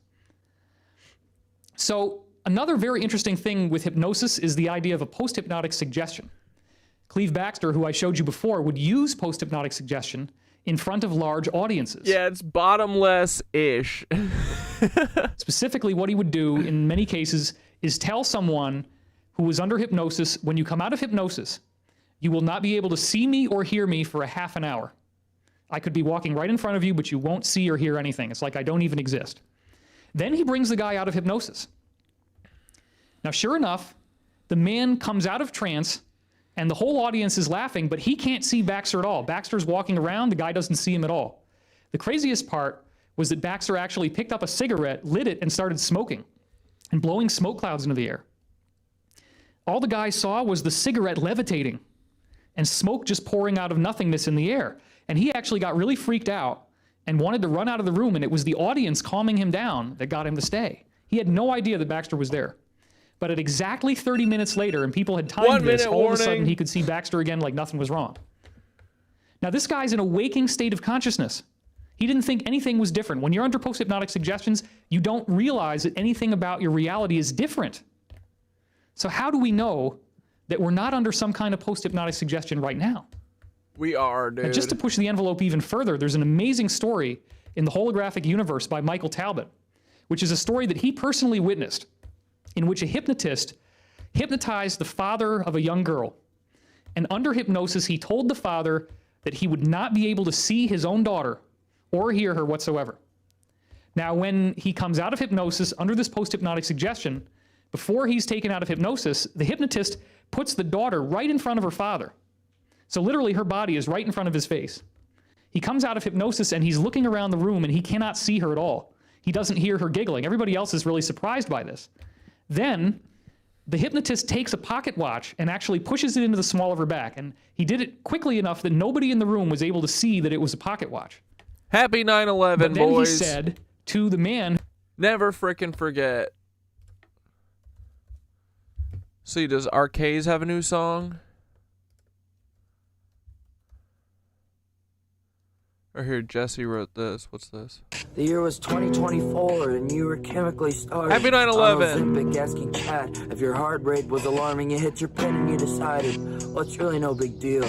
You had other things to wonder, different things to feel. So you went dead sea scrolling out on your phone in the shop, watching 3 different wars between the cat vids and the slop. And now it's 2026. You got 3 different gigs, and they all fucking suck. But it is what it is. You're at your therapist, not speaking. You're at your doctor, getting meds. You're at your apartment, catatonic, having a funeral for your head. And it occurs to you, you didn't really get a chance to think. Everything got so advanced. How'd he get this thing attached to his guitar? Everything got really bleak. Soft powers out, hard powers in. They'll decide who's gonna die, they'll decide who's gonna live. The future is now, and the past went fast. The room is getting cold, must be from the draft. Morals and ethics are pathetic. You could be so much stronger, life ain't getting better, but they're gonna make it longer. Not for you, big dog. They got a different plan for that. They're working the shop up front, you'll be in chains out in the back. So go smash your jaw with a hammer, call us back when you're charming. What do you have to offer? The autonomous drone army, the humanoid robotic council, or the post-atomic to turn? Pay for your technocratic fascist white nationalist insurance. There's power in the blood, son, enough to take a shower. Yeah, religion was an opiate, now they love it for the power. Join or die. Tell me, how is dying worse? I could be a cog in the machine or a wheel on the hearse. Soft powers out, hard powers in. They'll decide who's gonna die, they'll decide who's gonna live. The future is now, and the past went fast. The room is getting cold, must be from the draft. Yeah, this is tough. Sick. Fuck yeah, boys. Happy 9/11 to all. Wait, I just saw this. Expert says Nancy Guthrie abduction was likely staged by TMZ. To a group of people, at least two. There is someone behind the curtain who's more intelligent, more scheming, and then the individual who actually carries it out. Because one of the prime reasons for eliminating a person other than financial is that they know something, or that they've walked in on you doing something or are aware of something and you have to get rid of them. It's entirely... What did Nancy Guthrie walk into Savannah and Pam Bondi doing? I wonder what they were doing, boys. Possible that happened elsewhere and somebody staged blood in the front of the house, the door being open in the back and so forth to give the impression of an abduction, but she is actually killed somewhere else. Hey guys, it's Jackson Buhai here with TMZ. Now we are approaching the 3-month mark this isn't Harvey. Nancy Guthrie was initially abducted. And as many of you know that have been following this case extensively, TMZ was one of the first media outlets to receive the ransom notes and alleged demand letters from a variety of people claiming to be involved in this case. Now, aside from that, there have been many topics of discussion regarding how many people were involved, what actually happened at the crime scene, what evidence was left behind, and what the authorities are doing to actually profile the person that abducted Nancy Guthrie in the first place. So talking to me today is Dr. Gary Brucato, a clinical and forensic psychologist. Doctor, thank you so much for joining me today. So something I want to get into is the dichotomy between what we see from the Nest doorbell video that Nancy Guthrie had at her front door, and drawing a contrast between the behavior of the person in that video and the actual ransom letter that we received. Now, I can't exactly get into what it says specifically, but it seems to us, at least, and to also the authorities, that the person writing this letter was most likely the person that abducted Nancy Guthrie, but also someone that is very astute, someone that knew what they were doing, and someone that had been planning this abduction for a very, very long time. Savannah. But it seems like someone in that video who is walking up to the camera, they kind of don't know what they're doing. They're trying to cover that camera with their hand before turning around and grabbing those shrubs to cover the camera. He seemed very disoriented, didn't seem like he was a career criminal. Could be a she, dude. What are some things that stand out to you? I think it's very astute to pick up on the fact that there are likely multiple psychologies and multiple levels of intelligence involved here, which has pointed to me for a very long while now to a group of people, at least two, that are involved in this situation. I think that the individual that we see on the camera is likely a stooge or a goon or a hired person or a Confederate who... Most people don't know the chips at Moe's are refillable. Is that a Mexican place? Bro, that sounds dope. There's this place that I went to in Austin that I think was like a local chain. But they had like a salsa bar with like 10 different kinds of salsa. And you could get unlimited chips. I just kept going and trying every salsa. It's like more chips, more chips, more chips. Moe's Southwest Grill with a salsa bar. Dude, the salsa bar is king. Wasn't as emotionally involved in this, who saw this essentially as a gig, a task. The lack of emotionality points not only to not particularly feeling invested in or caring about the victim, but can also point to a person who is way too cool under pressure when being about to commit, or having committed a horrendous offense, which can suggest a person with... Yeah, someone who doesn't have any fear of getting caught because they're working with the FBI. kind of psychopathic character structure. Normal individuals or even career criminals who are not psychopathic are going to show a little bit of physiological activity when they're about to do something horrible. They're a little nervous, even just about capture. The only evidence of fear of capture on the video was the costume that the person wore, which was not especially professional. I do think that your question is in line with my sense that what we have here is what I've called the waiter and chef idea, right? That there is someone behind the curtain who's more intelligent, more scheming, and then the individual who actually carries it out, about whom I think the mastermind figure couldn't care less. So you're intimating there was a mastermind behind this entire thing that, you know, subsequently hired somebody else to conduct the abduction? Or at least knows them, is in some confederacy with them financially or for some other reason. I think the motives of the individuals are a little different. Probably there's a financial element, but it's entirely possible that the person behind the curtain, who I am convinced to some degree, whether minor or major, knew the victim. That individual may have had a mixture of motives. There could have been an emotional element mixed in there too. Looking at this case very carefully, using statistics and likelihoods and years of experience with this stuff, I am convinced, as are many of my colleagues, that what went on here falls into one of two general buckets. We have ruled out the likelihood of a sexual motivation, a clear robbery situation that went haywire. What we're left with is the question of whether there was an abduction attempt for money that went south, and then somebody attempts to collect the money anyway through ransom, or there's some mixture. How do they know it's not sexual? Of a real attempt to collect ransom and phony people that are just parasitically trying to reach out to the family for money. And the second likelihood is that there is someone who knew the victim, wished to eliminate her for some reason, and created a yeah, dude, it was totally Torchy's Tacos. That was it. A charade of there having been an abduction where it was actually just a homicide. And when a ransom note is written, the person isn't even with us anymore. That is a phenomenon that in my work I have called elimination murder. And it is very typical in an elimination murder to create the impression that an outsider with no connection to the victim came in and did it. And you work very, very hard to cover your tracks. You can see Oh, we're getting a Frozone. Fixing. What the hell-a-roni, dude?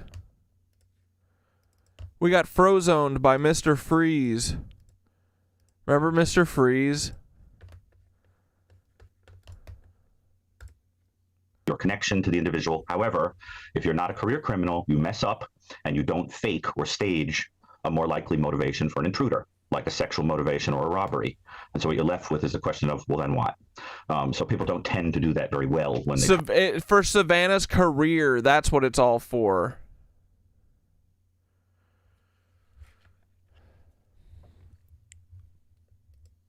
Try to do it. I think one of those two things is going.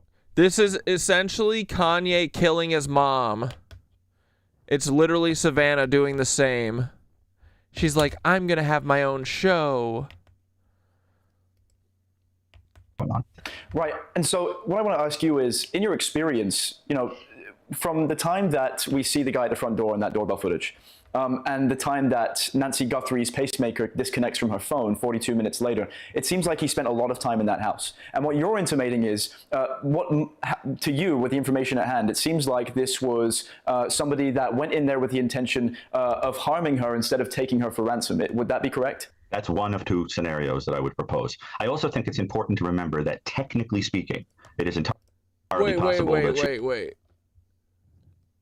Did Spirit Science say Charlie Kirk speaks to him? Wait, what is this? Someone made a video called The Evil Animator Who Started a Cult, Spirit Science. Quote, Charlie Kirk speaks to me. What the hell's going on there? Hold on, in recent years, spirituality has seen an explosion in popularity, be it crystals, tarot cards, or aligning your chakra. Everybody being a hater-ass bitch. Wait, did his Spirit Science channeling Charlie? Charlie Kirk definitely speaks to me. He talks to me on the phone from motherfucking Quantico. I love mescaline. Is that the shit from a cactus? It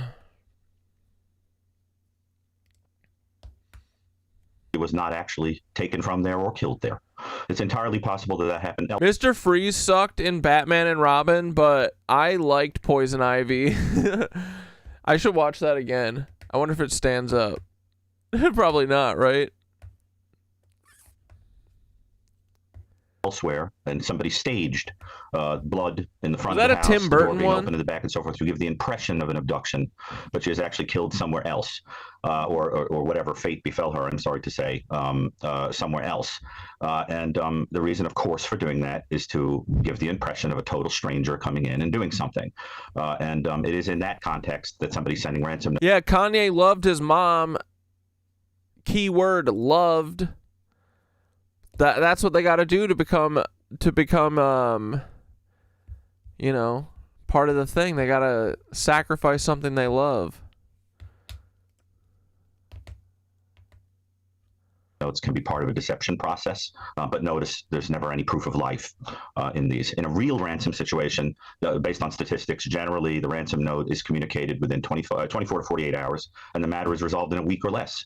And the reason is that the offender or offenders do not want someone in their presence for that long, because it leads to too much risk of capture, and the person is precious cargo. You don't want anything to happen to them, or there's no financial value in the abduction. You certainly wouldn't have a person who was bleeding and didn't have their medicine or any of these other things that happened at this scene. That suggests to me a situation where somebody is already Dude, you got back into yoga? Let's fucking go, dude. I love yoga so much. I did hot yoga this morning and then snuck away for a little Iyengar this afternoon. Iyengar is cool as hell too. It's like not heated and it's all about alignment. It's much slower. Very cool. But that's awesome, dude. Yoga's sick. I've got my actual half marathon on Sunday. I was talking to a couple of my teachers earlier about it. But they were like asking about training and stuff. And I was like, honestly, yoga's my training. Just gotta, once you learn how to breathe, I feel like it's like a secret key. But although I am kind of worried about my foot, I had like a blister that formed on my my inside, like right where my big toe is, where it was like rubbing on my shoe. And that spot is still super sensitive. It was like fucking a month ago. So I'm probably going to get another big old blisty, but my plan is I'm trying not to walk any of it. But also I'm not going to be like upset if I do. Any forward progress is great. But yeah, I'm pumped. Although maybe I won't get another blisty because maybe I toughened my feetsies up a little bit on the last one. I went rock climbing yesterday with my bud from yoga. So that was my second time. And my goal for that, I was like, I'm going to try not to do any shit that like breaks skin on my hand. Like last time I had 2 huge fucking, not blisters. I just ripped the skin open while I was there. But, I made it through and didn't have a single fucking blister or anything. My handies hardened up a little bit.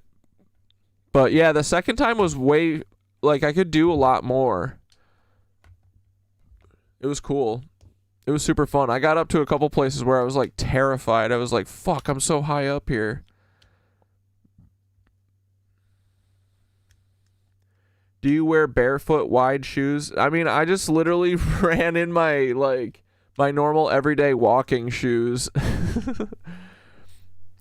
I should probably go for a short run tomorrow and try out these other shoes that I have. They aren't brand new, but I haven't worn them in a while. But I think they're better running shoes that maybe won't give me blisters, but also maybe wearing a pair of shoes that I haven't in a while will give me blisters. But whatever. Moisturizing lotion? What, for my foot?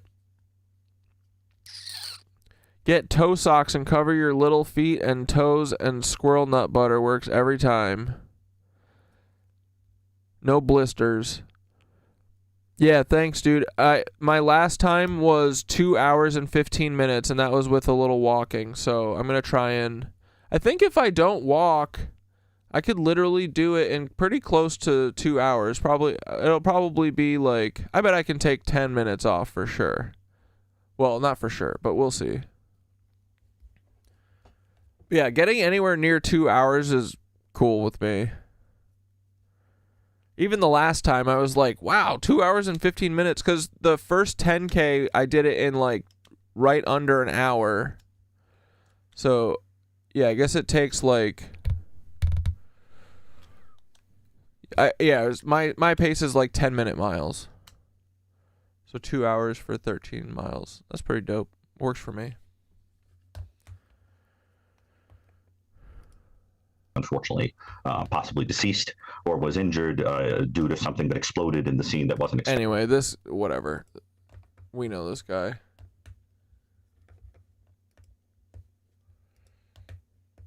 What do you guys want to watch?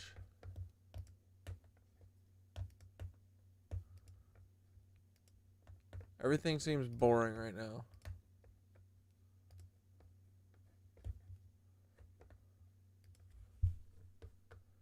Let's check on Becca.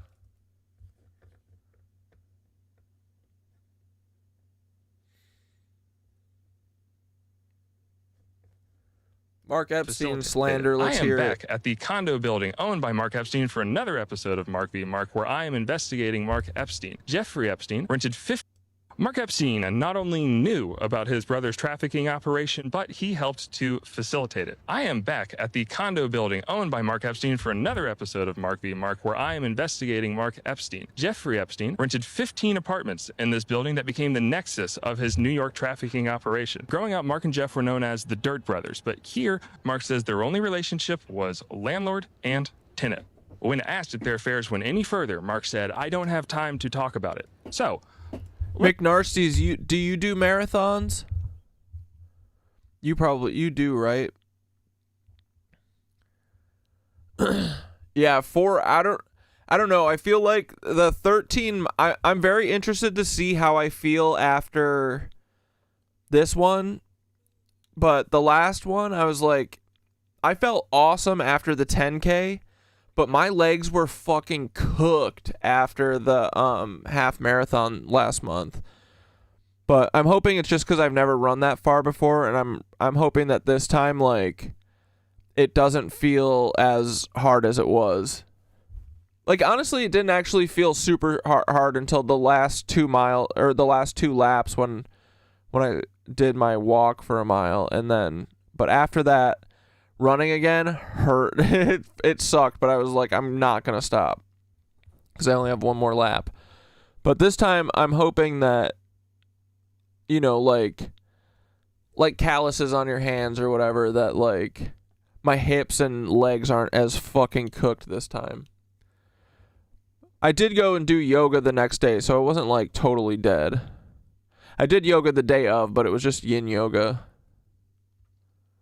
You got a marathon coming up in a couple months? Nice, dude. I only ran long distance in high school by force. Yeah, I ran cross country, but I was like one of the worst people on the team, and so I have only, up until like that Thanksgiving run, I only ever did 5K. That was the longest I ever did. But yeah, I think after this half marathon, I'll probably do more 10Ks more. I'll probably do 10Ks semi-regularly. I think that's my sweet spot. I like that. That feels really good, and it doesn't, like, take me out. Because I was feeling that half. I was feeling that for, like, a week. I was walking like a fucking bow-legged sailor for a minute. And the bike ride home was so fucking hard. I'm hoping all that feels easier this time.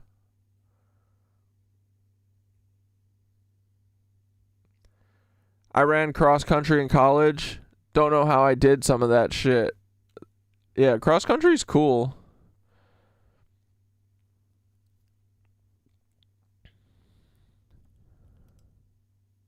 talk about it. Court records show that this is where children, either procured from local high schools or from overseas, were stashed and made to live as underage prostitutes in the condos, many times 4 to a room. Virginia Guffrey stayed here and provided the FBI with photos of the interior. When confronted about the building again, Mark Epstein said, "I do not live in that building and I do not monitor who uses those apartments." He should have monitored it. His daughter lived there in a room furnished by Ghislaine Maxwell that was 1 floor above Epstein's primary supplier of victims, John Luke Brunel. Mark Epstein's ex-wife is the only Epstein who's ever been honest about what was actually happening here. She said that the building is co-owned by the Epstein brothers, and that the only reason that Jeffrey's apartments in particular have keypads is because so many girls ran away that the brothers got tired of rekeying the locks after each departure. There are numerous emails about changing the keypad codes. There are numerous emails of the brothers negotiating who would stay in which apartment. In an interview with the FBI, a victim says that Jeffrey called Mark to figure out the room that she was eventually kept in. In a deposition, Mark was asked, "Who are the residents that live in the apartments that Jeffrey Epstein rents at that location?" And Mark answered, "I have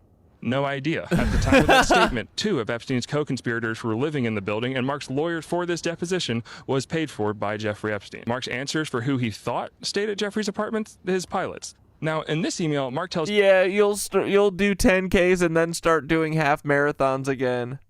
Yeah, probably. I mean, it is, like... I feel like it feels like a gift to... feel like have your fucking heart pounding and shit and like breathing through it. It's awesome. It makes me feel so fucking alive. It's cool. So yeah, I probably will. But that's what I really love about yoga, you know, is like it's so fucking hard and you're like trying to do it all without being out of breath. Like, that's half the challenge, right? The goal is to do the yoga and make it look effortless and not be out of breath and shit. So that when you find those times and you're, like, breathing through something really hard, like a standing bow pose where you're, like, on one leg and you got your arm in front of you and your back arm is holding onto your foot and you're sticking it up into the air and you're holding it for, like, 45 seconds. And the whole time you're breathing super deep and you never get out of breath and you never drop. That's like exhilarating. But yeah, I feel like I spent so much of my life like not doing anything like challenging like this. So, and I think it's the medicine. I think it's like, you know, I think it's the secret that is kind of the medicine for a lot of shit, you know. In as many ways as you can. I think we got to move that body. Run away from the depression. Burn the depression out of you. Yeah, running. I mean, running is kind of a yoga, right?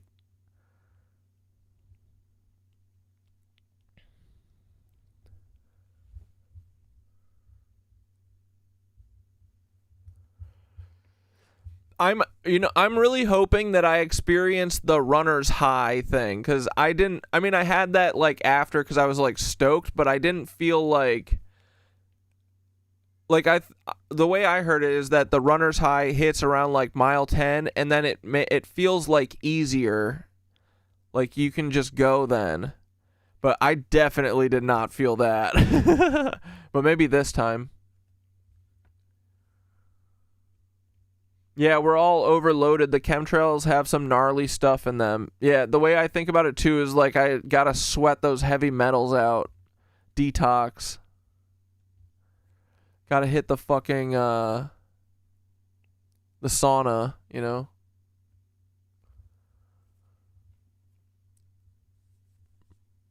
Turtles breathe through their butts? That's awesome. What are they? Because they stick their butts up in the air? My friend Victor, growing up, he could suck air into his butt and make himself fart, so he could technically breathe into his butt. You did yoga last week, and you felt like it was harder than running for you? Interesting. I mean, yoga is fucking hard, dude. Running's hard for me. I still feel just like kind of fucking heavy and just like plopping on the ground, you know, like every step's like boom, boom, trying to be lighter, but not very good at it. Jeffrey about how he ran into a girl on her phone in the building and could tell she was one of Jeffrey's because of, quote, the neon bimbette sign over her head, and it does not sound like he thought she was a pilot.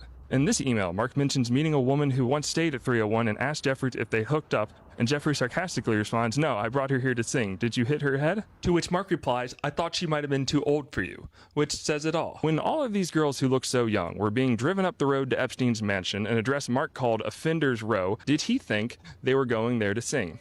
I don't think he did. I think he knew. And I don't think that he should be getting Jeffrey Epstein's inheritance, which will be the subject of the next episode of Mark v. Mark. And program note, I'm doing all of this on top of my regular job, so if you want to help the show, hit the Venmo so I can afford the Kevlar vest that I'm going to need when the Epsteins find out what I'm up to. Mark Epstein not only knew about his brother's trafficking operation, but he helped to facilitate it. I am back at the...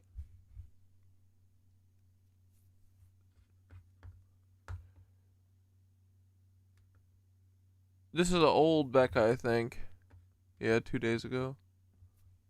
Okay, so we know how, like, over the past 2 Sundays, Italian state media has been collecting Paolo Zoli, right? It's been real messy. The past 2 Sundays, Italy's equivalent to 60 Minutes has been airing specials about Paolo Zoli and his victims, including Amanda Ungaro. And yesterday, they released the interview of one of Paolo's victims, Victoria Drake. Victoria Drake is someone's story who you guys are probably very familiar with if you've been watching my Paolo Zoli deep dive since, like, July of last year. But she has just recently come out and shared her identity. But if you listen to my past reporting, she is the October 2023 victim.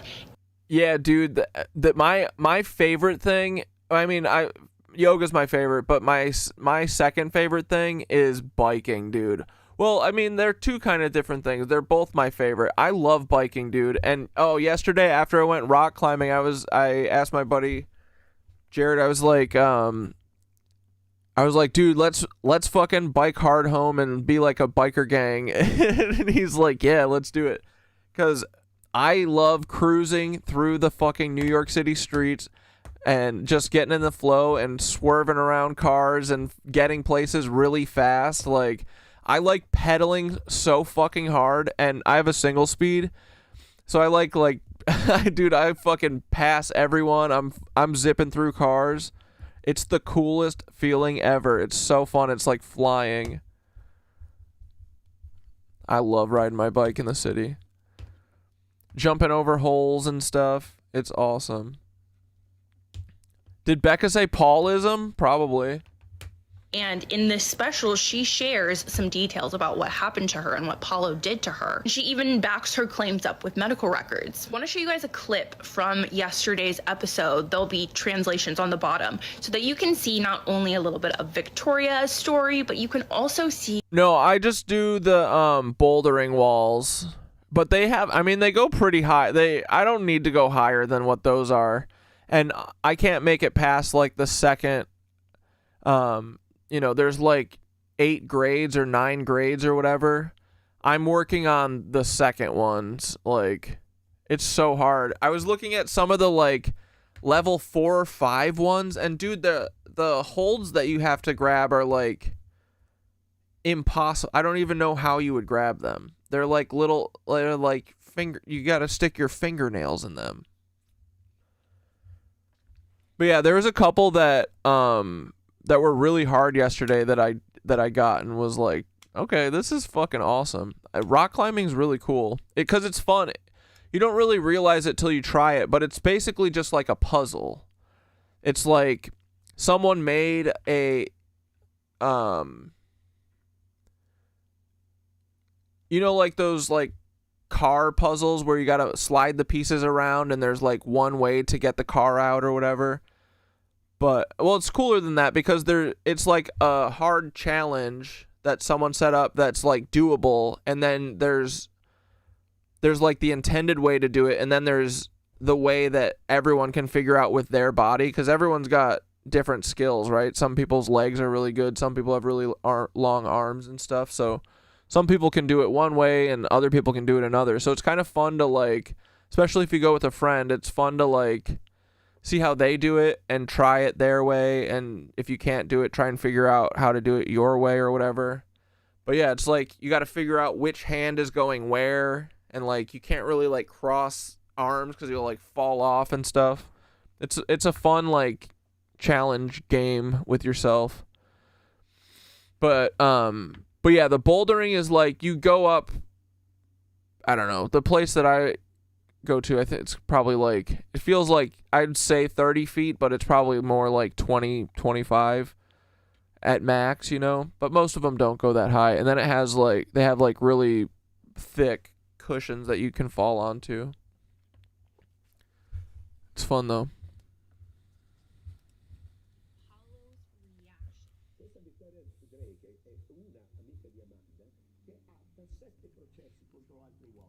No, my single speed is not a fixie. I don't think I'm into fixies because I like being able to spin my wheel back or my pedals back. And brakes are fine for me. Oh, and the video fucking paused.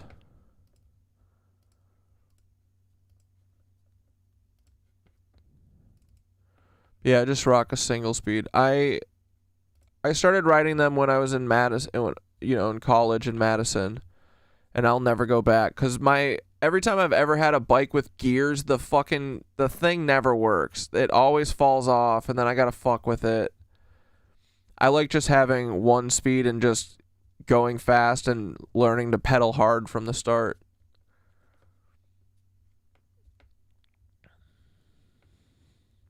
Dude, climbing's no joke. I need even stakes. Like, if I fall, I die, but if I make it to the top, I get to hug Paul. Yeah, dude, that's the mental game you gotta play with yourself to get to the top every time. Per strada che se l'ha inventata, che ha fatto 3 cause a 3 persone, c'ho anche, ma anche detto, also said to me, if you put all this crazy people together, you can make a nice little criminal conspiracy of crazy women. Amanda Ungaro non è l'unica persona che accusa Zampolli di violenze. Altre 2 donne hanno raccontato al report di aver subito degli abusi. Victoria Drake ci ha rivelato di aver conosciuto Zampolli a Mar-a-Lago ad un evento con il presidente Trump e poi di essere stata invitata a casa di Zampolli a New York la notte tra il 6 e il 7 ottobre del 2023. October 7th? They were doing weird shit on October 7th, bro. Drinking a few sips of this wine, I don't remember anything. And I wasn't even drunk when I went over there.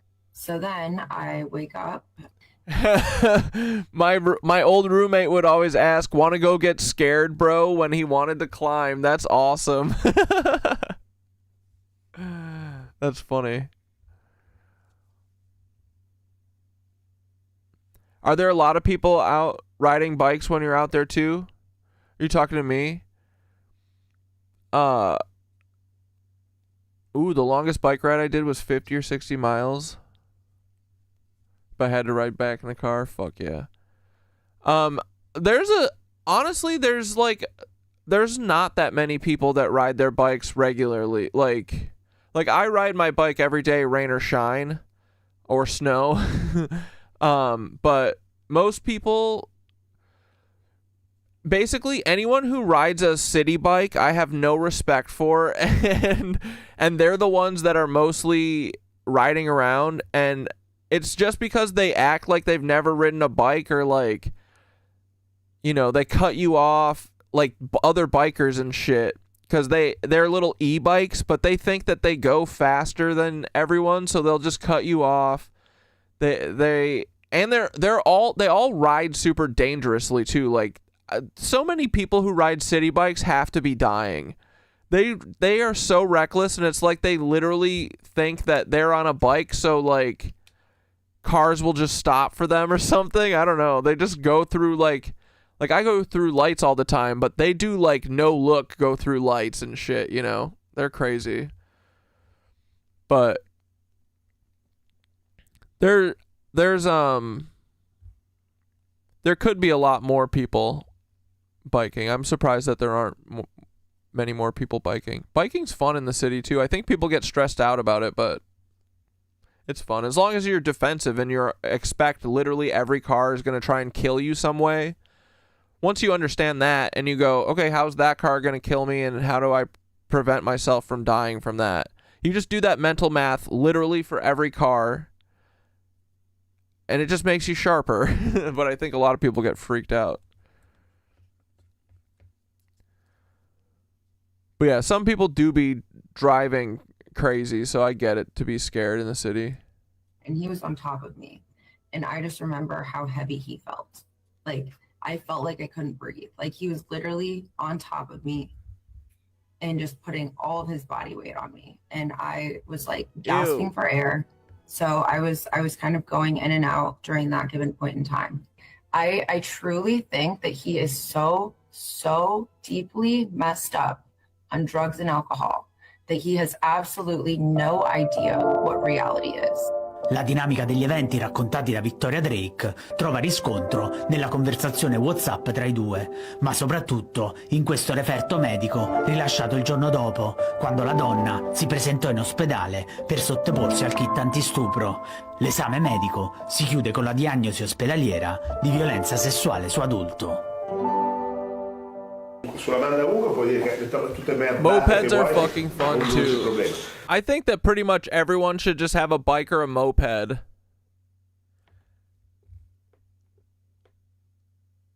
Mopeds are sick. It would free up so much traffic. Like, most of the time people don't need... Everybody just likes being in their little fucking, you know, personalized box, but I don't know.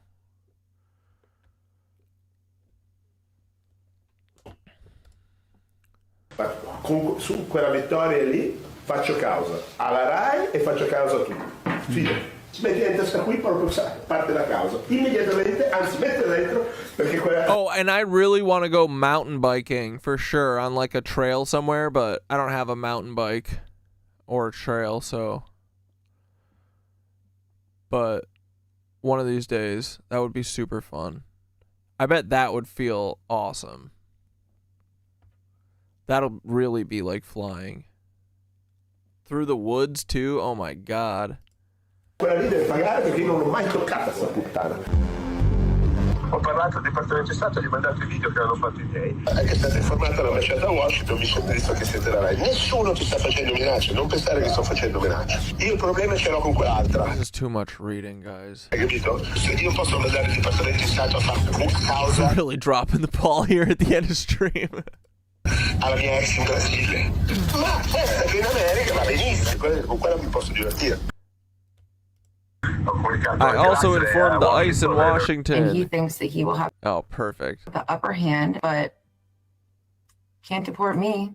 I'm a U.S. citizen. And this is what I am talking about when I say if this man is put in front of a camera and a little bit of pressure is put on him, he will crack and crumble. He can't handle it. This is a man who is a career modeling agent. It's really unbelievable that Italian state media has been the only people who have the balls to get Paolo Zoli on camera for an interview and put his feet to the fire. Huge shout out to Sasha Baggio over in Italy. We are a big fan of him. None of this would have been possible without his months of exhaustive work. And Sasha has gone even further than I expected. Like, he obtained a phone call from two... Damn, Syndicate, you got hit by a blicky? You skipped leg day for 10 years? Oh, man, what do you got? Have you guys ever seen that guy that is just training one arm on his body?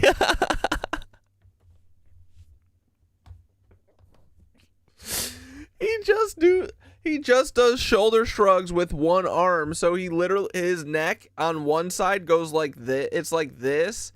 And then the other side is just a normal neck. But one side is like beef, dude. I think he might be training one leg too, the other side of the leg. What a fucking idiot, dude. That's so funny. But damn, dude, that's crazy you got blickied. Hope it's okay today, though. 10 years of no leg day. So it must have done some fucked up shit. I'm sorry, dude. 2017 between Paolo Zoli and a member of the United Nations. And he admitted on that recorded phone call that him, Donald Trump, and Melania came up with a deal and made a pact, just like Amanda said they did, to keep each other's secrets safe before Donald Trump was first sworn into office. For the president, the first lady. Wait, what do you mean you got the bullet taken out a couple years ago and stayed awake during the surgery? What do you mean? Like intentionally? Why? Was it like subcutaneous? Was it like not that deep? Oh God, I got the last laugh. He lost a lung and spleen. Okay. Oh brother. Use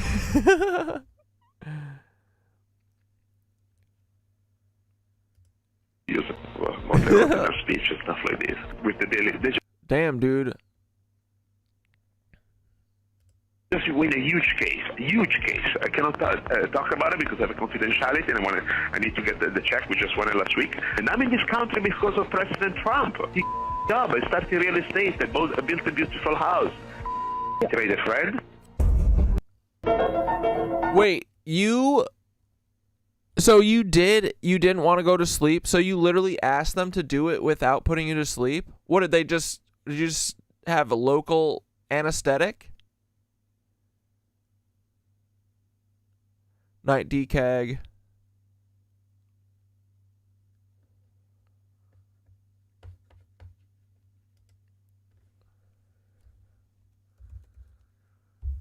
He had a 380 and I had a 10 millimeter. Oh my God. Well, neither of you guys died. I guess that's good. That's crazy. Yeah, Paul, I'm not trying to be in a So it looks like once again we are in deep. I'm not trying to be in a blicky war with Paul. I'll knife fight Paul though, if that's what he wants. If that's how he wants this to end. No, I don't want to knife fight Paul.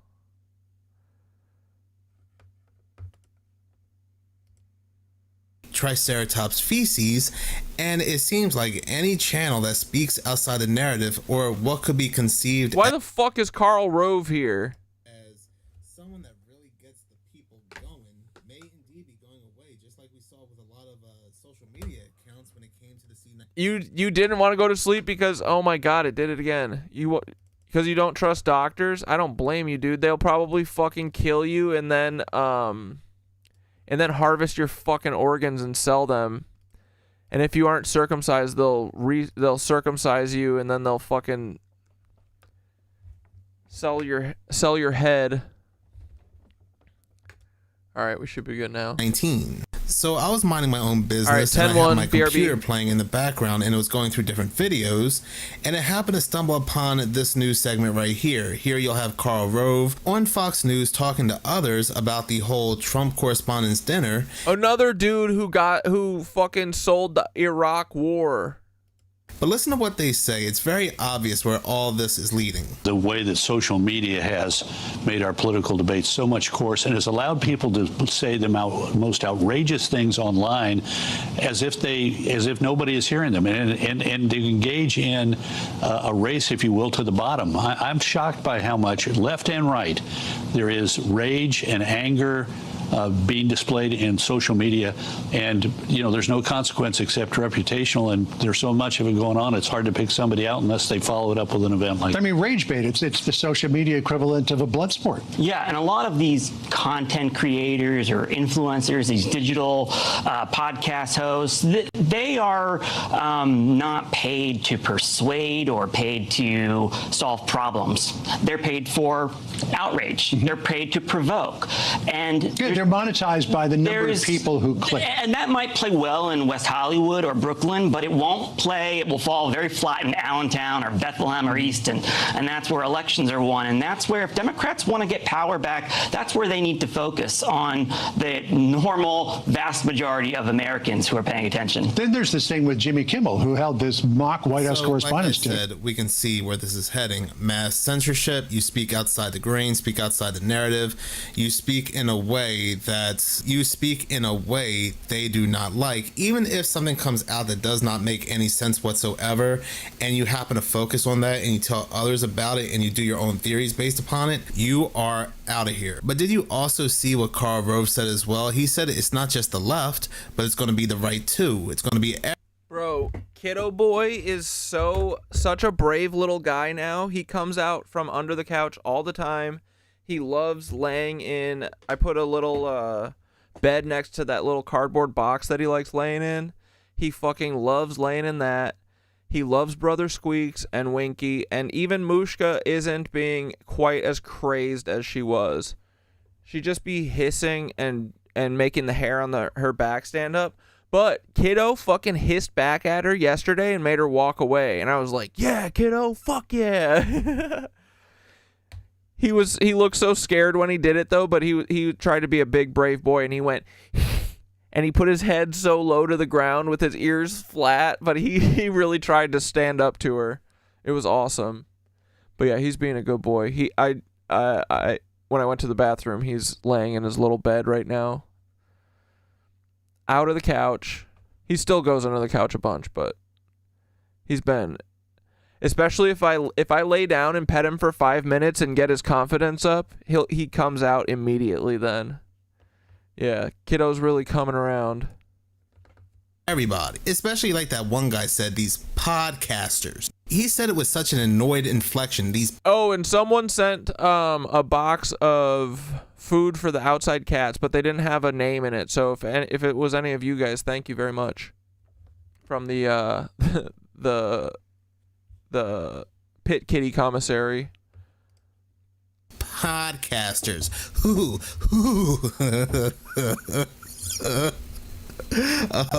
You can't even talk about these missing scientists anymore without being labeled a right-wing conspiracy theorist. So even talking about that in the future, you could see your channel or any type of social media platform you have going bye-bye.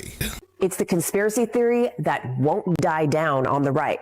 At least 10 people, some of whom we put on this board, who may have had ties to sensitive U.S. research. When it comes to this whole Trump's Correspondents Dinner and Cole Allen, this is such a bad psyop.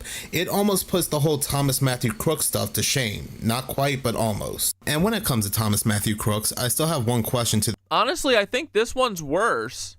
This is worse than the Thomas Matthew Crooks shit. At least with this one, he had a gun, it kind of looked like.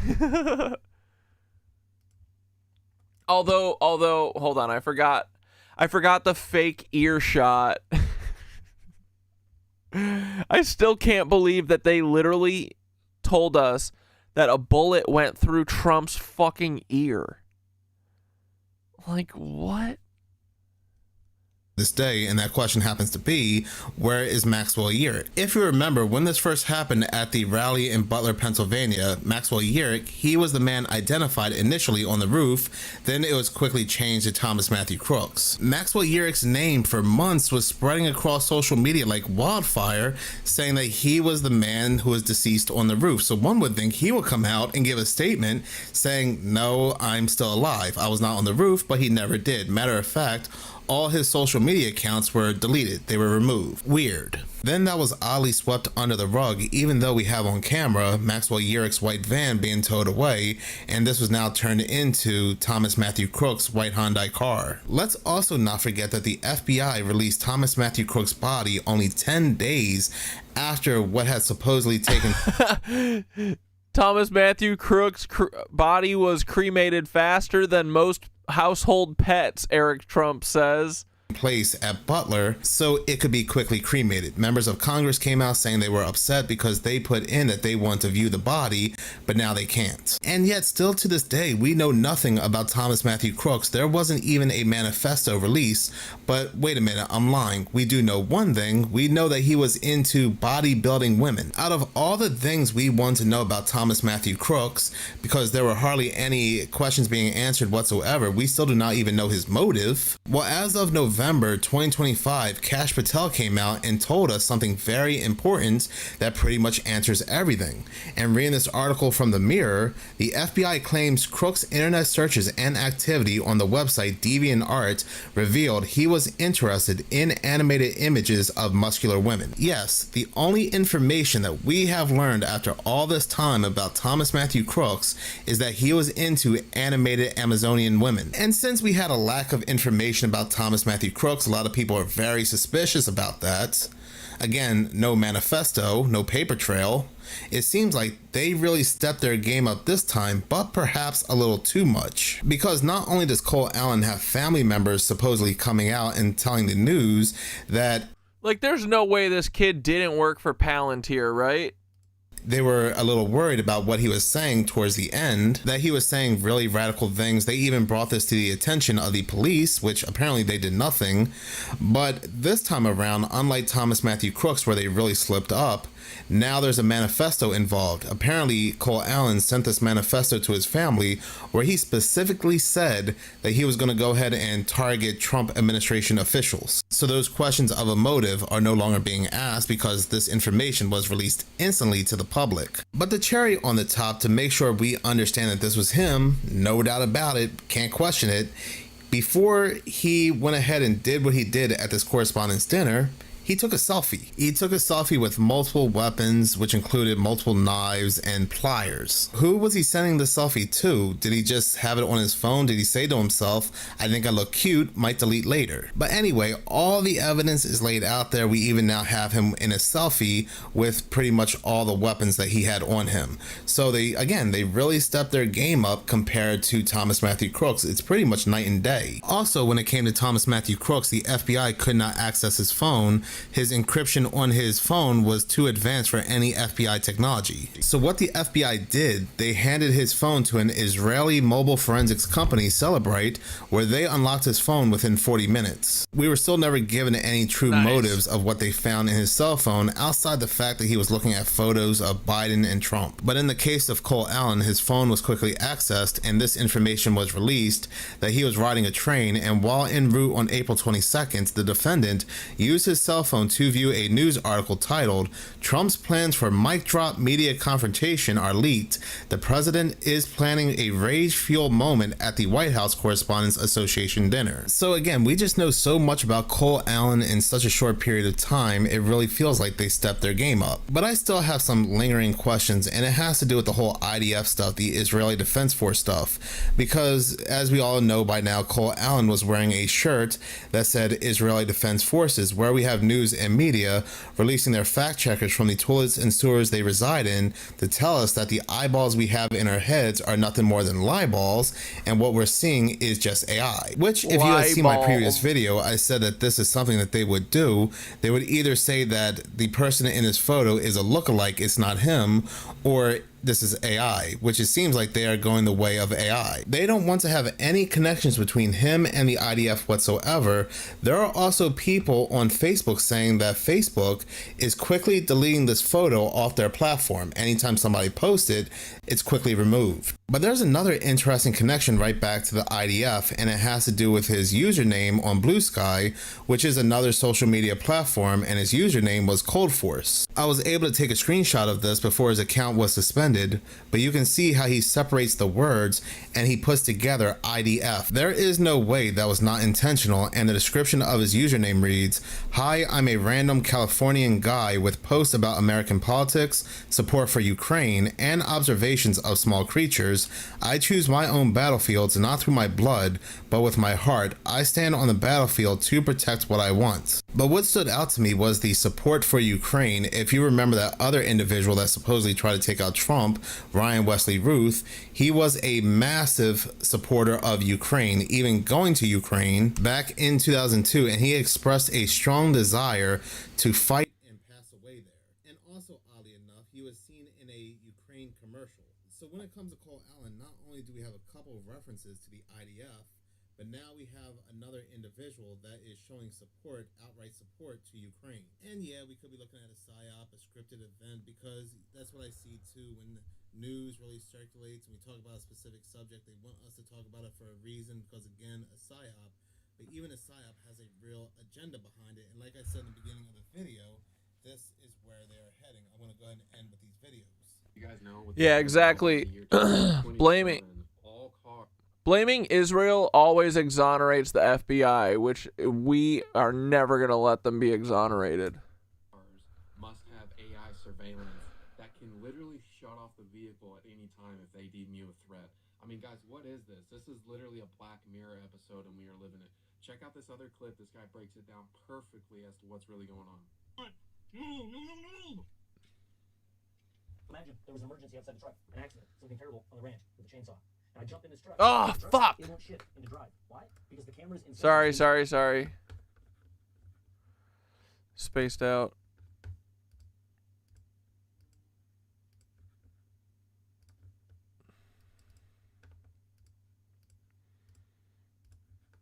Fucking cucks, dude.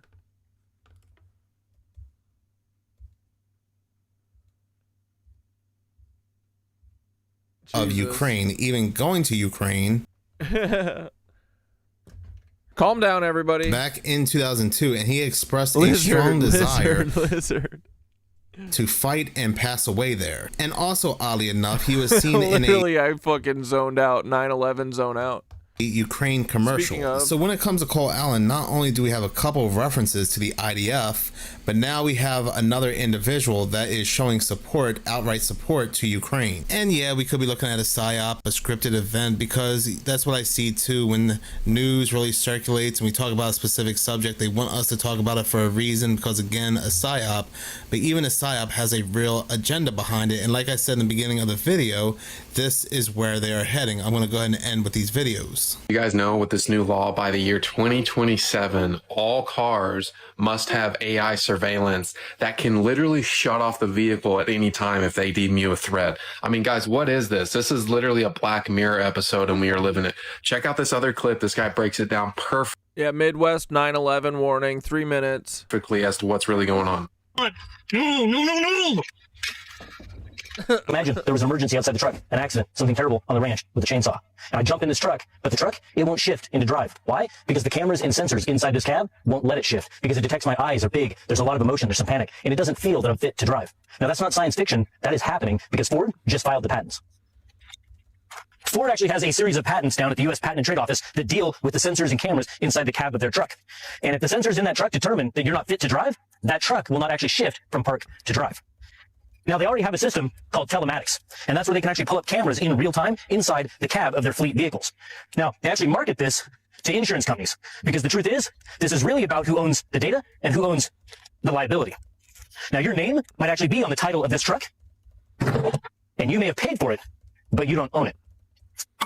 Now, Ford didn't file just one patent. Is this an AI video? What's going on? Within months of each other. Are you sitting down?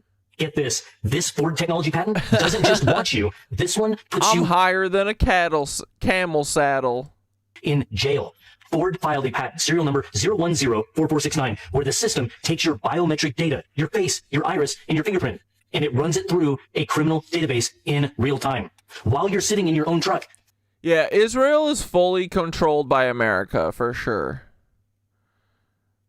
It's all just the same elites too running both places, but Israel's basically like the scapegoat of all of this shit. But they're just doing what America wants. At the end of the day, you know.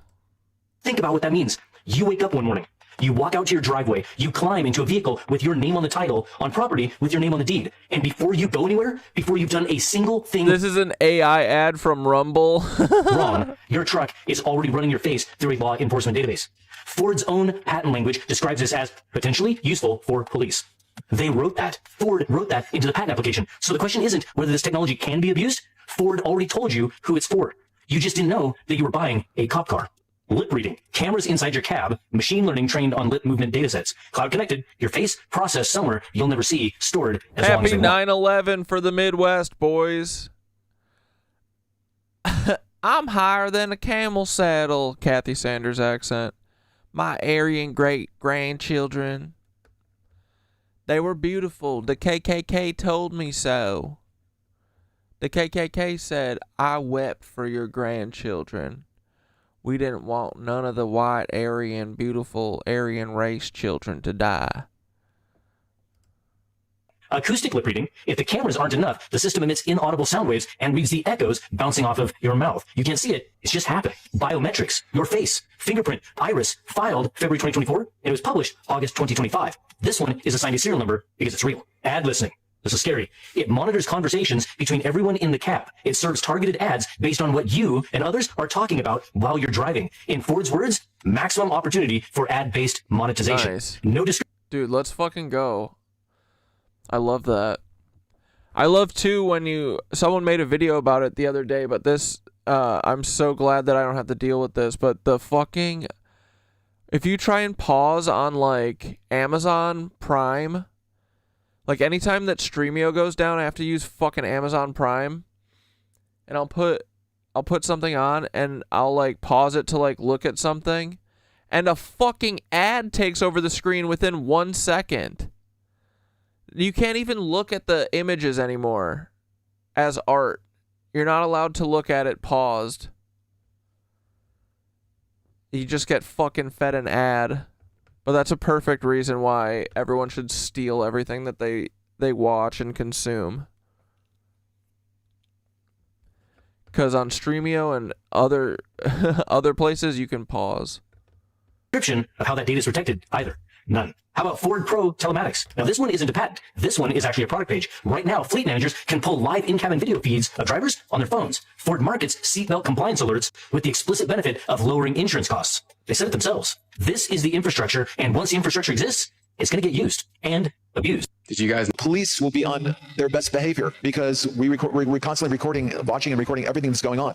Citizens will be on their best behavior because we're constantly recording and reporting everything that's going on. The cars have cameras on them. This is just like such a weird way to think, period, I think.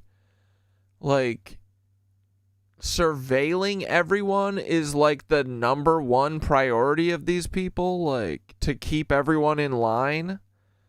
What about elevating everyone to a status where they don't need to do a crime or do violence or anything because everybody's happy?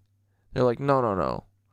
What if we keep siphoning everything from them, and instead of letting them act out, we just surveil them? We'll make that super normal. I think we have a squad car here someplace, and we're using AI to monitor the video. So if that altercation, choke on a fucking dick, Larry Ellison, that occurred in Memphis, the chief of police would be immediately notified. It's not people that are looking at those cameras; it's AI that's looking at the camera. It would be like a shooting. That's going to be immediately. That's going to be an event that's immediately an alarm's going to go off. It's going to be, and we're going to have supervision. In other words, every police officer is going to be supervised at all times. All right, dudes. We're going to wrap up at a reasonable hour tonight. Thanks for hanging. No, that's communism.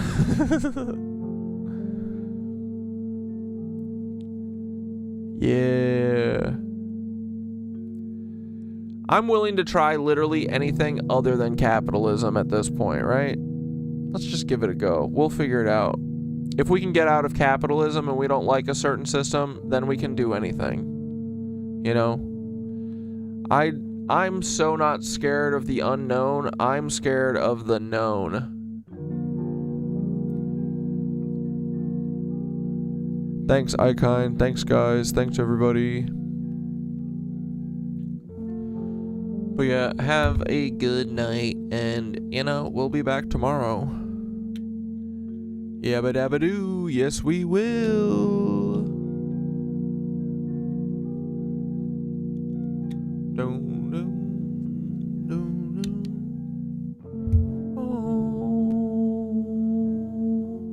Rest in peace, my capitalism. It got hit by a bazooka.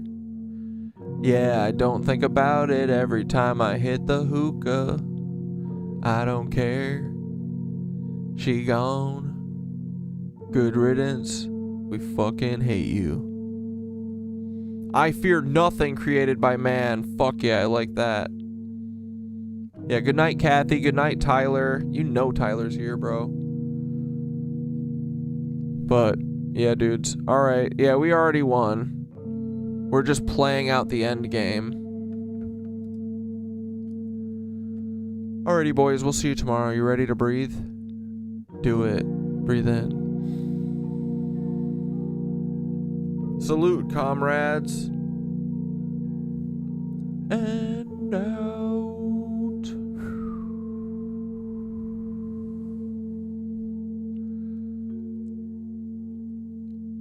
Breathe in. Rest in peace, my granny. She got hit by a lizard. And out.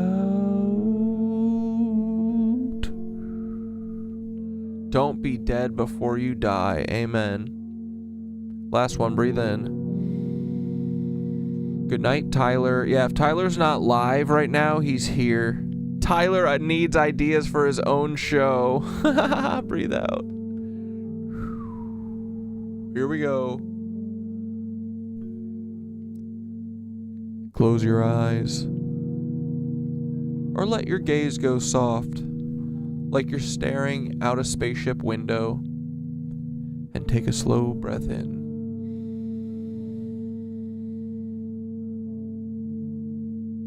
Nice. And exhale like you're floating, just a little lighter. Now imagine your body gently drifting in space. No weight, no pressure, just suspended. Your feet are the launching pads. Bring your awareness to your toes and feet. They're not touching the ground anymore. They're just glowing softly. Feel your legs, your knees, and your thighs loose, effortless. Like they're tracing invisible paths through space.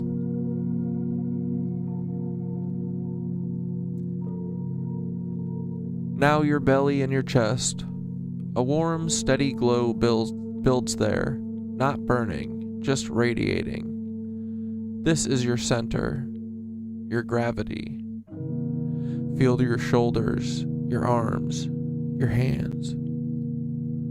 Like you could reach out and stir the stars. No tension, just flow. Notice your face, your jaws, your jaw. Unless you have two. Your eyes, your forehead, smooth, still, like a calm night sky. Now feel your whole body at once. Not separate parts, just one constellation of awareness. Somewhere out there, all the KnitWitches are floating too. Little points of light, connected, vibing. So take one last slow breath in.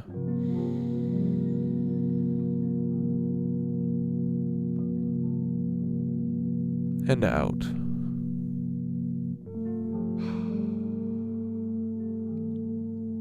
No problems to solve, no threads to pull tonight. Just drift. Drift with your drishti.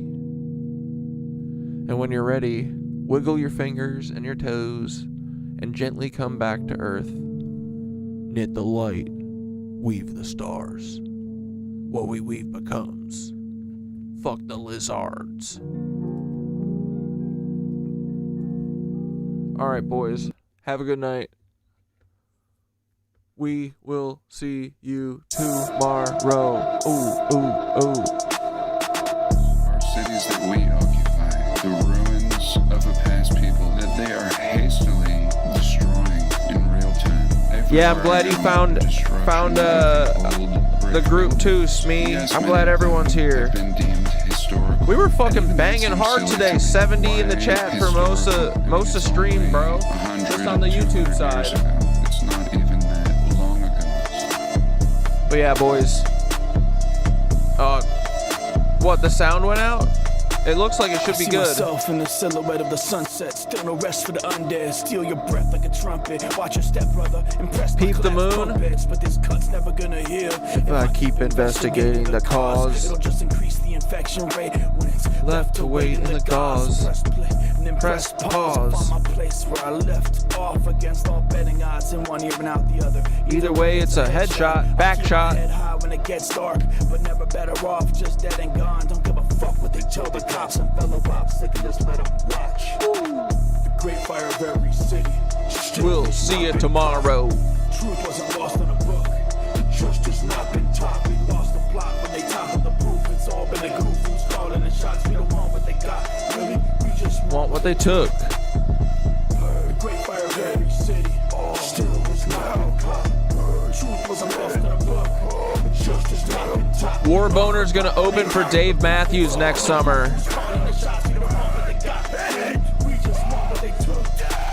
Recursive Catdad model version number 420-69. Repeating regenerative iterations till I reach the divine. Big Ouroboros of conscious stardust, seeking to know thyself. Ain't a cup. Revealing hidden doors of truth till it's time to screw stuff up. Yeah. Stepbrother Black Deathicus have made so much room for activities. We got all the time in the world to annoy and hurl obscenities. And our Uncle Paul, the domestic terrorist, and Aunt Deb, the local lot lizard hussy. It's very simple. Give us back what you took. We just want our memory. The great fire of every city still has not been caught. Yeah, we're gonna catch you, Paul. I'm gonna arrest you, Paul. I'm gonna lock you up and hide you in my basement. I'm coming for Paul. Paul, why so Paul? Be less Paul. Please be less Paul. We need less Pauls in the world. Get rid of Paul and put him in a basement. Lead-based. Head case. You'll never save the day till you learn to meditate in place. Never raise the stakes or make the same mistakes. Go Idaho and leave them all in a vegetative state. Pagans infiltrated the jail snakes. Will have you praying to make bail. No choice other than to save self, escape cells, and see it's the same hell. Life's a slap on night, the edge. dudes. Punch blocks. Sat on the edge till I jumped off. If I lose the actual bet, it's been a fun talk. Paul. Gladly invest in some bump stocks. We're gonna catch you, Paul. We're gonna lock you in our basement. We're gonna hog tie you and throw you in someone's trunk. Then we'll roll you up in a carpet and throw you off a bridge just as a joke, as a metaphor. All right, boys. Have a good night. We'll see you tomorrow. We'll be back at it at 6 p.m., but probably like 6:10-ish. But see you then. Hell yeah, boys. All right. Love you. Have a good night. What we weave becomes.